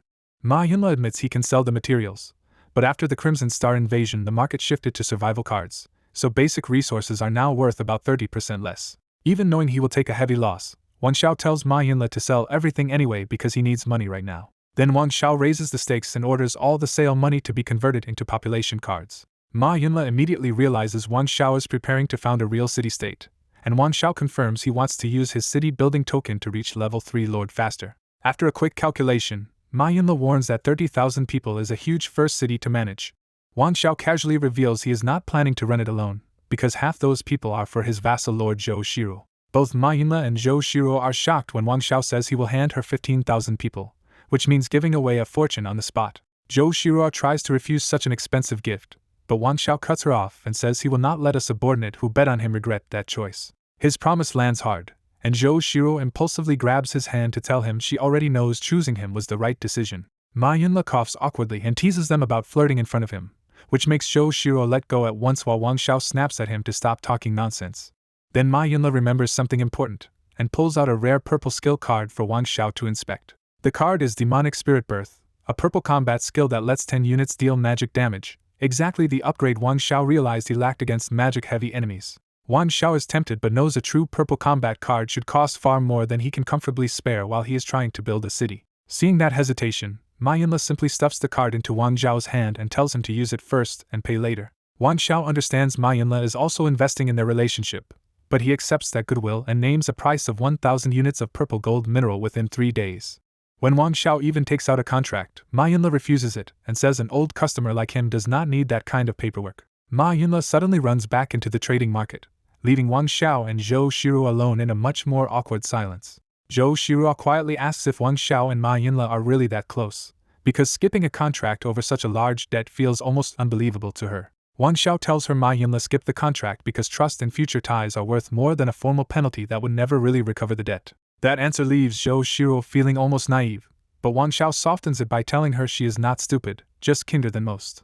MANHWA comes rushing back with an ornate gift box and grandly presents it as a congratulation gift for Wang Xiao's performance in the Lord competition. Wang Xiao is about to thank him when he freezes on the words runner-up, because he had not realized Tian Chang actually took first place by collecting one more flag. The news makes Wang Xiao realize why even Qin Shue's prize had felt a little thin, and he can only swallow the frustration because at least he already got the city building token. Then he opens the gift box and is genuinely stunned to find a beautiful blue-grade phoenix mask inside. MANHWA explains the mask can change the wearer's appearance and boost energy by Lord level, but it only works up to level 5, which keeps it from being truly top tier. Even so, the disguise effect is exactly what Wang Xiao needs, because he can no longer enter secret realms openly without attracting a crowd. Wang Xiao thanks MANHWA sincerely this time and immediately replaces the cheap mask with the phoenix mask. The mask fuses to his skin with a cold touch, and when he activates it his facial features shift just enough to turn him into someone unfamiliar. Zhou Shiru studies the result and decides it feels hard to describe, so she hands him a mirror to see that the disguise is subtle but good enough to fool strangers. With the gift settled, Wang Xiao and Zhou Shiru leave the market quickly because the two of them had snuck out of the hospital and need to get back before the doctors check the rooms. As soon as they vanish, a silent young man in casual clothes steps out from the shadows behind MANHWA and asks if the job is done. MANHWA recognizes him as his cousin and grumbles that he still moves like a soldier even when he is supposed to sound human. When MANHWA says everything went smoothly, he also admits he does not understand why Commander Chen had an adjutant route the skill card through him instead of sending it directly. The cousin finally reveals the reason.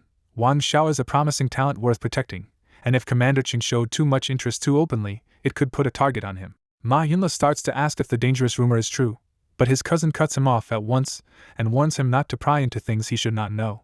Back at Kaiyan Hospital, Wang Xiao and Zhou Shiru slip into the ward without anyone recognizing him through the phoenix mask, only to find Fang Tianyu already waiting inside. Fang Tianyu says she came to see the newly awakened Wang Xiao, but she is really here to talk about the mutated core. Wang Xiao tries to act casual for half a second, then immediately asks whether the Fang family agreed to hand the core over. Fang Tianyu confirms her grandfather agreed, but Wang Xiao has to attend a banquet where the mutated core will be officially presented. When Wang Xiao wonders why a whole banquet is involved, Fang Tianyu explains it is really a thank you feast for everyone who fought beside her during the Crimson Star invasion.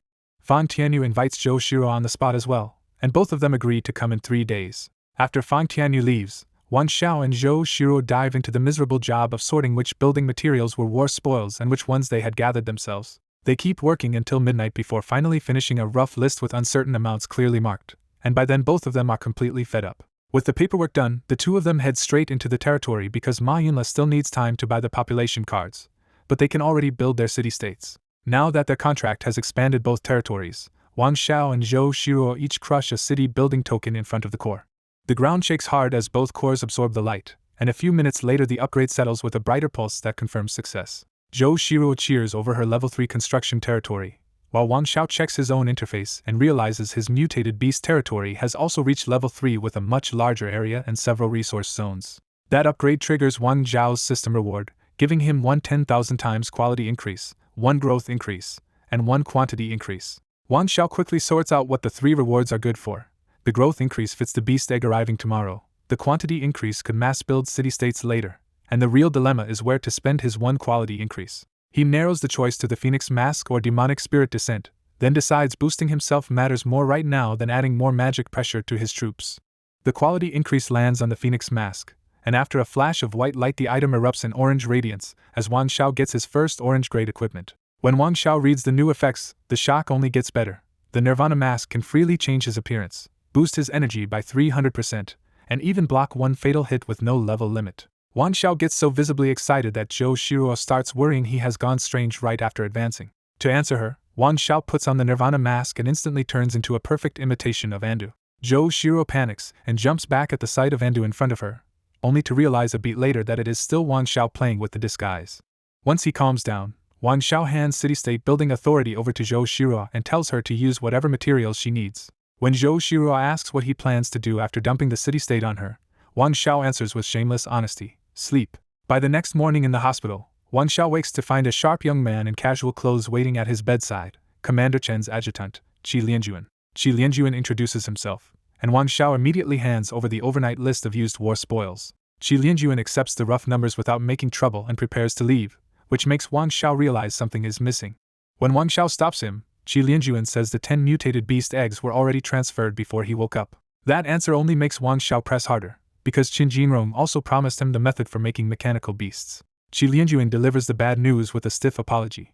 The military decided that technology cannot be shared with commoners, and Chen Jinrong asks Wan Xiao to accept other compensation instead. By the time Wan Xiao chases into the corridor, Qi Lianjuan is already gone, leaving him to realize he has been cleanly played by Qin Jinrong. Wan Xiao fumes over Qin Jinrong going back on his word, but the only comfort is that he never bragged about the deal to Zhou Shiruo first. His mood shifts when Ma Yunla calls to say he has already bought 20,000 people, and the two arrange to meet at the trading market that afternoon. After that call, Wan Xiao enters his territory again and is stunned on the spot by what Zhou Shiruo built overnight. One city-state is already finished and the second is nearly complete, both sprawling across the territory after just one night of work. The layout is brutally practical too, with tall walls, 16 purple flame magic towers, layered outer defenses, and positions chosen so the two city-states can cover each other with overlapping fire. Wan Xiao can only stare and wonder if Zhou Shiruo really worked the entire night without stopping.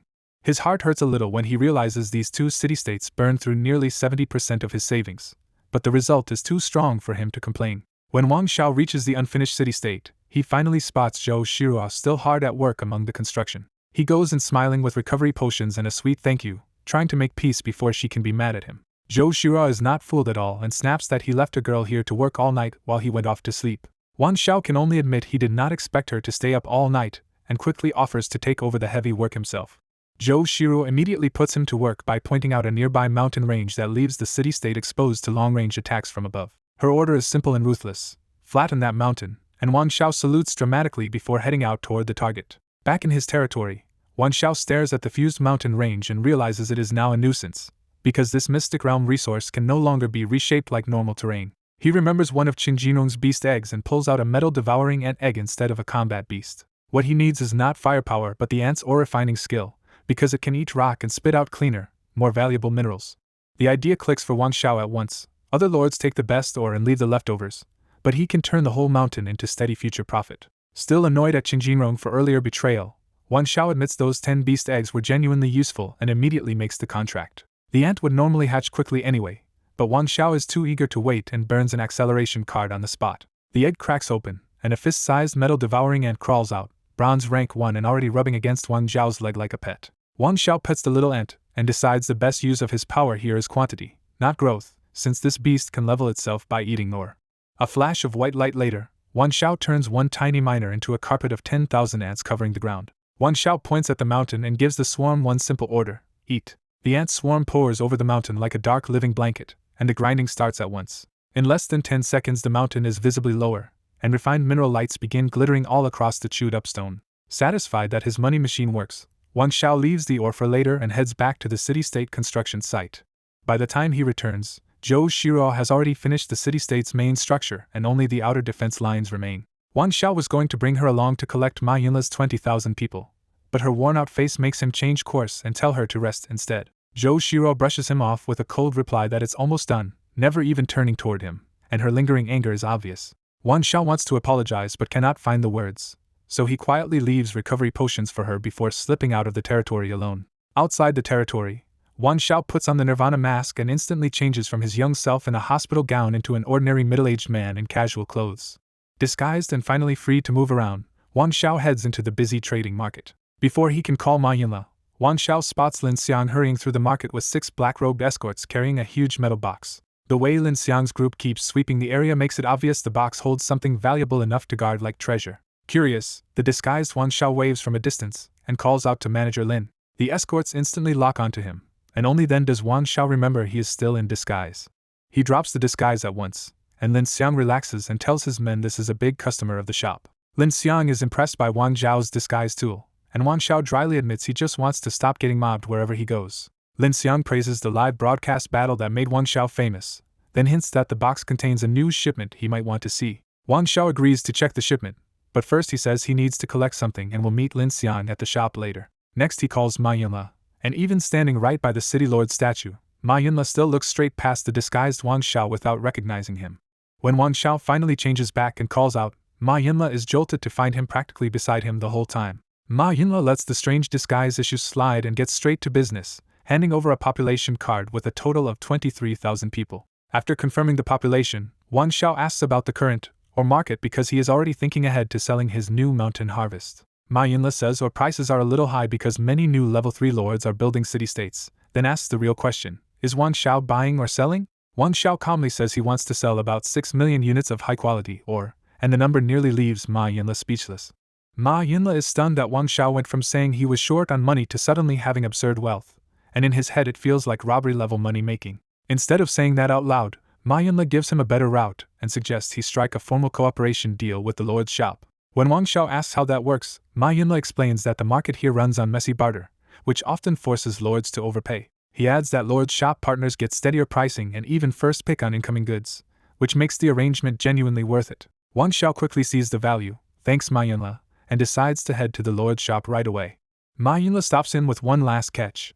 Lord's shop cooperation needs a guarantor with real credibility in the trading market. Wan Xiao instantly understands the hint and promises that if the deal goes through, Ma Yunla will be his guarantor. With that settled, the two part ways and Wan Xiao heads straight for the lord's shop. At the lord's shop, he finds the whole place shut tight, as if business has stopped for something important inside. Before Wan Xiao can guess what is happening, a side door opens and Lin Xiang warmly waves him in, saying everyone has been waiting.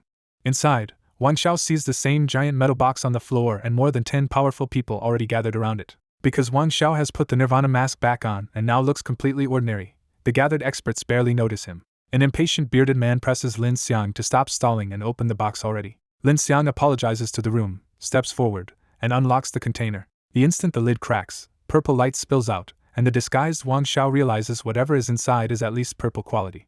Then the full truth is exposed. The giant box is packed to the brim with purple quality resource balls. Wan Xiao quickly realizes each purple resource ball can hold 10 million units, and with hundreds of them here, the shipment dwarfs everything he thought counted as wealth. While Wan Xiao is still absorbing the shock, the other buyers move in with practiced calm around the box as if this scale of wealth is normal to them. Not wanting to miss the chance, the disguised Wan Xiao steps in with everyone else and starts checking the resource balls one by one. At the lord's shop, Wan Xiao touched a resource ball and instantly read its contents, only to find 10 million units of ordinary black iron ore instead of anything rare. He checked several more balls and quickly realized the shop's giant stockpile was mostly low-grade ore and decent but unremarkable spirit grass. When a bearded supplier lit up over an ordinary spirit grass ball, Wan Xiao quietly took it as proof that this floor almost never saw truly rare goods. Just then, manager Lin Xiang walked over with a polished smile and noticed that Wan Xiao clearly was not shopping like everyone else. Wan Xiao got straight to the point and said he was not here to buy today, but to discuss selling a batch of ore instead. Before Wan Xiao could finish, the nearby supplier lords mocked him, and the bearded man sneered that he was only pretending because he could not afford the goods. Lin Xiang tried to smooth things over, but the bearded supplier cut him off and bragged that he supplied 3 million units of ore a month just to earn first pick privileges here. Wan Xiao answered flatly that he had 6 million units of high-quality ore, and the whole smug mood broke at once. When Wan Xiao added fine iron ore, fine copper ore, and even black gold ore, the bearded supplier was so stunned he almost lost his composure. Even Lin Xiang was shaken, because black gold ore was a precious purple item material so scarce that lords usually hoarded even tiny fragments of it. The other lords rushed over and pinned Wan Xiao with hungry stares, and he finally admitted he could spare only a few dozen units. Realizing how huge the deal was, Lin Xiang instantly regretted not taking Wan Xiao upstairs sooner and stepped in to shield him from the crowd. Lin Xiang tried to take Wan Xiao upstairs for a private talk, but the supplier lords quickly cut them off so the shop could not lock up the black gold ore first. Lin Xiang's face turned cold as he accused the suppliers of causing trouble in the shop, but the bearded man only grinned and said they were protecting their own business interests. When the bearded supplier openly hinted that Wan Xiao should sell to them instead, Lin Xiang was furious enough to think about forcing the issue to keep this huge client. Before the standoff blew up, Wan Xiao calmly suggested they just talk right there in the open. The suppliers instantly turned helpful, dragging over chairs, pouring water, and fussing over Wang Xiao while Lin Xiang got squeezed out to the side. After everyone sat down, Wang Xiao noticed Lin Xiang's ugly expression and teased him, even though he knew exactly why the manager was upset. Lin Xiang pointedly reminded everyone that Wang Xiao had come here specifically to discuss cooperation with him, but the other suppliers pretended not to catch the hint. The bearded supplier mocked Lin Xiang for trying to monopolize the deal, and the whole table burst into laughter at the manager's expense. Lin Xiang finally snapped back, but the bearded supplier shut him down with one simple point: no contract existed yet, so Wang Xiao was free to sell to anyone. With the argument turning ugly, Wang Xiao stepped in as the calm center again and told everyone they could discuss it like friends. The bearded supplier finally stopped circling the issue and bluntly demanded the black gold ore, and the other suppliers piled in with bids of their own. After hearing them out, Wang Xiao turned to Lin Xiang and deliberately asked whether the Lord's shop had anything to say. Lin Xiang admitted the shop could only win by throwing around far more money, and Wang Xiao used that opening to reveal an even bigger deal was coming in a few days. That one line stunned the whole table, because Wang Xiao had just turned a one-time windfall into the promise of steady supply.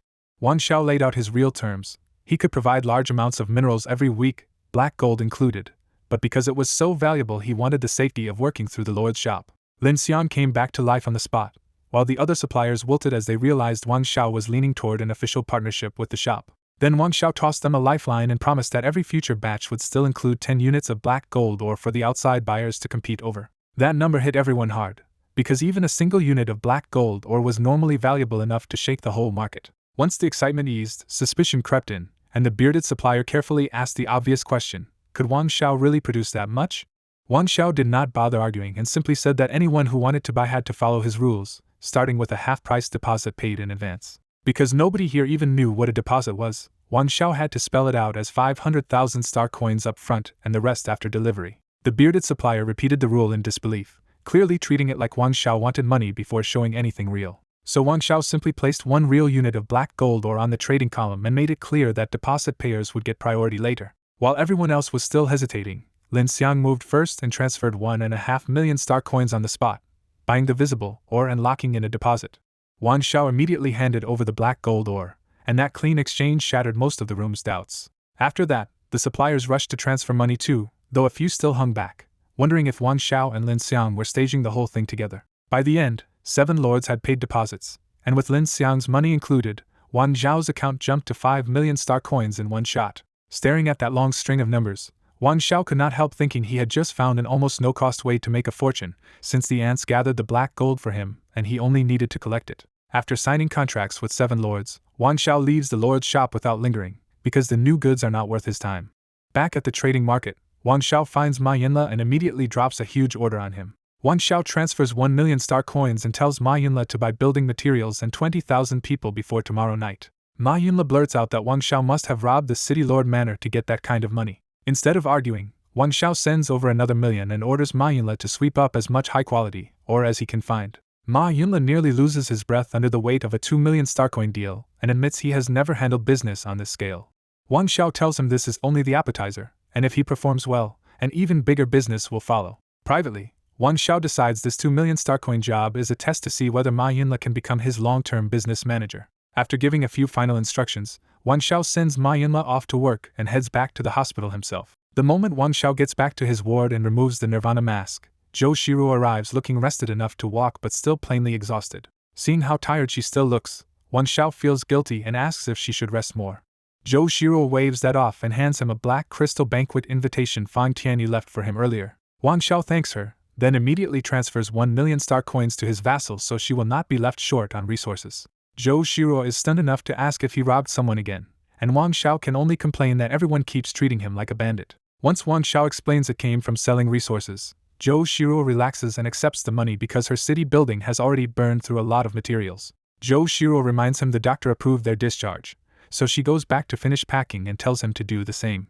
After packing up, Wang Xiao gets mobbed again on the way out, but he slips on the Nirvana mask and finally escapes the hospital crowd. After leaving the hospital, Wang Xiao parts ways with Zhou Shiru on the street, grabs a quick meal at home, and then opens the entrance back into his territory. Inside, Wang Xiao finds both city-states already completed and more than half the mountain range eaten away by the metal-devouring ant. The devoured mountain has become a glittering ore field, with refined minerals strewn like stars and the leftover impurities turned into soft planting soil. Wang Xiao splits the population cards and sends more than 20,000 civilians raining down into the 2 city-states. With one order, the newly formed civilians rush to the mountain zone and start hauling or back into storage by sheer numbers. In barely more than 10 minutes, the automated workforce pulls in huge ore gains, even though black gold ore itself is still coming in slower than Wang Xiao hoped. Since he still has a week before delivery, Wang Xiao sets the ore issue aside and turns to the beast eggs Qin Jinrong gave him. As he checks them one by one, Wang Xiao realizes Qin Jinrong put real thought into this gift, including 6 combat eggs with mixed attributes, and even a platinum one. But Wang Xiao does not need more frontline power first, so he keeps looking for something that can grow his territory instead. He locks onto the support-type Bright Moon Merman when he sees that its mermaid tears can massively speed up spirit grass growth. That discovery hits Wang Xiao like a second golden goose, and for once he feels Qin Jinrong was incredibly generous. Wang Xiao contracts the Bright Moon Merman first, and the interface tells him it will hatch in 1 hour. He chooses not to waste an acceleration card because the merman needs a proper water habitat before it comes out. Since one spring is nowhere near enough, Wang Xiao searches his remaining eggs for something that can dig him a real pool fast. He contracts a platinum dark swamp crocodile dragon and is startled to see it is a rare beast born with both earth and water attributes. That rarity thrills him, but it also bothers him, because someone with his academy knowledge has never even heard this beast's name before. Wang Xiao starts wondering if the military got this egg from a secret realm no one knows about yet. Before he can think further, the egg cracks open and a forearm-long crocodile-headed hatchling crawls out with tiny wings on its back. Those little wings confirm the dragon part is not just a name, and Wang Xiao immediately uses his last 10,000 times growth increase on it. The beast starts shedding again and again, its scales darkening each time as its body swells into something monstrous. When the growth finally stops, Wang Xiao is facing a 6 to 7 meter youth-formed giant with black scales, horns, and real combat skills. The new beast throws its head back and roars, and the force of its wing beat blasts Wang Xiao off his feet. Instead of getting angry, Wang Xiao scrambles up grinning, because this fresh level 1 platinum beast already looks faster than his level 2 Ice Thunderhorn Wolf. With his Ice Thunderhorn Wolf, the new platinum crocodile dragon, the lava bear, the black turtle, and the spider mother nest in mind, Wang Xiao suddenly feels strong enough to challenge a level 4 lord.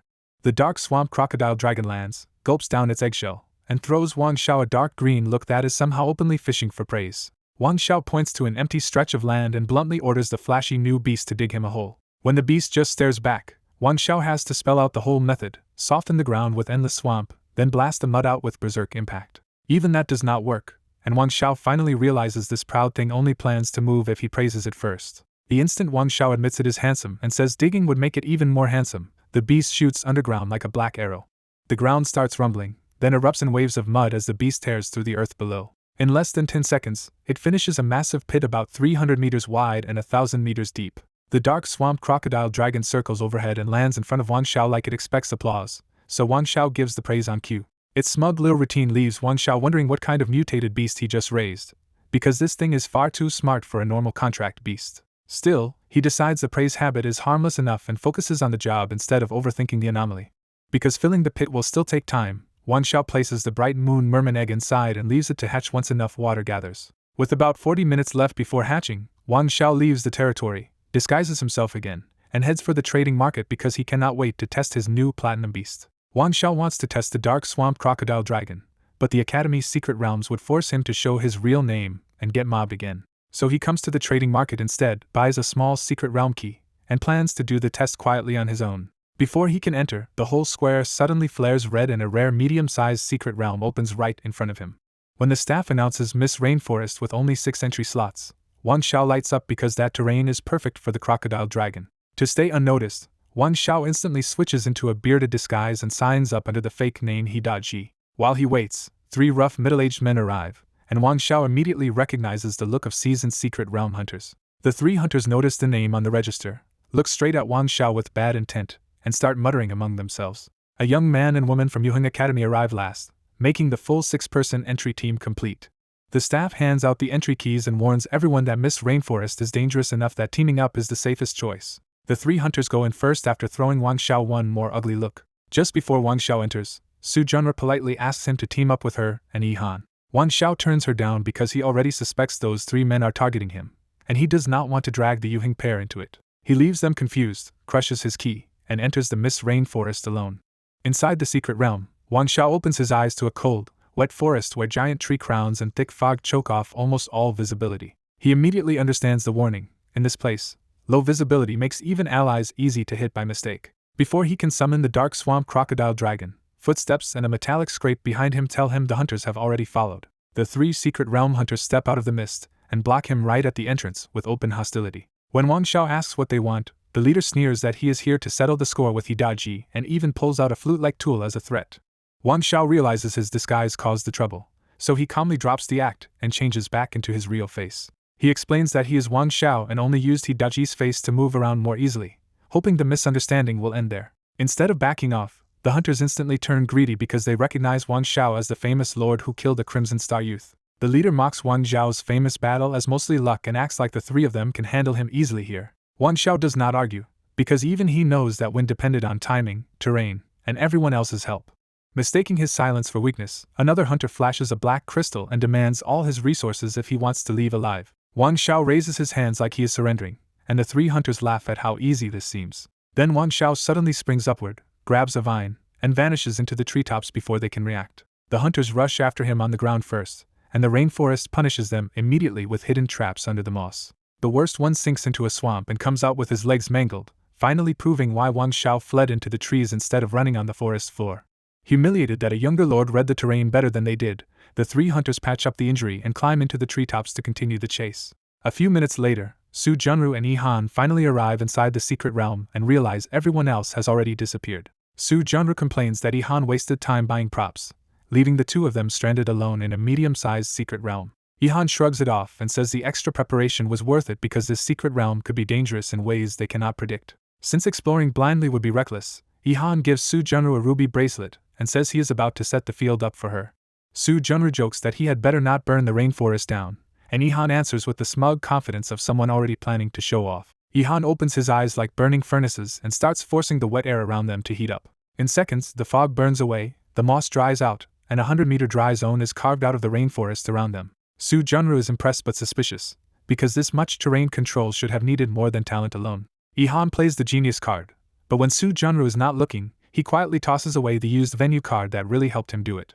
With the ground prepared, Su Junru starts building her base and tells Yi Han to guard the area for the next 15 minutes. Yi Han responds by summoning his Lava Ripper, a compact red saber-toothed tiger whose aura is far stronger than its size suggests. He grumbles that if this trip goes well, he can evolve the beast to gold and stop being mistaken for that famous beast tamer from Kaiyan Academy. Su Junru instantly needles him by saying he is not even half as good as that Kaiyan lord anyway. Too annoyed to answer, Yi Han whistles and sends the Lava Ripper into the forest to patrol. 3 kilometers away, Wang Xiao finally drops from the treetops and takes a moment to catch his breath after that brutal swing through the canopy. He judges that he is far enough away now that the Yuhing pair should not witness whatever he is about to do next. As the hunters close in through the branches again, Wang Xiao finally summons the dark swamp crocodile dragon and orders it to hide underground. With his trap set and his prey rushing toward him, Wang Xiao looks up at the incoming hunters and smiles like a man back in his favorite line of work. The 3 secret realm hunters finally spot Wang Xiao in the rainforest and drop down, smug that they have cornered him after the chase. Instead of answering their taunt, Wang Xiao pulls out a scroll and asks what level they are, which throws the hunters off for a second. When they answer that all 3 are level 4, Wang Xiao decides that is close enough and tears open the scroll on the spot. White barriers rise through the rainforest and seal off a huge challenge arena, trapping both sides inside until one side is defeated. The hunters laugh at first, because a challenge scroll means the winner can strip the loser of territory and resources, and they think Wang Xiao just handed them everything. Wang Xiao says nothing, because this was exactly his plan. His own territory is too small for his current strength, and he ran this far so the Yuhing Academy group would not get dragged into the challenge. His confidence makes the hunters stop joking, and they quickly switch to serious battle preparation. Their leader orders a manufactured battlefield, and a venue card turns 100 meters of rainforest into a stone desert around them. Another hunter summons 30 goblin archers and forms them into 3 ranked lines to screen the trio. The archers unleash flying fire-flowing arrows, and a burning volley screams straight at Wang Xiao. Wang Xiao barely reacts and calls out for Handsome, trusting his beast to handle the attack. A huge black shape bursts up and takes the full arrow storm, and when the sparks clear, it is completely unharmed. The hunters are startled because this is clearly not Wang Xiao's familiar golden armor black turtle, but a horned, winged-scaled beast they have never seen before. Before they can make sense of it, the dark swamp crocodile dragon beats its wings and a violent gust sends both the second arrow wave and the goblin formation flying. Then it turns into a streak of black lightning and smashes through all 30 goblin archers in one brutal pass. Panicked, one hunter throws out his real trump card and summons a 5-meter iron rock giant. The giant plants itself, and actually stops the dark swamp crocodile dragon's full charge with raw strength alone. That makes Wang Xiao pause, because even his dragon's monstrous power gets checked for the first time here. He checks the enemy and learns the iron rock giant is gold level 3, a strength-focused soldier backed by a power-enhancing skill. Wang Xiao realizes the answer is not to overpower it head-on, but to use the Dark Swamp Crocodile Dragon's speed instead. Before he can even give the order, the Dark Swamp Crocodile Dragon makes the same decision on its own and flashes around behind the giant.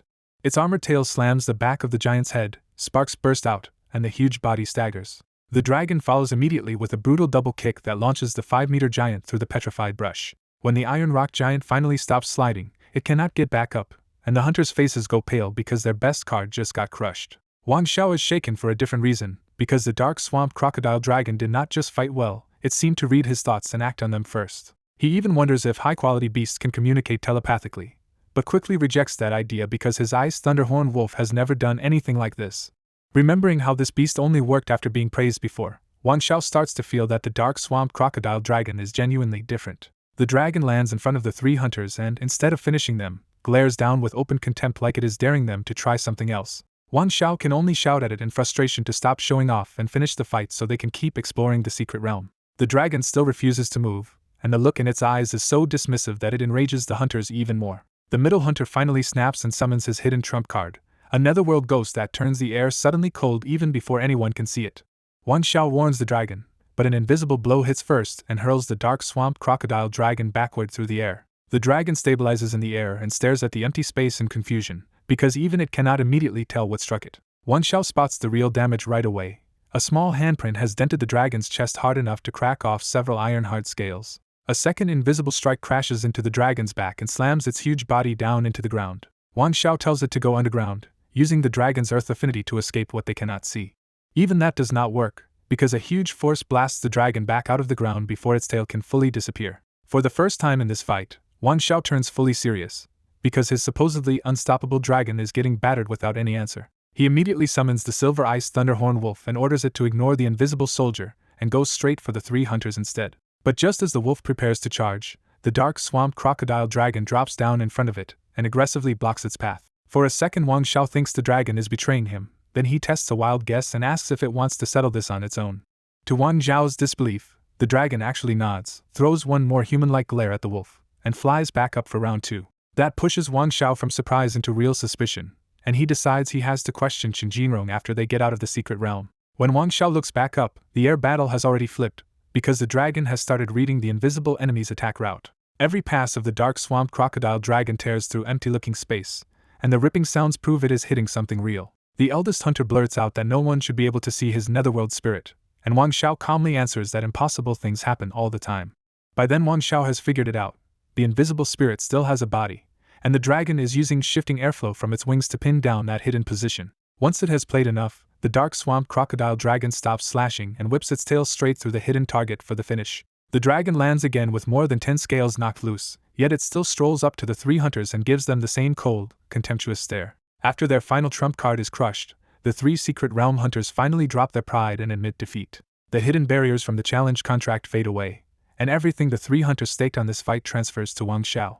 In one stroke, Wang Xiao's territory balloons by 700 kilometers, plus 11 city-states, 60,000 people, and a mountain of resources. He can barely hide how pleased he is, because this one battle saved him months of grinding for land and supplies. Still playing the gentleman, Wang Xiao asks the defeated hunters whether they are truly convinced by the result. One hunter mutters that Wang Xiao would never return the spoils anyway, and Wang Xiao cheerfully proves him right.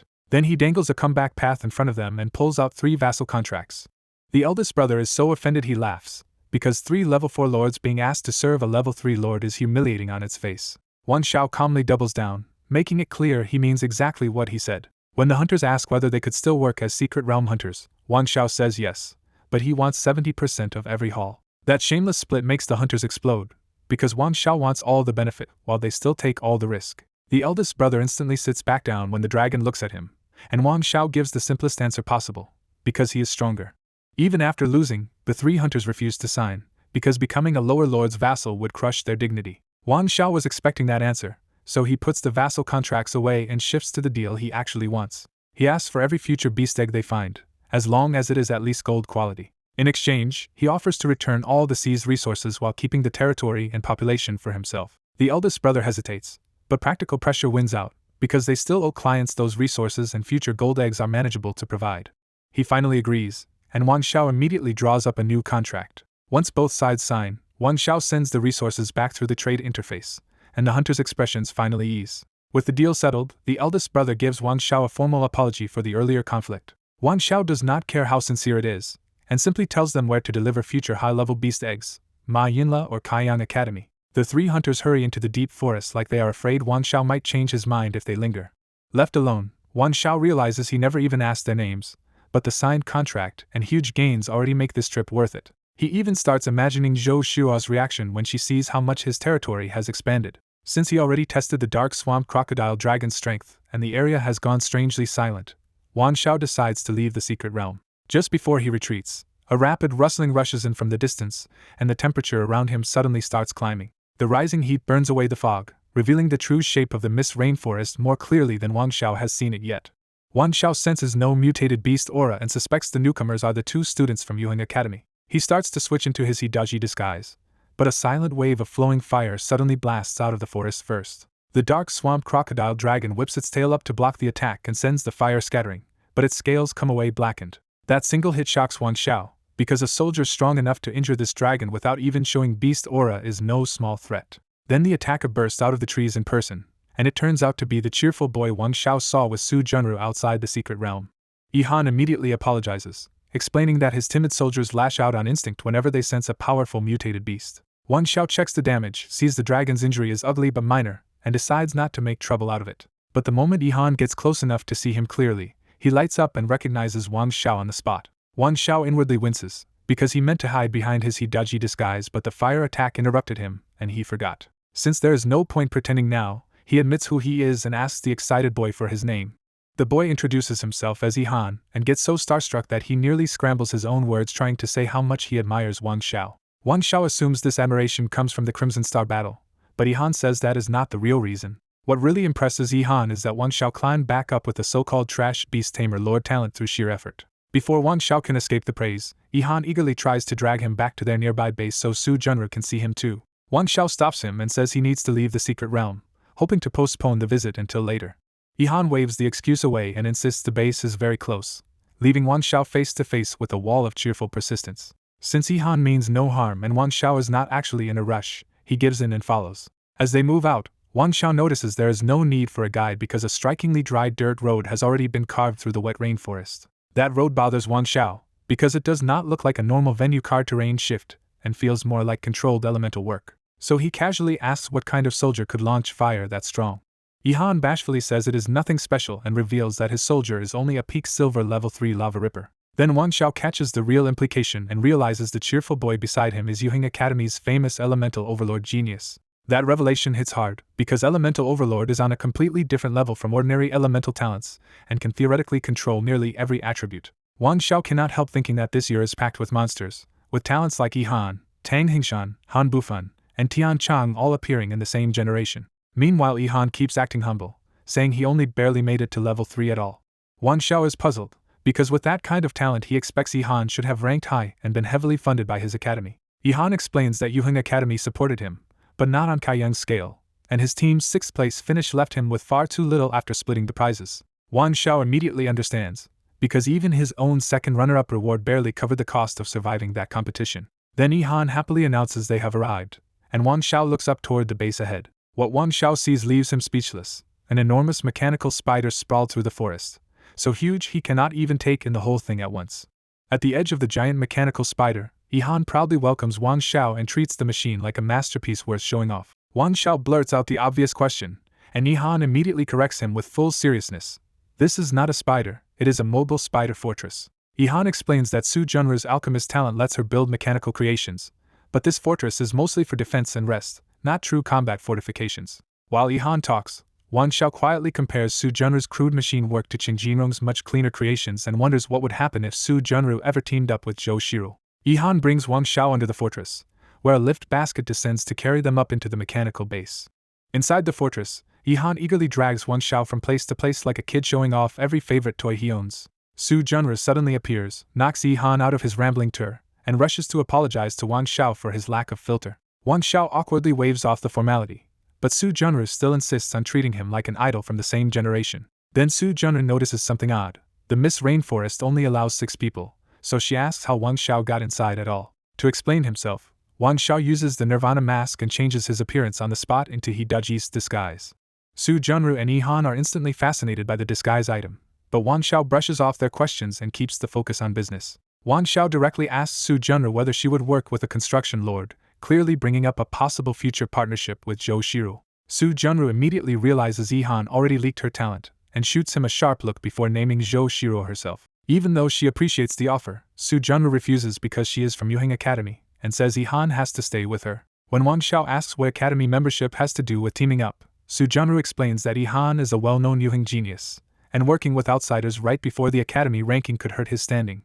Wan Xiao still cannot make sense of why the two of them seem inseparable, but he respects the boundary and stops asking. With the partnership refused, Wan Xiao takes out the secret realm key and politely says they can look for a chance to cooperate after the academy ranking ends. That is when Su Junru blurts out the real issue and asks if Wan Xiao is leaving because he already found the sacred beast heart. Wan Xiao's puzzled reaction makes it clear he entered this medium secret realm without even knowing what the sacred beast heart was. Su Junru is stunned that a beast tamer lord skipped the secret realm briefing, and Wan Xiao can only stand there awkwardly because that is exactly what happened.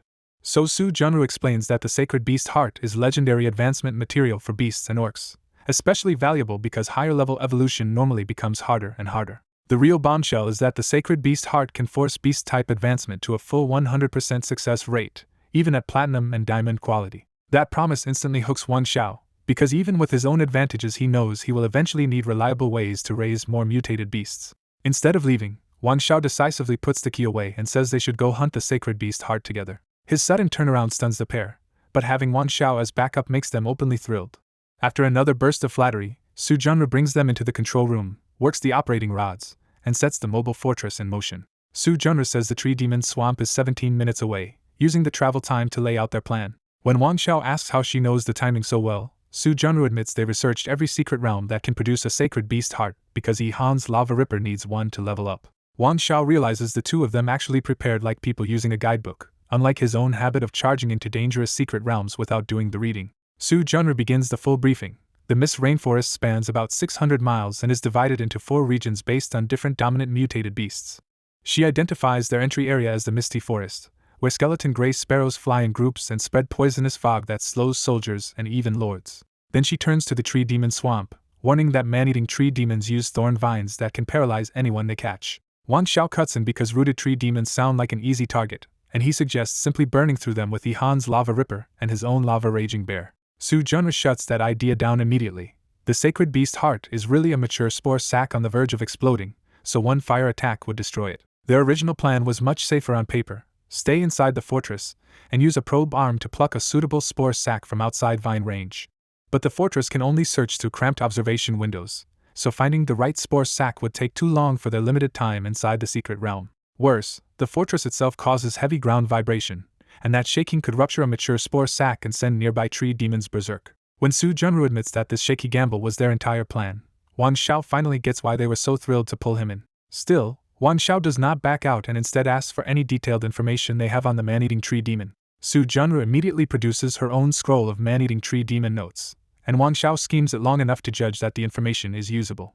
That quick judgment lights up both of them, because it sounds like Wan Xiao already sees a workable path. Wan Xiao explains that the man-eating tree demon's spore sac sits at the top of a long stem about 10 meters up, even above the tree canopy, so the probe arm idea is not wrong. His small change makes the real danger clear. After the fortress stops, someone has to climb out onto the probe arm to search from above where the view is clear. The suggestion leaves Su Junru and Ihan in uneasy silence, because they built this fortress to avoid having to put a person that close to the tree demons. Wan Xiao does not pretend the danger is small, but he says plainly that nothing good comes without risk.